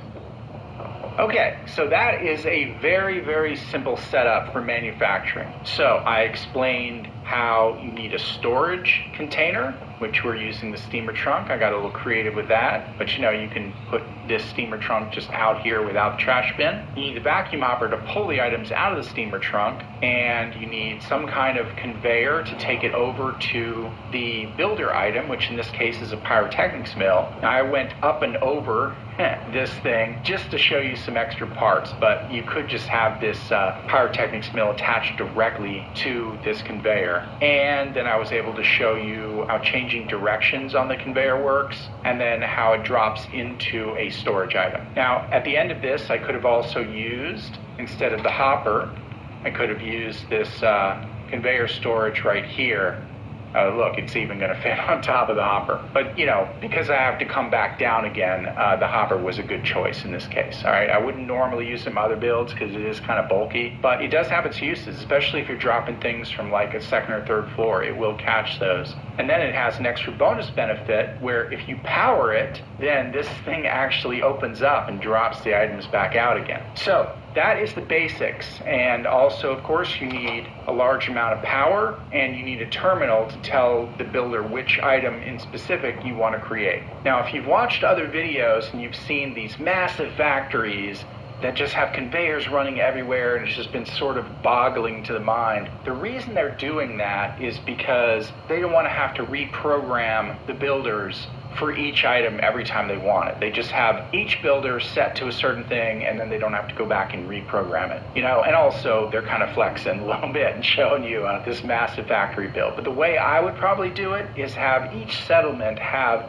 just a small assembly line, and then I can just visit that settlement when I wanted those particular items. Like, for example, I'll come collect all my clear weather shells from Abernathy Farm, and I might have another settlement that I go to visit to collect all my ammo. I haven't found a need to build armor. I can get better armor from vendors, but you get the idea. So those massive factories are just kind of showing you how everything can be automated. So I didn't want to do anything like that and kind of confuse you guys and overwhelm you, but this is an example of just a very, very simple build. So what I'm going to do from here is clean up the wiring, but I wanted to give the people that have short attention spans an out here, because if I had done the clean wiring before I showed you this assembly here, then some people, they get a little frustrated. So for those of you who want to see me make this absolutely seamless and look like there's no wiring in very creative ways, and come up with a really cool little mechanism to catch the items that drop out of here, as well as a really clever way to open up the hopper, then stick around. And we're going to go into, I guess we'd call it part 2 of this video. But I didn't want to make a separate video just to clean up the wiring, because that's kind of a waste of a video. I like each video to be topical, so to speak. So what we're going to do now is we're going to get really creative, and these are going to be some good tips also that you can learn for just, cleaning up wires in general, all right, and creative ways to do that. A lot of people in past videos have asked me how I do all the trick wiring and hide all the wires. So this is an opportunity for me to cue this video, at least the second half for those people who ask those future comments. So here's what I'm going to do. I'm going to just quick save so I don't lose anything we've done here. And I'm going to head back in and disconnect these wires. Okay. And then we want to switch to turn this on. We don't want this to be powered all the time. So let's go ahead and get out a switch. And we're just going to set it against this wall right here. Then what I'm going to do is I'm going to bury this generator under the crawl space, okay? So we don't even have to see the generator. So I'm going to go ahead and store this shack floor right here. And I'm going to go ahead and store this one right here. Let me just make sure with that hopper I can pop these back into place, because that looks a little sketchy. Yes. Perfect. Okay. So no worries there. In fact, I'm going to go ahead and let's see here. Yep, I'm going to go ahead and store. Oh, that generator's in the way.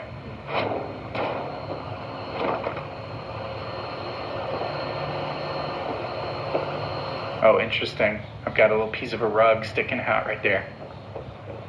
Let me go ahead and remove that. That was for that lamp post. Hopefully it won't drop down too far. Perfect.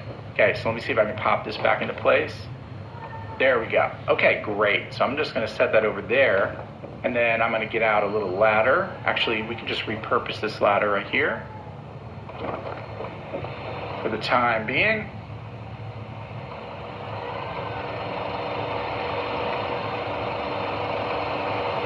Okay, now we are going to get super creative here. What I'm going to do is I'm going to remove this shack foundation block. Actually, I don't even know if I need to remove that one, but I want to remove this one. Let me see if I can pop this back into place.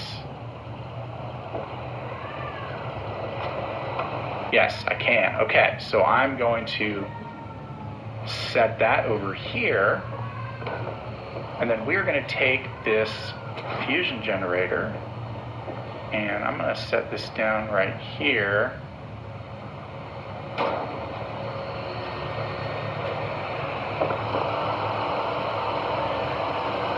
And let's see here. I may not even need to glitch this into the ground. You know what? I am going to move this block. I'm going to set that block right over there. Because what I'm going to do is I'm going to put this fusion generator right over here. And this way, yeah, that is pretty cool. If my theory is correct, I should be able to pop this block right back over it. Yeah, isn't that cool? So I won't do that just yet, but that is the idea. Okay, so let's do this. Let's start creating some wires and some conduits, okay? So thanks for sticking around. This is going to be worth it. You guys are going to learn a few things here. So the first thing I'm going to do is let's get out one of these barn shack floors, and I'm just going to set that right here so that we have a flat surface to add some rugs and things like that. And I'm going to get out a bunch of rugs here. We're going to put the conduits on the rugs. Okay, so I'm going to start off here with 1, 2, 3, and let's do another set. This time I'm going to do 4. 1, 2, 3,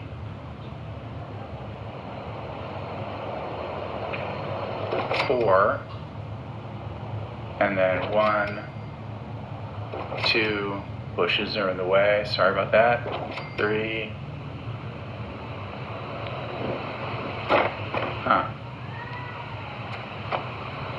wonder why I can't add one onto the end there.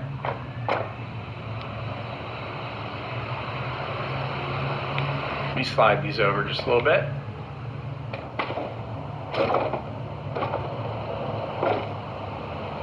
Oh, that's why, because they're attached like that. There we go. Now it should work.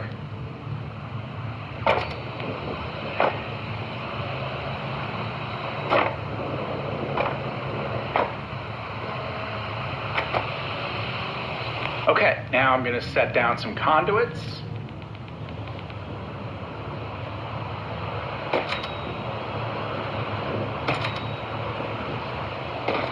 Okay, so first of all, I'm not going to get rid of this generator right here because I don't feel like rewiring everything, but we might as well get it part of the grid. So I'm going to go ahead and just straight up hook this generator over to this. I may have to use the wire glitch.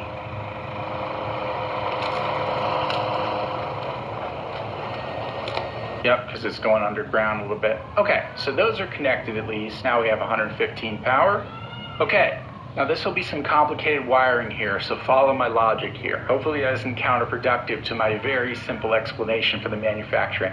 Once again, this is like the extra credit after the main lesson, all right? So what we want to do now is hook up that switch so that when we turn the switch on, it'll turn on the vacuum hopper and the pyrotechnics mill. We don't want it to turn on the drop hopper right here. That's going to be hooked up to a separate switch assembly. Let's see here. We want power to go to the switch, but we don't want it to be seen. We want it to be going through the walls. So that is where we're going to use this power conduit, all right? So this power conduit right here, and this one is going to go to the generator and up to the switch.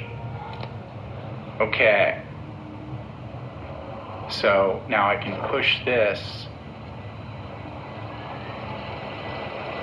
inside here. And now we don't see any of the wires going up to the switch. Now we want the switch to go to the vacuum hopper as well as the pyrotechnics mill, but we also don't want to see the wires. So we are going to add a conduit right underneath the vacuum hopper. We'll say about right there. Yeah, that should be good. And we're going to use, let's see here, this one.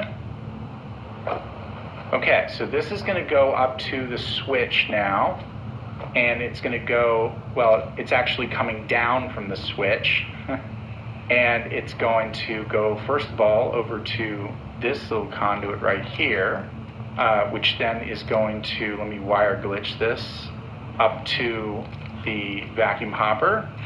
Let's see if I have that straight. I can straighten that out a little bit more. Let's just move that over a little bit more. Oh yeah, can't do it because it's wired. May have gone over a little too far, but yeah, I did go over a little too far. Fix that a bit. Okay, so far so good. All right, I'm going to rest again until we have daylight, and I'll be right back. Too funny, those Brahmin, man. They just love to go everywhere.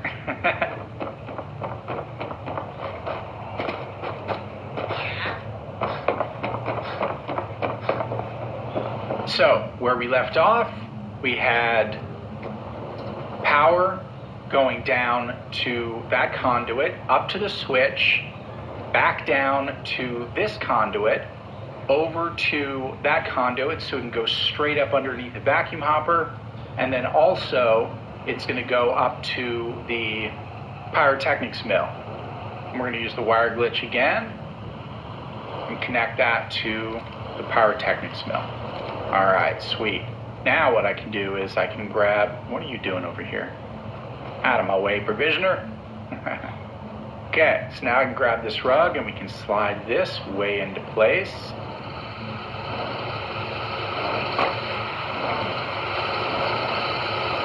Actually, I'm going to reverse these. I'm going to move this one over to here. And move this one over here. This way we can get right. What are you doing? Oh, he's looking for a way out. Jeez. All right, go on. Your radical exit there. No, don't. Take the Brahmin with you. Take the Brahmin with you. Oh, Lord. That is too funny. All right, so now I can set this conduit up over here where hopefully it'll be going straight up underneath. I can probably even move it over a little more. Not bad. Fascinating, fascinating. Okay, so just to double check that. Yeah, that's gonna look nice. Let me hop up here and just double check that it's kind of straight up and down. Sweet, and you see that wire in there? That's not going to affect the items going into it all. In fact, I can even push it over a fraction more. So let's do that.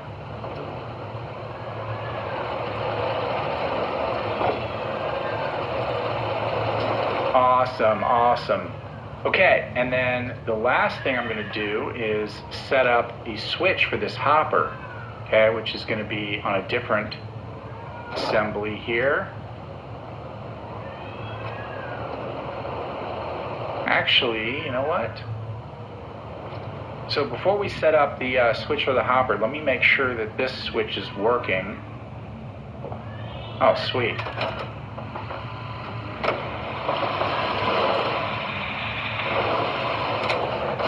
Okay, so that turned off that assembly, and that turned off that. Switch it on. That's moving now.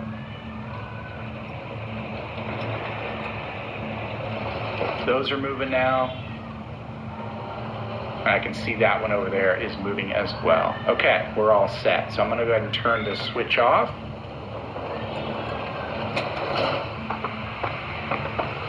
Okay, next thing we're going to do is set up a little switch for this hopper. And I think I'm going to get a little creative and have it be a pressure plate, okay? You don't see those used too often. So let's get out the switches. Let's get out a pressure plate. I'm going to set that right up against the leg of this hopper, right about there. Yeah, is that as close as I can get to it? Try to straighten it out at least.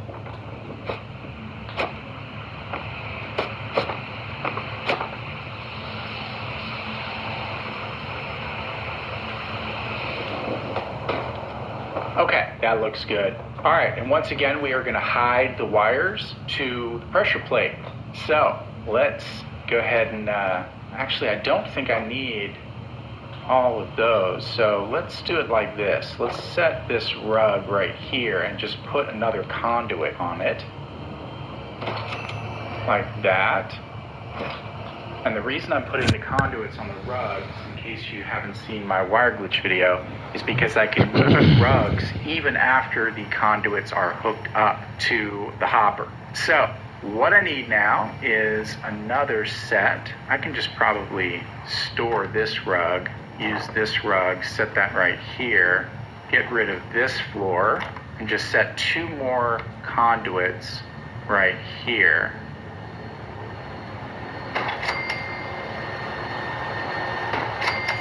Okay, so here's what we want. We want power to go into the pressure plate, and then the power out of the pressure plate to go up to the hopper. But to hide the wires, we've added these 2 extra conduits, okay? So power is going to go into this conduit right there, over to this conduit right here, and then from here up to, oh, no, wait. My bad. It's going to go from here up to the pressure plate, and then it's going to come down from the pressure plate to this conduit and over to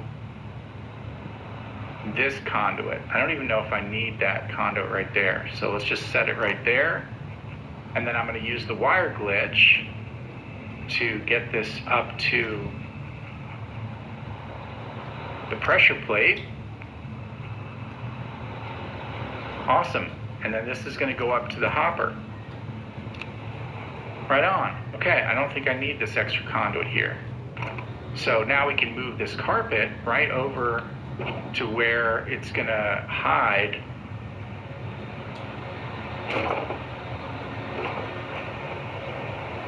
the wire to the hopper.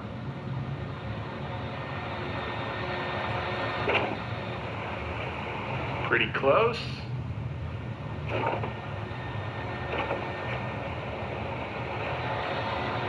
That's pretty good. I probably could even glitch it into the wall. Let me go ahead and do that, because I can always pull these back out again. That's the cool thing about it. So I'm going to set that there, pull that onto this rug, and now I can glitch that right in there. Hopefully that won't prevent me from adding the block back in again. And now I can line up this one right underneath the pressure plate. So the wires for that are not seen. Barely even seen. That is cool. Okay, I think we got it.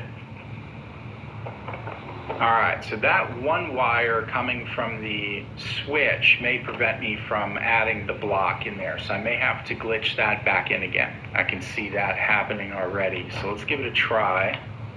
No, it worked. Wow. Amazing. This one, though, that's preventing me from doing it, which is not a problem because I can just pull these back out again because they're on rugs. We can slide the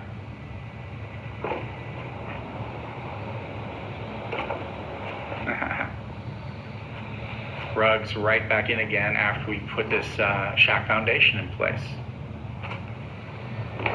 Bada bing. All right, so I can move the whole thing as a group. It's great.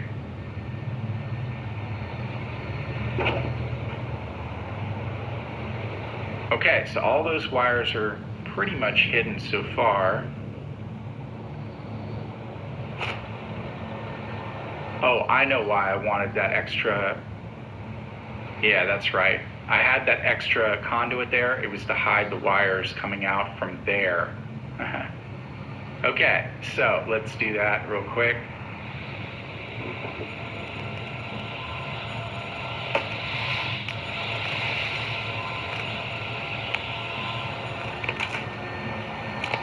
Cool, and that's going to be slid into the wall as well. Okay, so I'm going to rest again until we have a nice sunny day, and then we're going to test this whole thing out, all right? So hang tight. Okay, guys, I'm back. So let's take a look at how this all turned out here. First of all, the items are going to drop out of this hopper when I step on this pressure plate, but they need something to drop into, you know, unless we just want them to drop onto the floor. Now, I could use something like this bathtub, you know. There aren't a whole lot of constructible items in the workshop that are like catch-all bins, you know what I mean? There's the troughs, but we don't want the Brahmin hanging out here, so, you know, the bathtub is a good solution, but to me, it looks a bit ugly. So I decided to create a custom little catch-all bin out of a couple of chairs. So I'll show you how I created that in just a second. But first of all, let's go ahead and add our clear weather shells to this steamer trunk so we can kind of see the process move along here.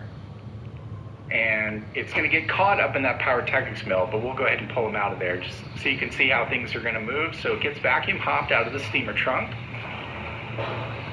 lifted up that conveyor, drops onto this assembly. See, at the perfect speed, so nothing's going to fall off the other side there. And then it is going to get caught up in this pyrotechnics mill because it's not a component for making one of the clear weather shells. It just is a clear weather shell. So we're going to pull those back out again. I'm just going to drop them right over here so we can continue the process.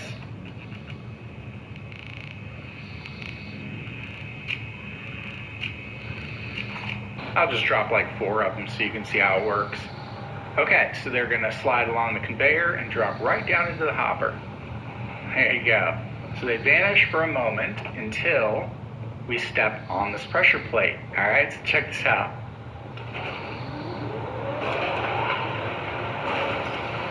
How cute is that? Nice, okay, and then I can just step right off of the pressure plate and that thing will close. No switches necessary, all right? So good opportunity for me to use these things. I almost never use them, but that is a great example for it. Okay, so I'm gonna grab these clear weather shells and I'll show you how I made this little bin here. It's pretty simple. First, what I'm gonna do is I'm gonna break out a master rug like that. Okay, and then I'm going to get out a couple of these smaller rugs. Maybe I'll use these right here. And I'm going to set these 2 right here. Then we're going to go into the furniture section, go to chairs, and I'll use the cleaner version for this example. I wanted to show you the dirty version because, you know, not only can this thing be like a catch-all bin, but it could be like some kind of like blood sacrifice altar or something kind of cool. You can think of some cool things to use for it. It almost looks like a baptismal, I forget the name for it, you know, one of those baptismal bins. I'll put a pop-up for the, those things have a name. But anyway, let's use the cleaner one just for this second example so we can compare them.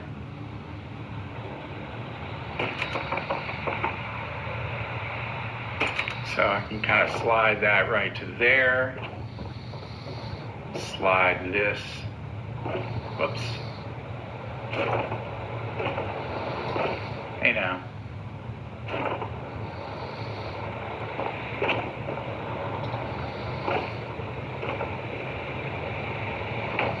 Ooh, close. That was close. I almost fell through.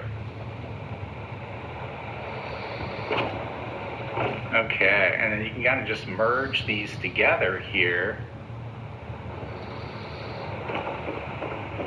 I mean, even that looks kind of cool. But I'm going to get them to where they're, you know, straight up circular.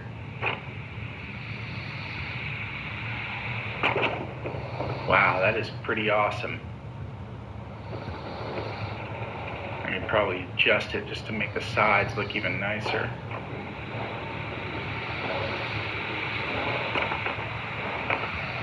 So the junkier version hides the place where they're merged together a bit better there. But anyway, so at this point, what you'll do is just pull out this master rug right here. And if you've got, you know, one of the squishy floor tiles, it should drop right into place. See, there we go. So that's how I did that.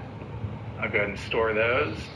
All right, so that is how it's done, guys. I really appreciate it if you stuck around for the second part of this video for the invisible wiring. Unless you're going for the dirty Raider look, you know, hiding the wires I think is important for making a really clean build. So that's why I wanted to take the time to do that. But yeah, that is a great example of a very simple manufacturing build. It's gonna get a little, actually, you know what?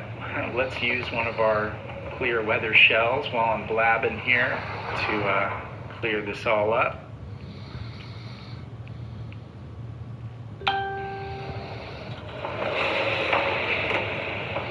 See, I have used several of those in this video now. Now you see why I wanted to create this little factory for it. Anyway, I hope that helps. That's a perfect example of a very simple manufacturing build of something that I'm actually going to use. But in the next video, I'm going to show you how to get rich off of manufacturing. And it is a very innovative idea that I think you guys are going to love. So make sure you hit that like button if you're excited about that. Subscribe to get these videos delivered right to your digital doorstep. And, you know, share the video around so other people can enjoy these videos too. Thanks again for watching. See you in the next video. Happy building and class dismissed.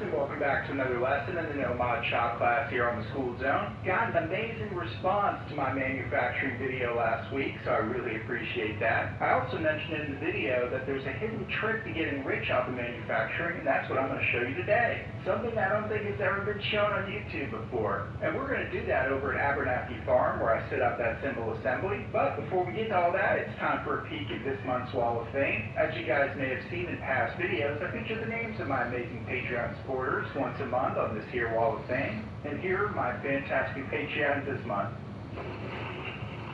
I really want to thank you all for helping me get a little bit closer to doing YouTube full time. We are literally a few dollars away from an upgrade to my microphone, which I do think will be a wee bit of a game changer to the channel. So if you want to be the one that pushes us over the line, jump on over to my Patreon page and join the varsity team.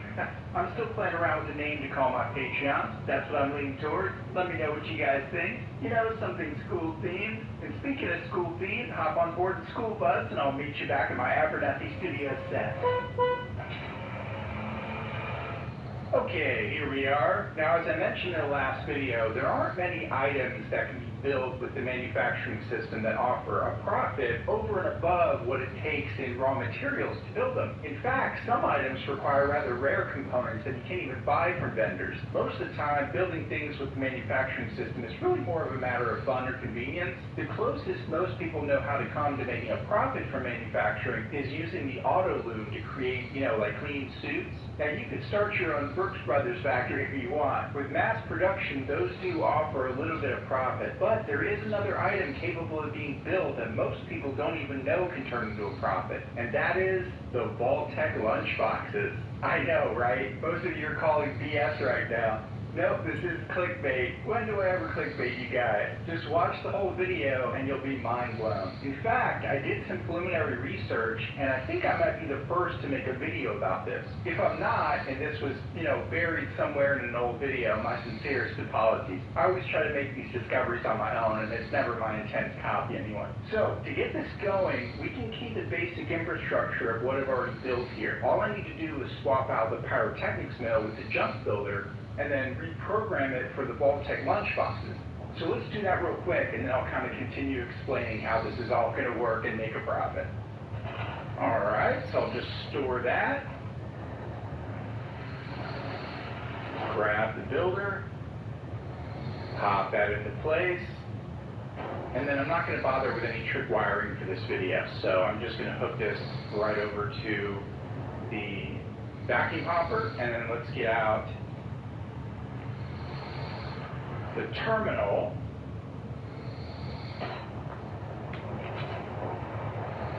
and program this for the lunch boxes.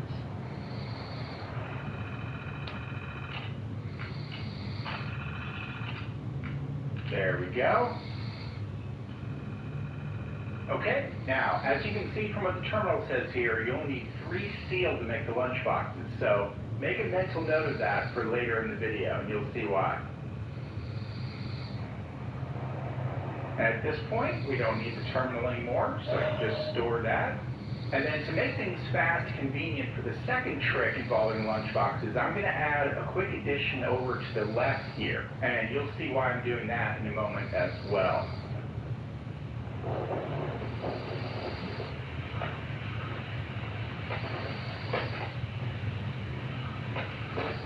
Now I just need to hook these up real quick.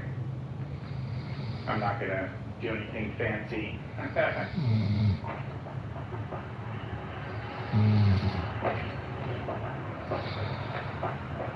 just doing this to get the wires out of our way.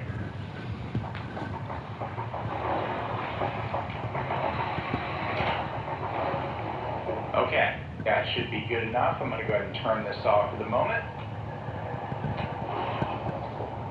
And I'm also going to get rid of this as well. Oh, and I came up with another idea for a catch-all bin if you want more of like the industrial look or even the wooden scrappy look. So I won't be using those, but I'll show you real quick kind of as a bonus tip. Okay, so for more of the industrial look, we go into the concrete section under floors and go over to this small floor right here. And then in the scaffolding section, we've got these railings. You just pop these railings right over here. Okay, and that creates a little bin, and I've tested out, and there's not really much that's going to slip through these little cracks right here, just because of the bounding boxes. So it'll catch anything that's going to fall in there. That's a nice little touch.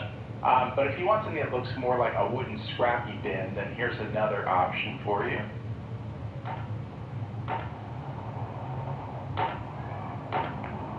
Just go into the wood section and go to floors, and you can use these little floors, or if you want it to look even scrappier, you can use something like this shack floor here, and then just head over to miscellaneous and use like some of these rails, or even these, right here. Yeah, or those might be a little tall, but yeah, kind of creates a cool little bin for you there. Isn't that pretty cool? So that's another option to use besides something like the bathtub. That little round chair bin that I had that I just discovered a moment ago is really cool, but it's not necessarily for large items. So if you want larger items, you can either glitch some couches together in the same fashion or build something kind of cool like this. That was our little bonus tip, our little extra credit for the day. Just wanted to show you some alternatives real quick. Now I'm going to get rid of all this and I'm going to build something better suited for showing off what we'll be doing today.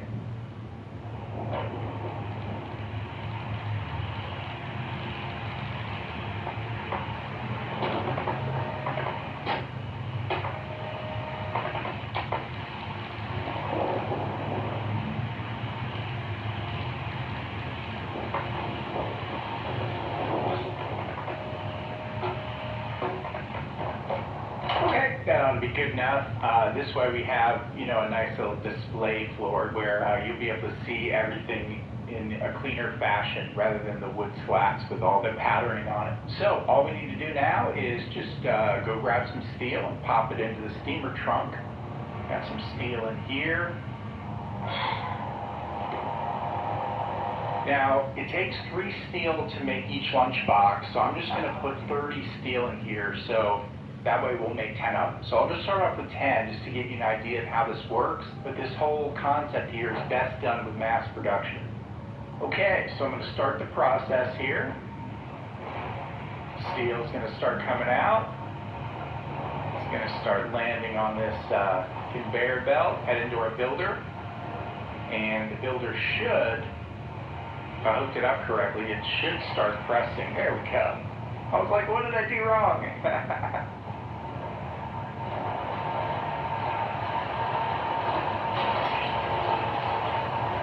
Okay, now I don't think there's a way to speed up this process right here. I know you can speed up the speed of the vacuum hopper and the conveyors and stuff, but I don't think you can speed this thing up. So I'm just going to let it continue cranking out these lunch boxes, and I'll fast forward until we have 10 that are ready.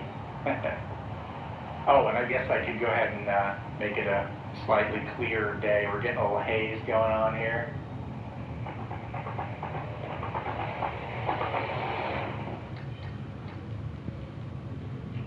There we go. Okay, so I'll just fast forward until it finishes.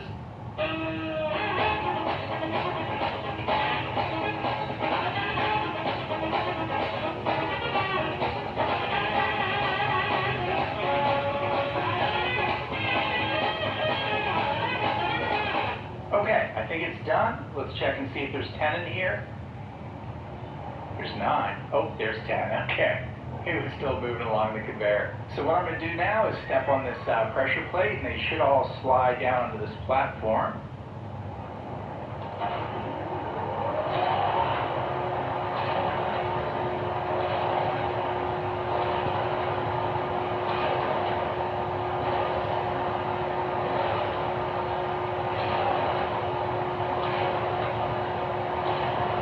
Okay, that is pretty cool. So what I'm going to do now is line these up just so you can see them a little better, and this is also kind of a tedious thing. You won't need to do this. I'll explain a better way to mass produce them near the end of the video, but I'll go ahead and fast forward this process just so you guys can see this technique a little easier.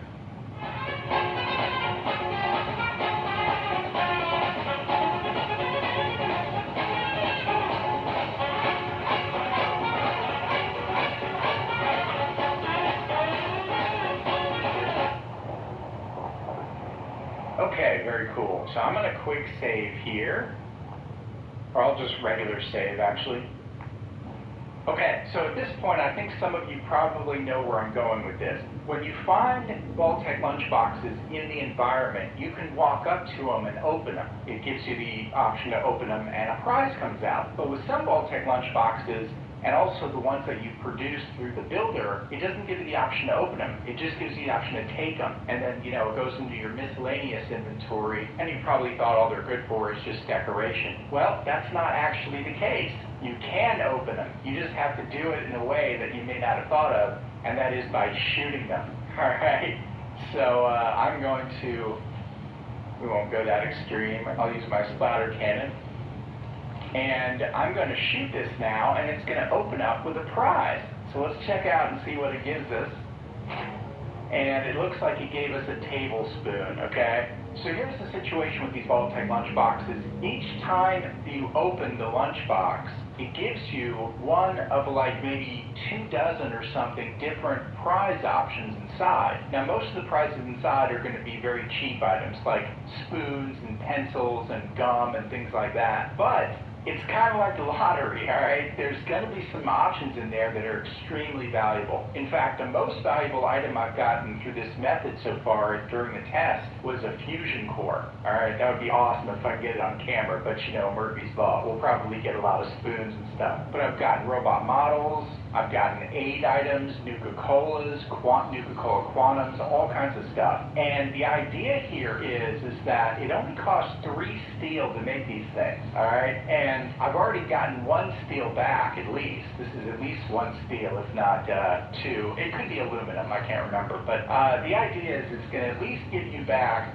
something, which is either going to be some more resources or potentially something very valuable. All right, now if you luck out and get a bunch of fusion cores, then, well, actually, out of these 10 here, we just get one fusion core. I've already made up the price for all the steel I've spent making these 10. So if we, let's say we get 2 Nuka-Colas, I think those are like 20 each, and we get a robot model, that's 100, I think. If you wanted to sell it, it'd be better for decorating, actually. But, you know, we'll get a few of these things, and the combined value of all the prizes that you'll get from them is going to be more than the value for building them. All right, so if you do this in mass, not only will you potentially get a whole lot of value that you can sell out of, but you're going to get a whole lot of cool decoration items too. Now I know what some of you guys are thinking, oh, you're wasting ammo shooting these things and that costs money. Well, there's another way that you can open them, and that is to go over and grab a melee weapon.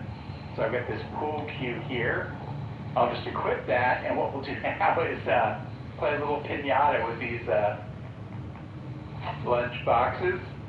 And all you have to do is just whack them, and it's the same thing as shooting them, all right? Check it out. So we got some gun drops, a plastic spoon, pencil. Come on, baby. Come on, baby. There's some more gum drops. There's some gum. I knew in the test I would get something that wouldn't show up on camera. Oh, there's a baseball. Oh, and there's a noodle cup. Okay, now, here's the cool, there's a couple of cool things about this, so don't click away just yet. All right, first of all, the items are randomly generated upon opening, not upon being loaded into the cell, you know, or upon being produced in this case. So what I could do right now is I'm going to reload that save real quick and show you that all the items that I open up this way are going to be a little bit different. So let's give it a try. Spoon. Pencil. Oh, there's a Nuka-Cola, nice. 2 Nuka-Colas, very cool. Some more gumdrops.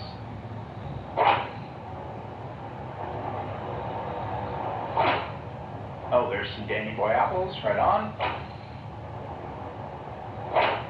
And there's baseball. So the combined value of everything there is probably, it's going to be somewhere around 50 or so, depending on your vendor perks and your charisma and things like that. But we've already made up the price of what we spent on the steel. Now, each time you do this, it has the potential, like I said, of something super valuable. So on average, if you're going to get at least back what you spend on the resources with the potential to get even higher value, then this is the way to go for making a profit. You know, it'd be kind of like buying one of those scratch cards for $1 where you always get back at least $1. You know what I mean? Now, it's not going to work if you make just one of them. You need to make one of them and you just get it like a plastic spoon, and that's only a value of like 1, whereas I think steel is like 3. All right, but you guys get the idea. Now, here's the other cool thing, okay? So this is why I built this little contraption here. I'm going to turn this off. All right, so I'm going to grab these lunch boxes. Oh, by the way, have you ever noticed there's a little face in there? I don't know if you can see it or not, but there's a little face. Look at them closely when you probably can't see it very well on the screen, but there are little faces of boys and girls inside the lunch boxes, scraped in there with a knife or something.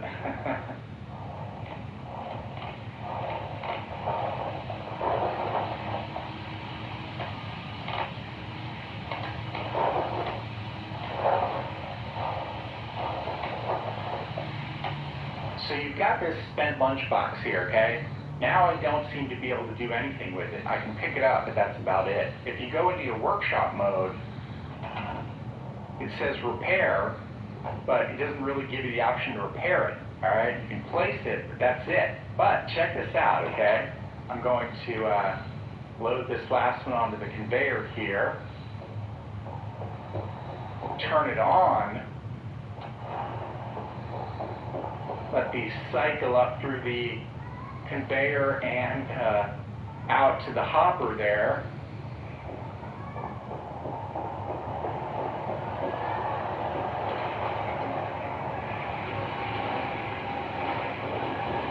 Okay, and then check this out.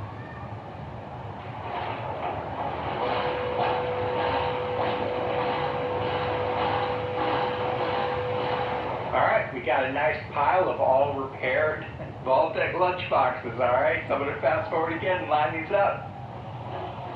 And by the way, for those of you who are new to the channel that don't know how I'm rotating these things, I will put a link in the description to one of my first tips video that explains exactly how to do that. Okay, so these are all our prizes from the first attempt, and we're going to make a second attempt now. Now I'm just going to let you know ahead of time that when they get repaired through this method, they're not always going to have prizes in, okay? I think it reduces it by like 50% chance or something. I don't know if there's a formula to it. That's just what I've been able to estimate through my own tests. And then if you repair them again, it drops down another half to like 25%, etc. Until at some point, they're just all going to be duds, okay?